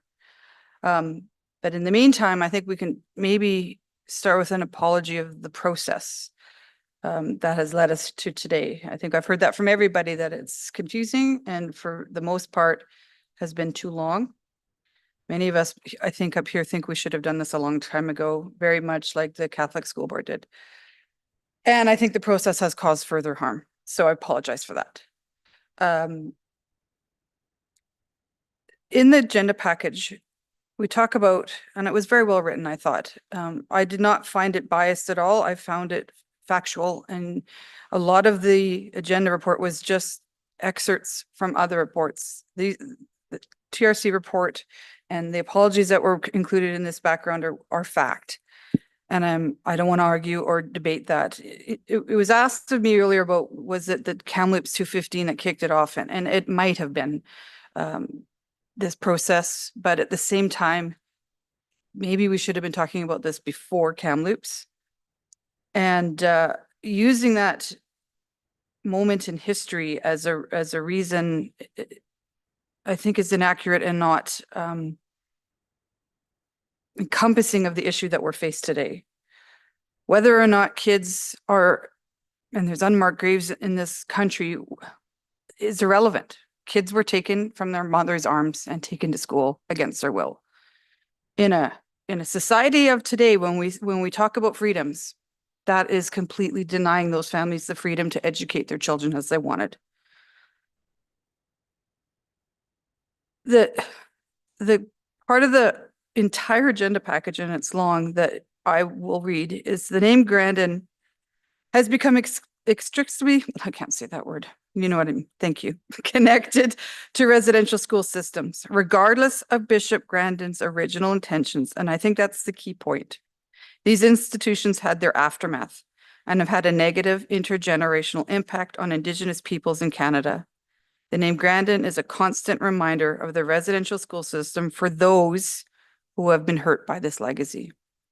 For those who have not been hurt by this legacy, I can understand some of what we heard today. I grew up here in St. Albert, and Grandon to me was the G's, as it was said earlier. Let's go to the G's, let's go to the F's. And my time on council, and it's been 15 years now almost, I have participated in 3 different blanket exercises. I have gone with Hazel to talk to a circle of women who are cancer survivors.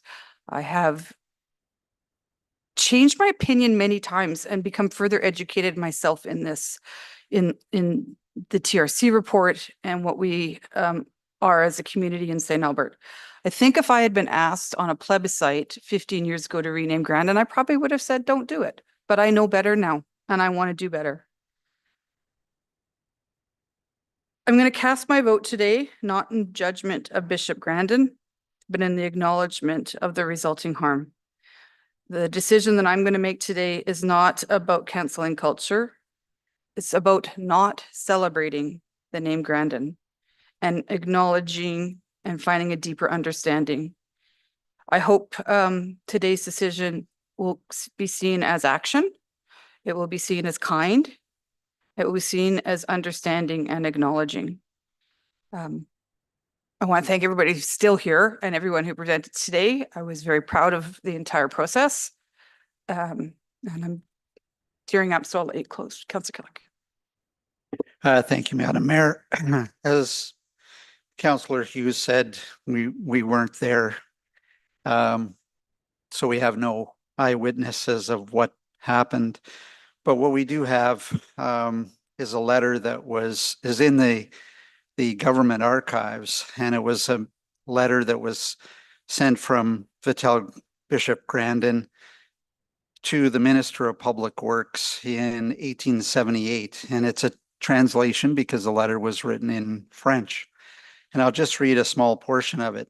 I am convinced that the only effectuous means of saving the Indians of the Northwest from destruction is by civilizing them, is by commencing with the young children. To civilize them is necessary to take them, to accustom them to a kind of life quite distinct from their relations. It is essential, moreover, as much as possible, to make them forget the usage, habits, and language of their ancestors. That, to me, although we were not there, those are Bishop Grandon's words in a signed letter sent to the Minister of Public Works. That's enough evidence for me. As many residents have pointed out today, I absolutely acknowledge there's a very complicated and mixed history associated with Bishop Grandon. However, it's very clear what happened at residential schools, and we can't deny that. I also agree we can't change history. However, what we can do, by potentially changing the name of a neighborhood and a few street signs, we can change the future to one that is more respectful and inclusive of our Indigenous, Métis, and Inuit friends and neighbors. We can do better. Today is that opportunity. Thank you. Call for the vote.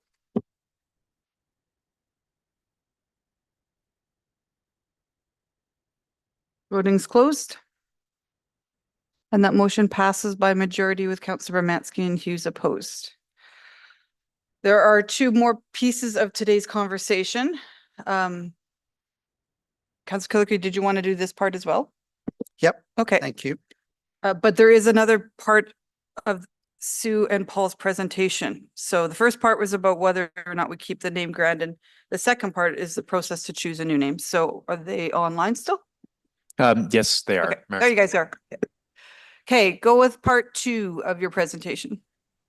Okay, I will pull the PowerPoint back up here. And thank you, Mayor and Council. This next part of the presentation is mine. A lot of this information was covered in the questions at the end of the first part of the presentation, so I'll spin through it relatively quickly. Just to reiterate, the naming policy requires and told us that if the naming committee recommends the removal of a name from the municipal asset, a concurrent recommendation for a new name shall be provided in accordance with the naming criteria or drawing from the names reserved list. So once the naming committee had made its determination, we created a public engagement plan to allow the public to suggest names that may not be on the names reserved list. Next slide.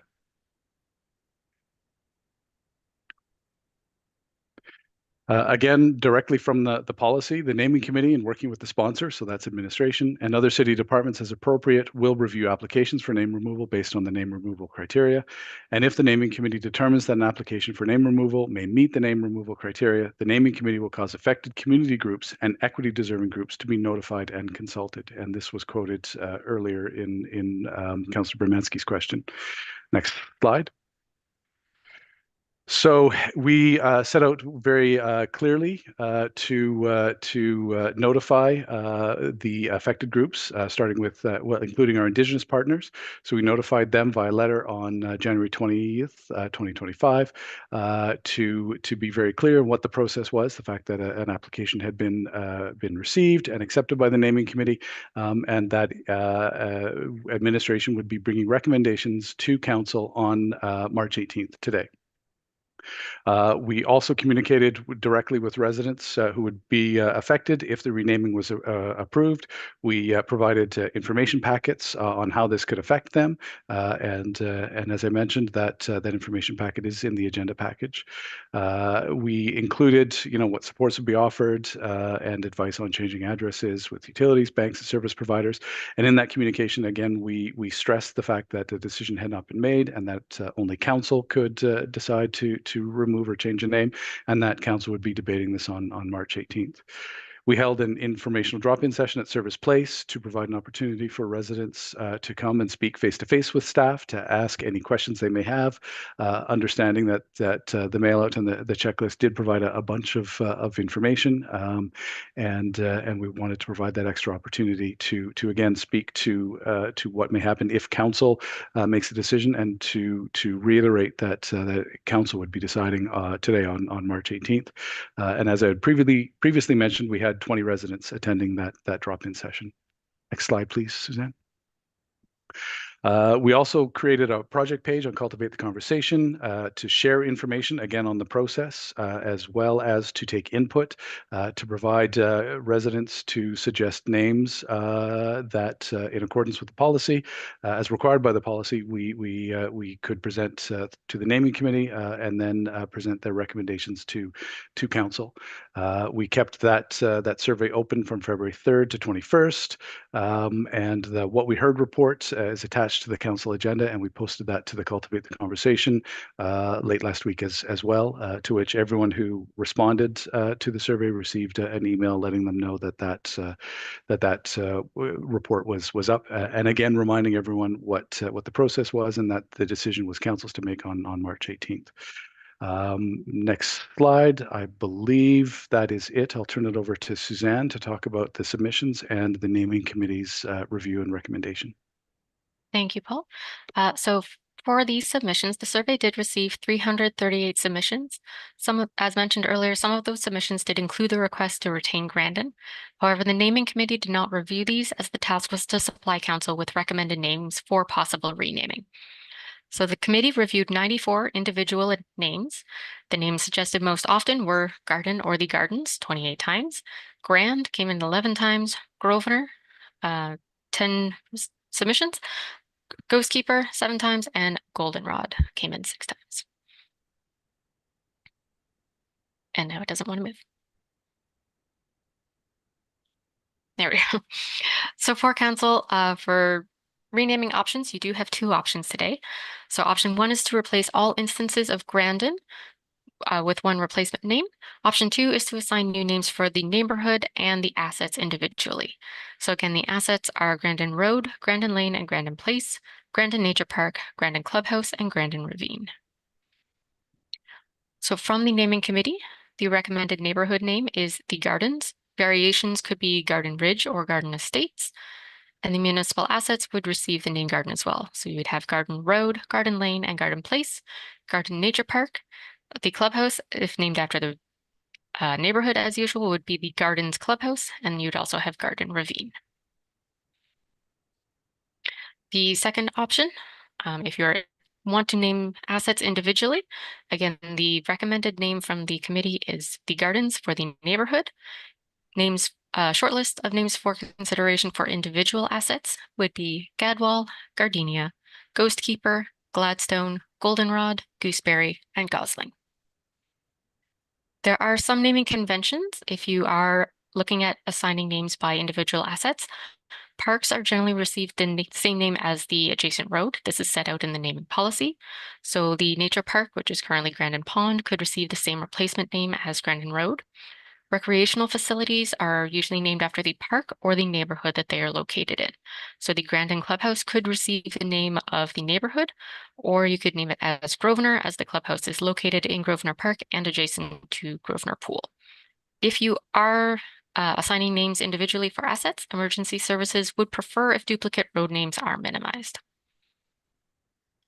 So in summary, the recommendation from administration is that the neighborhood of Grandon be renamed to the Gardens, effective September 1st, 2025, and that the name Grandon shall be replaced with the name Garden on all municipal assets, also effective on September 1st, 2025. That is the end of our presentation. Okay, perfect. I will now open it up to any questions of administration. Councillor Mackay. Yeah, thank you, Madam Mayor. Just a question to administration.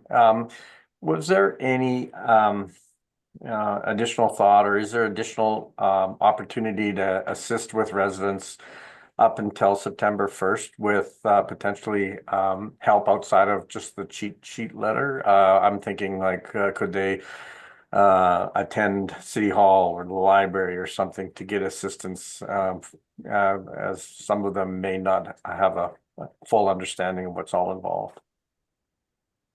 We could look at those options. We haven't fully built out the entire process. We've done some brainstorming, but it was entirely contingent on the decision of council. So we can look at how we can roll that out. Thank you. Is that all you have, Councillor Mackay? Literally. Okay. Any other questions before we make any motions? Seeing none, I'll go to you, Councillor Killick. Thank you, Madam Mayor, that the neighborhood of Grandon be renamed to the Gardens effective September 1, 2025. And that the name Grandon be replaced with the name Garden on all municipal assets effective September 1st, 2025. All right, I'll accept that. Go ahead. I think the administration, I'd like to thank them for all of the information they've provided us today. Clearly the garden or Garden and the Gardens was the highest ranked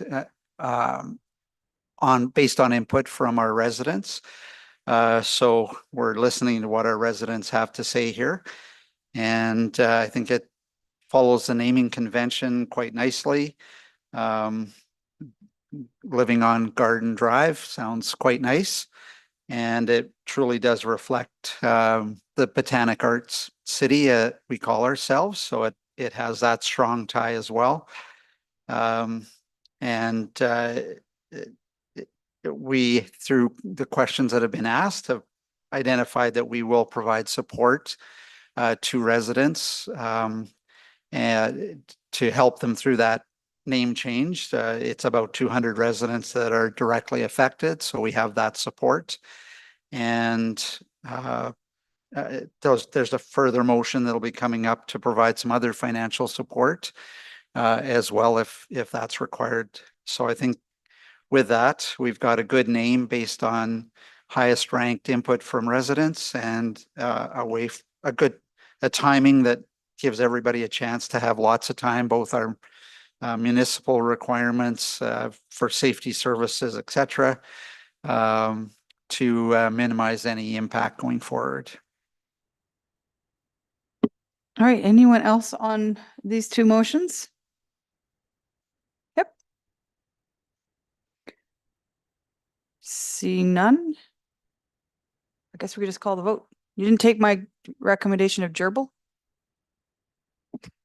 I went with, I will say real quickly that I am glad that the name Gardens puts at ease some of our residents' fears that it wouldn't be a G or it wouldn't be something they understood.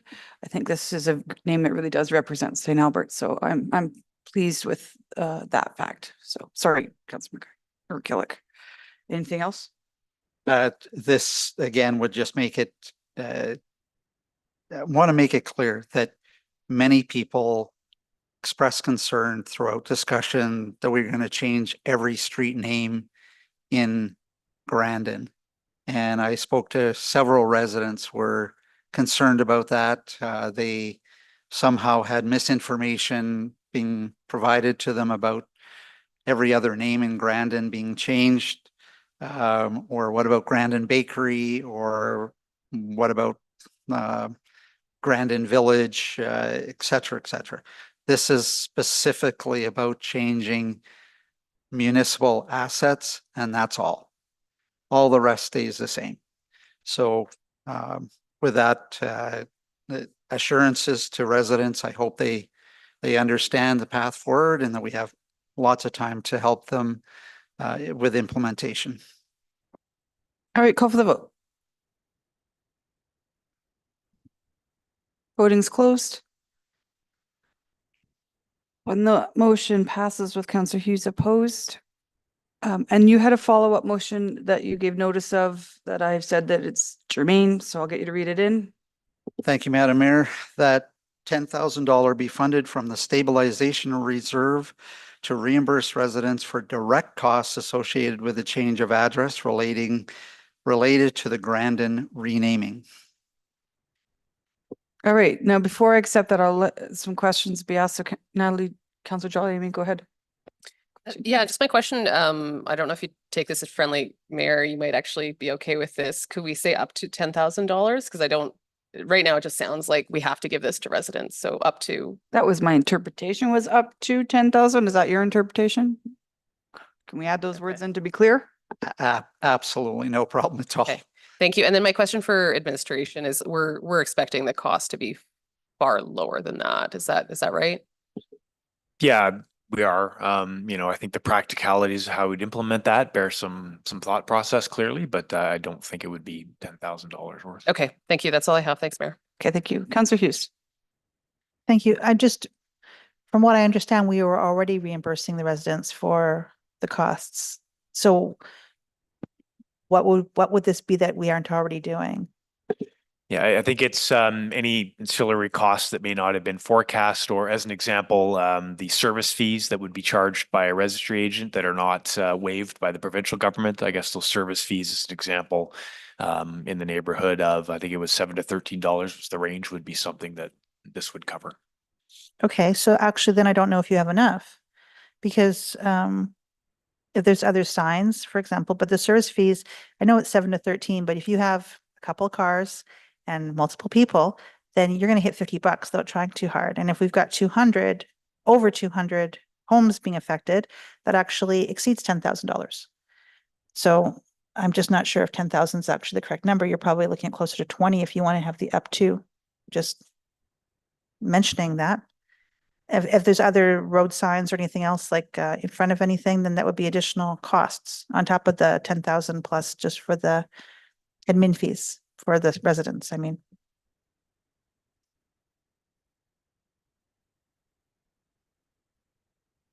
I guess it's a start. I guess it's just if it's insufficient, then we have to go back. So I guess I'm just suggesting perhaps you want the numbers that are more accurate. Well, I don't know how I would determine that it's accurate or not, but I would be, if there's a concern that it should be up to $20,000, I certainly would be open to accepting that. What I wanted to make sure is that price or cost per resident was not a barrier or a complaint. To say that it could be more, I guess it's possible. So I would look maybe to administration to say, could they give us any guidance on this at all? Well, yeah, I mean, I guess if it's an up to number, then it actually is probably prudent to go a little bit higher. I think by my rudimentary math, $10,000 is about $50 per address, right? And if there are multiple people who need changes at the same address, I think to Councillor Hughes' point, if you want to go up to a $20,000 limit, that provides additional flexibility. I'd certainly be open to changing my motion then to up to $20,000. Okay, and another follow-up question. So when we're talking about the land titles changes, it said it was $2. Now, most people, when they go and do a land titles or they buy a house or whatever, they go through a lawyer. And quite a few people who live on some of these roads are older and are unlikely to want to chew all of their paperwork themselves, regardless of how simple it might be. So is the intention also with this that we would also be paying for legal fees if they chose to use a lawyer to do the land titles? For the land title service address, a lawyer is not required. It is a very simple form. However, part of why administration would like to help residents with that is that the land titles system does use what they call a document registration request. So rather than ask all of those residents to learn a new system and how to get their documents in the queue at land titles, we will do that for them. The city already has a land titles account, so it would just come right out of the account that we already have with them. So would the residents then not be doing anything themselves? They'll just be notified, guess what, you have a new land title? Is that how it's going to be working? They would submit the paper to us because they would have to sign their signature on it. It includes like the full name that they have on their title, their legal address, which we can find. That's called a lot block and plan. But we can certainly assist with them and we can make a plan on how to make that as easy as possible for our residents. Okay. And if they thought they needed additional help, will be like, because some people are older, like, some people are 90 and you get them the form and they're going to feel overwhelmed. So is the intention also that we'll be actually offering to let them come down and help them fill it out if necessary? I don't think it'll be most people, but I'm sure there's a couple. I'm sure, and there's some people have, I don't think there's equitable necessarily internet access across folks. So I think multiple forms of communication. Yes, drop-ins. I don't see how we would get away without that. And in fact, in some cases, it may be actually be door-to-door service. I don't know. We haven't worked through that yet, but yes. Okay, thank you. All right, I'll accept your motion. Councillor Killick, go ahead. Yes, I think changing it to $20,000. Thank you, Councillor Hughes, for bringing that forward. My intention of doing this is to ensure that there's no financial burden to any of the 200 residents that would or 207, I think it is, that would actually be affected by address change. So I envision that not only land titles, but possibly if there's home-based business, for business cards or letterhead or vehicle registration fees, maybe that might fall into that as direct costs that this would keep residents whole and not impact them financially by this change. Thank you for that. Councillor Hughes.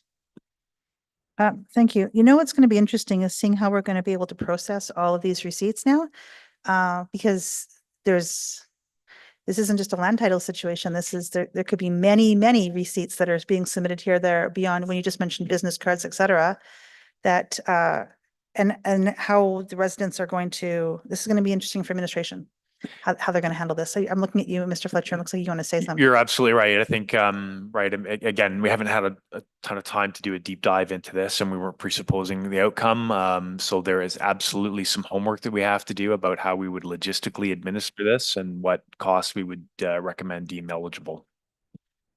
I'm wondering if we should do a postponed motion to have this done at next meeting instead, and actually have a backgrounder so we can see the consequences and see how administration would be prepared to enact it. Or can you send us a memo? What kind of? We could certainly send a proposal. Yes. Okay. This is the other thing is I can't answer it now. I guess that is my point. And I wouldn't expect you to. Yeah. Because this is an entire administrative process now that has to be determined very, very quickly. And exactly what is eligible, what's not eligible, what is required for receipts. Is there a maximum amount? There's a lot going on here now. And in spite of all of this, it still does not reflect, I understand that we maybe will pay them $50 or $100. It doesn't reflect the inconvenience that all these residents are going to now have to face. That list of everything they have to change is not just the land titles. It's it's down to every single piece of ID ever. So it's a forced move on their part. So I'll be supporting this because I don't think they should have to encumber the basic costs, but we need to recognize that the inconvenience factor and all the other unknowns is not recognized with a mere $100. Councillor Mackay. Yeah, thanks, Madam Mayor. I'll support this. This is not the first time this has happened in even in our region. Edmonton just did this all with the Oliver neighborhood. So I'm sure administration can take some of the learnings from Edmonton's administration. Plus, there are other municipalities that have had to go through similar naming things. So I'm fairly confident administration will be able to get this figured out very just by using best practices from other municipalities. Anything to close, Councillor Killick? Nothing further. Thank you. Thank you. Call for the vote. Voting's closed. That motion passes unanimously. Anything further on this, Mr. Fletcher? No. I'm gonna run up and do some media real quick because I've been waiting. So Councillor Hughes, your deputy mayor, are you not? I am. We just have civic agency updates, and then Natalie has a IR to read in, and then I'll join you in camera. Great. Okay, so civic agency updates. Councillor Killick, do you want to begin? Nothing happened since my last update. Okay. Thank you. Now, Councillor Mackay, I can't see you. Yeah, I'm sorry. It's okay. You have agenda item up there, not your pretty face. Do you have anything you'd like to share? Now you're up. What would you like to share? I probably saved everybody a little bit of grief there. Yeah, I'm very similar to Councillor Killick. I have nothing to share since last time. Okay, well, I just said that you really shaved your head really well today. I mean, it's really smooth. Oh, no, I think it's the moon on my forehead there. Okay. Councillor Jolly, do you have anything? No update since the last time. Do you want me to read the IR in right away? No, I'll just go to the other two people first. Yeah, Councillor Broadhead, do you have anything? Nothing new, Councillor Hughes. Councillor Romanski, do you have anything? Meetings are this week later and next week, so no. So I only have one update, and that is the seniors committee's meeting tomorrow. And we have the seniors awards nominations that they're reviewing, and there was 11 submissions. So it should be a interesting evening, and I'm looking forward to what the results come up for June. And so council will get an update later on. So we're finished that. We'll go to the information request and a motion. Do you have anything? You think you had something, Councillor Jolly? Yeah, I just did an IR. The question is, has City of St. Albert evaluated how or if the Alberta designs in the Federal Housing Design Catalog fit into St. Albert's LUB or design guidelines? I'm curious about how these fit in with the infill strategy being developed and whether we can waive certain development fees to encourage development of known designs. And I just have for reference the actual housing catalog website, and there's an article in the Vancouver Sun talking about how munis need to step up. So that's all. Okay. And actually, I have just to follow up to that earlier with the offsite levies, that if we can just get a cost to taxpayers for the future offsite levy projects that we expected, just what's going to be our take on that. So that completes that. So the next item is in camera. So who would like to put forward the notice of motion to go in camera? Councillor Jolly, do you want to try? Sure, that council moving camera to have a confidential dialogue with the CAO pursuant to section 24(1)A of FOIP. Great, we'll call for the vote. And votes closed. Yes, no, maybe. Yep, perfect. Okay, and it passed unanimously. So there's nothing else waiting for us. Just anybody's waiting. We're going to go in camera, come out and go home. So there's no need to hang around. Thank you. Good job.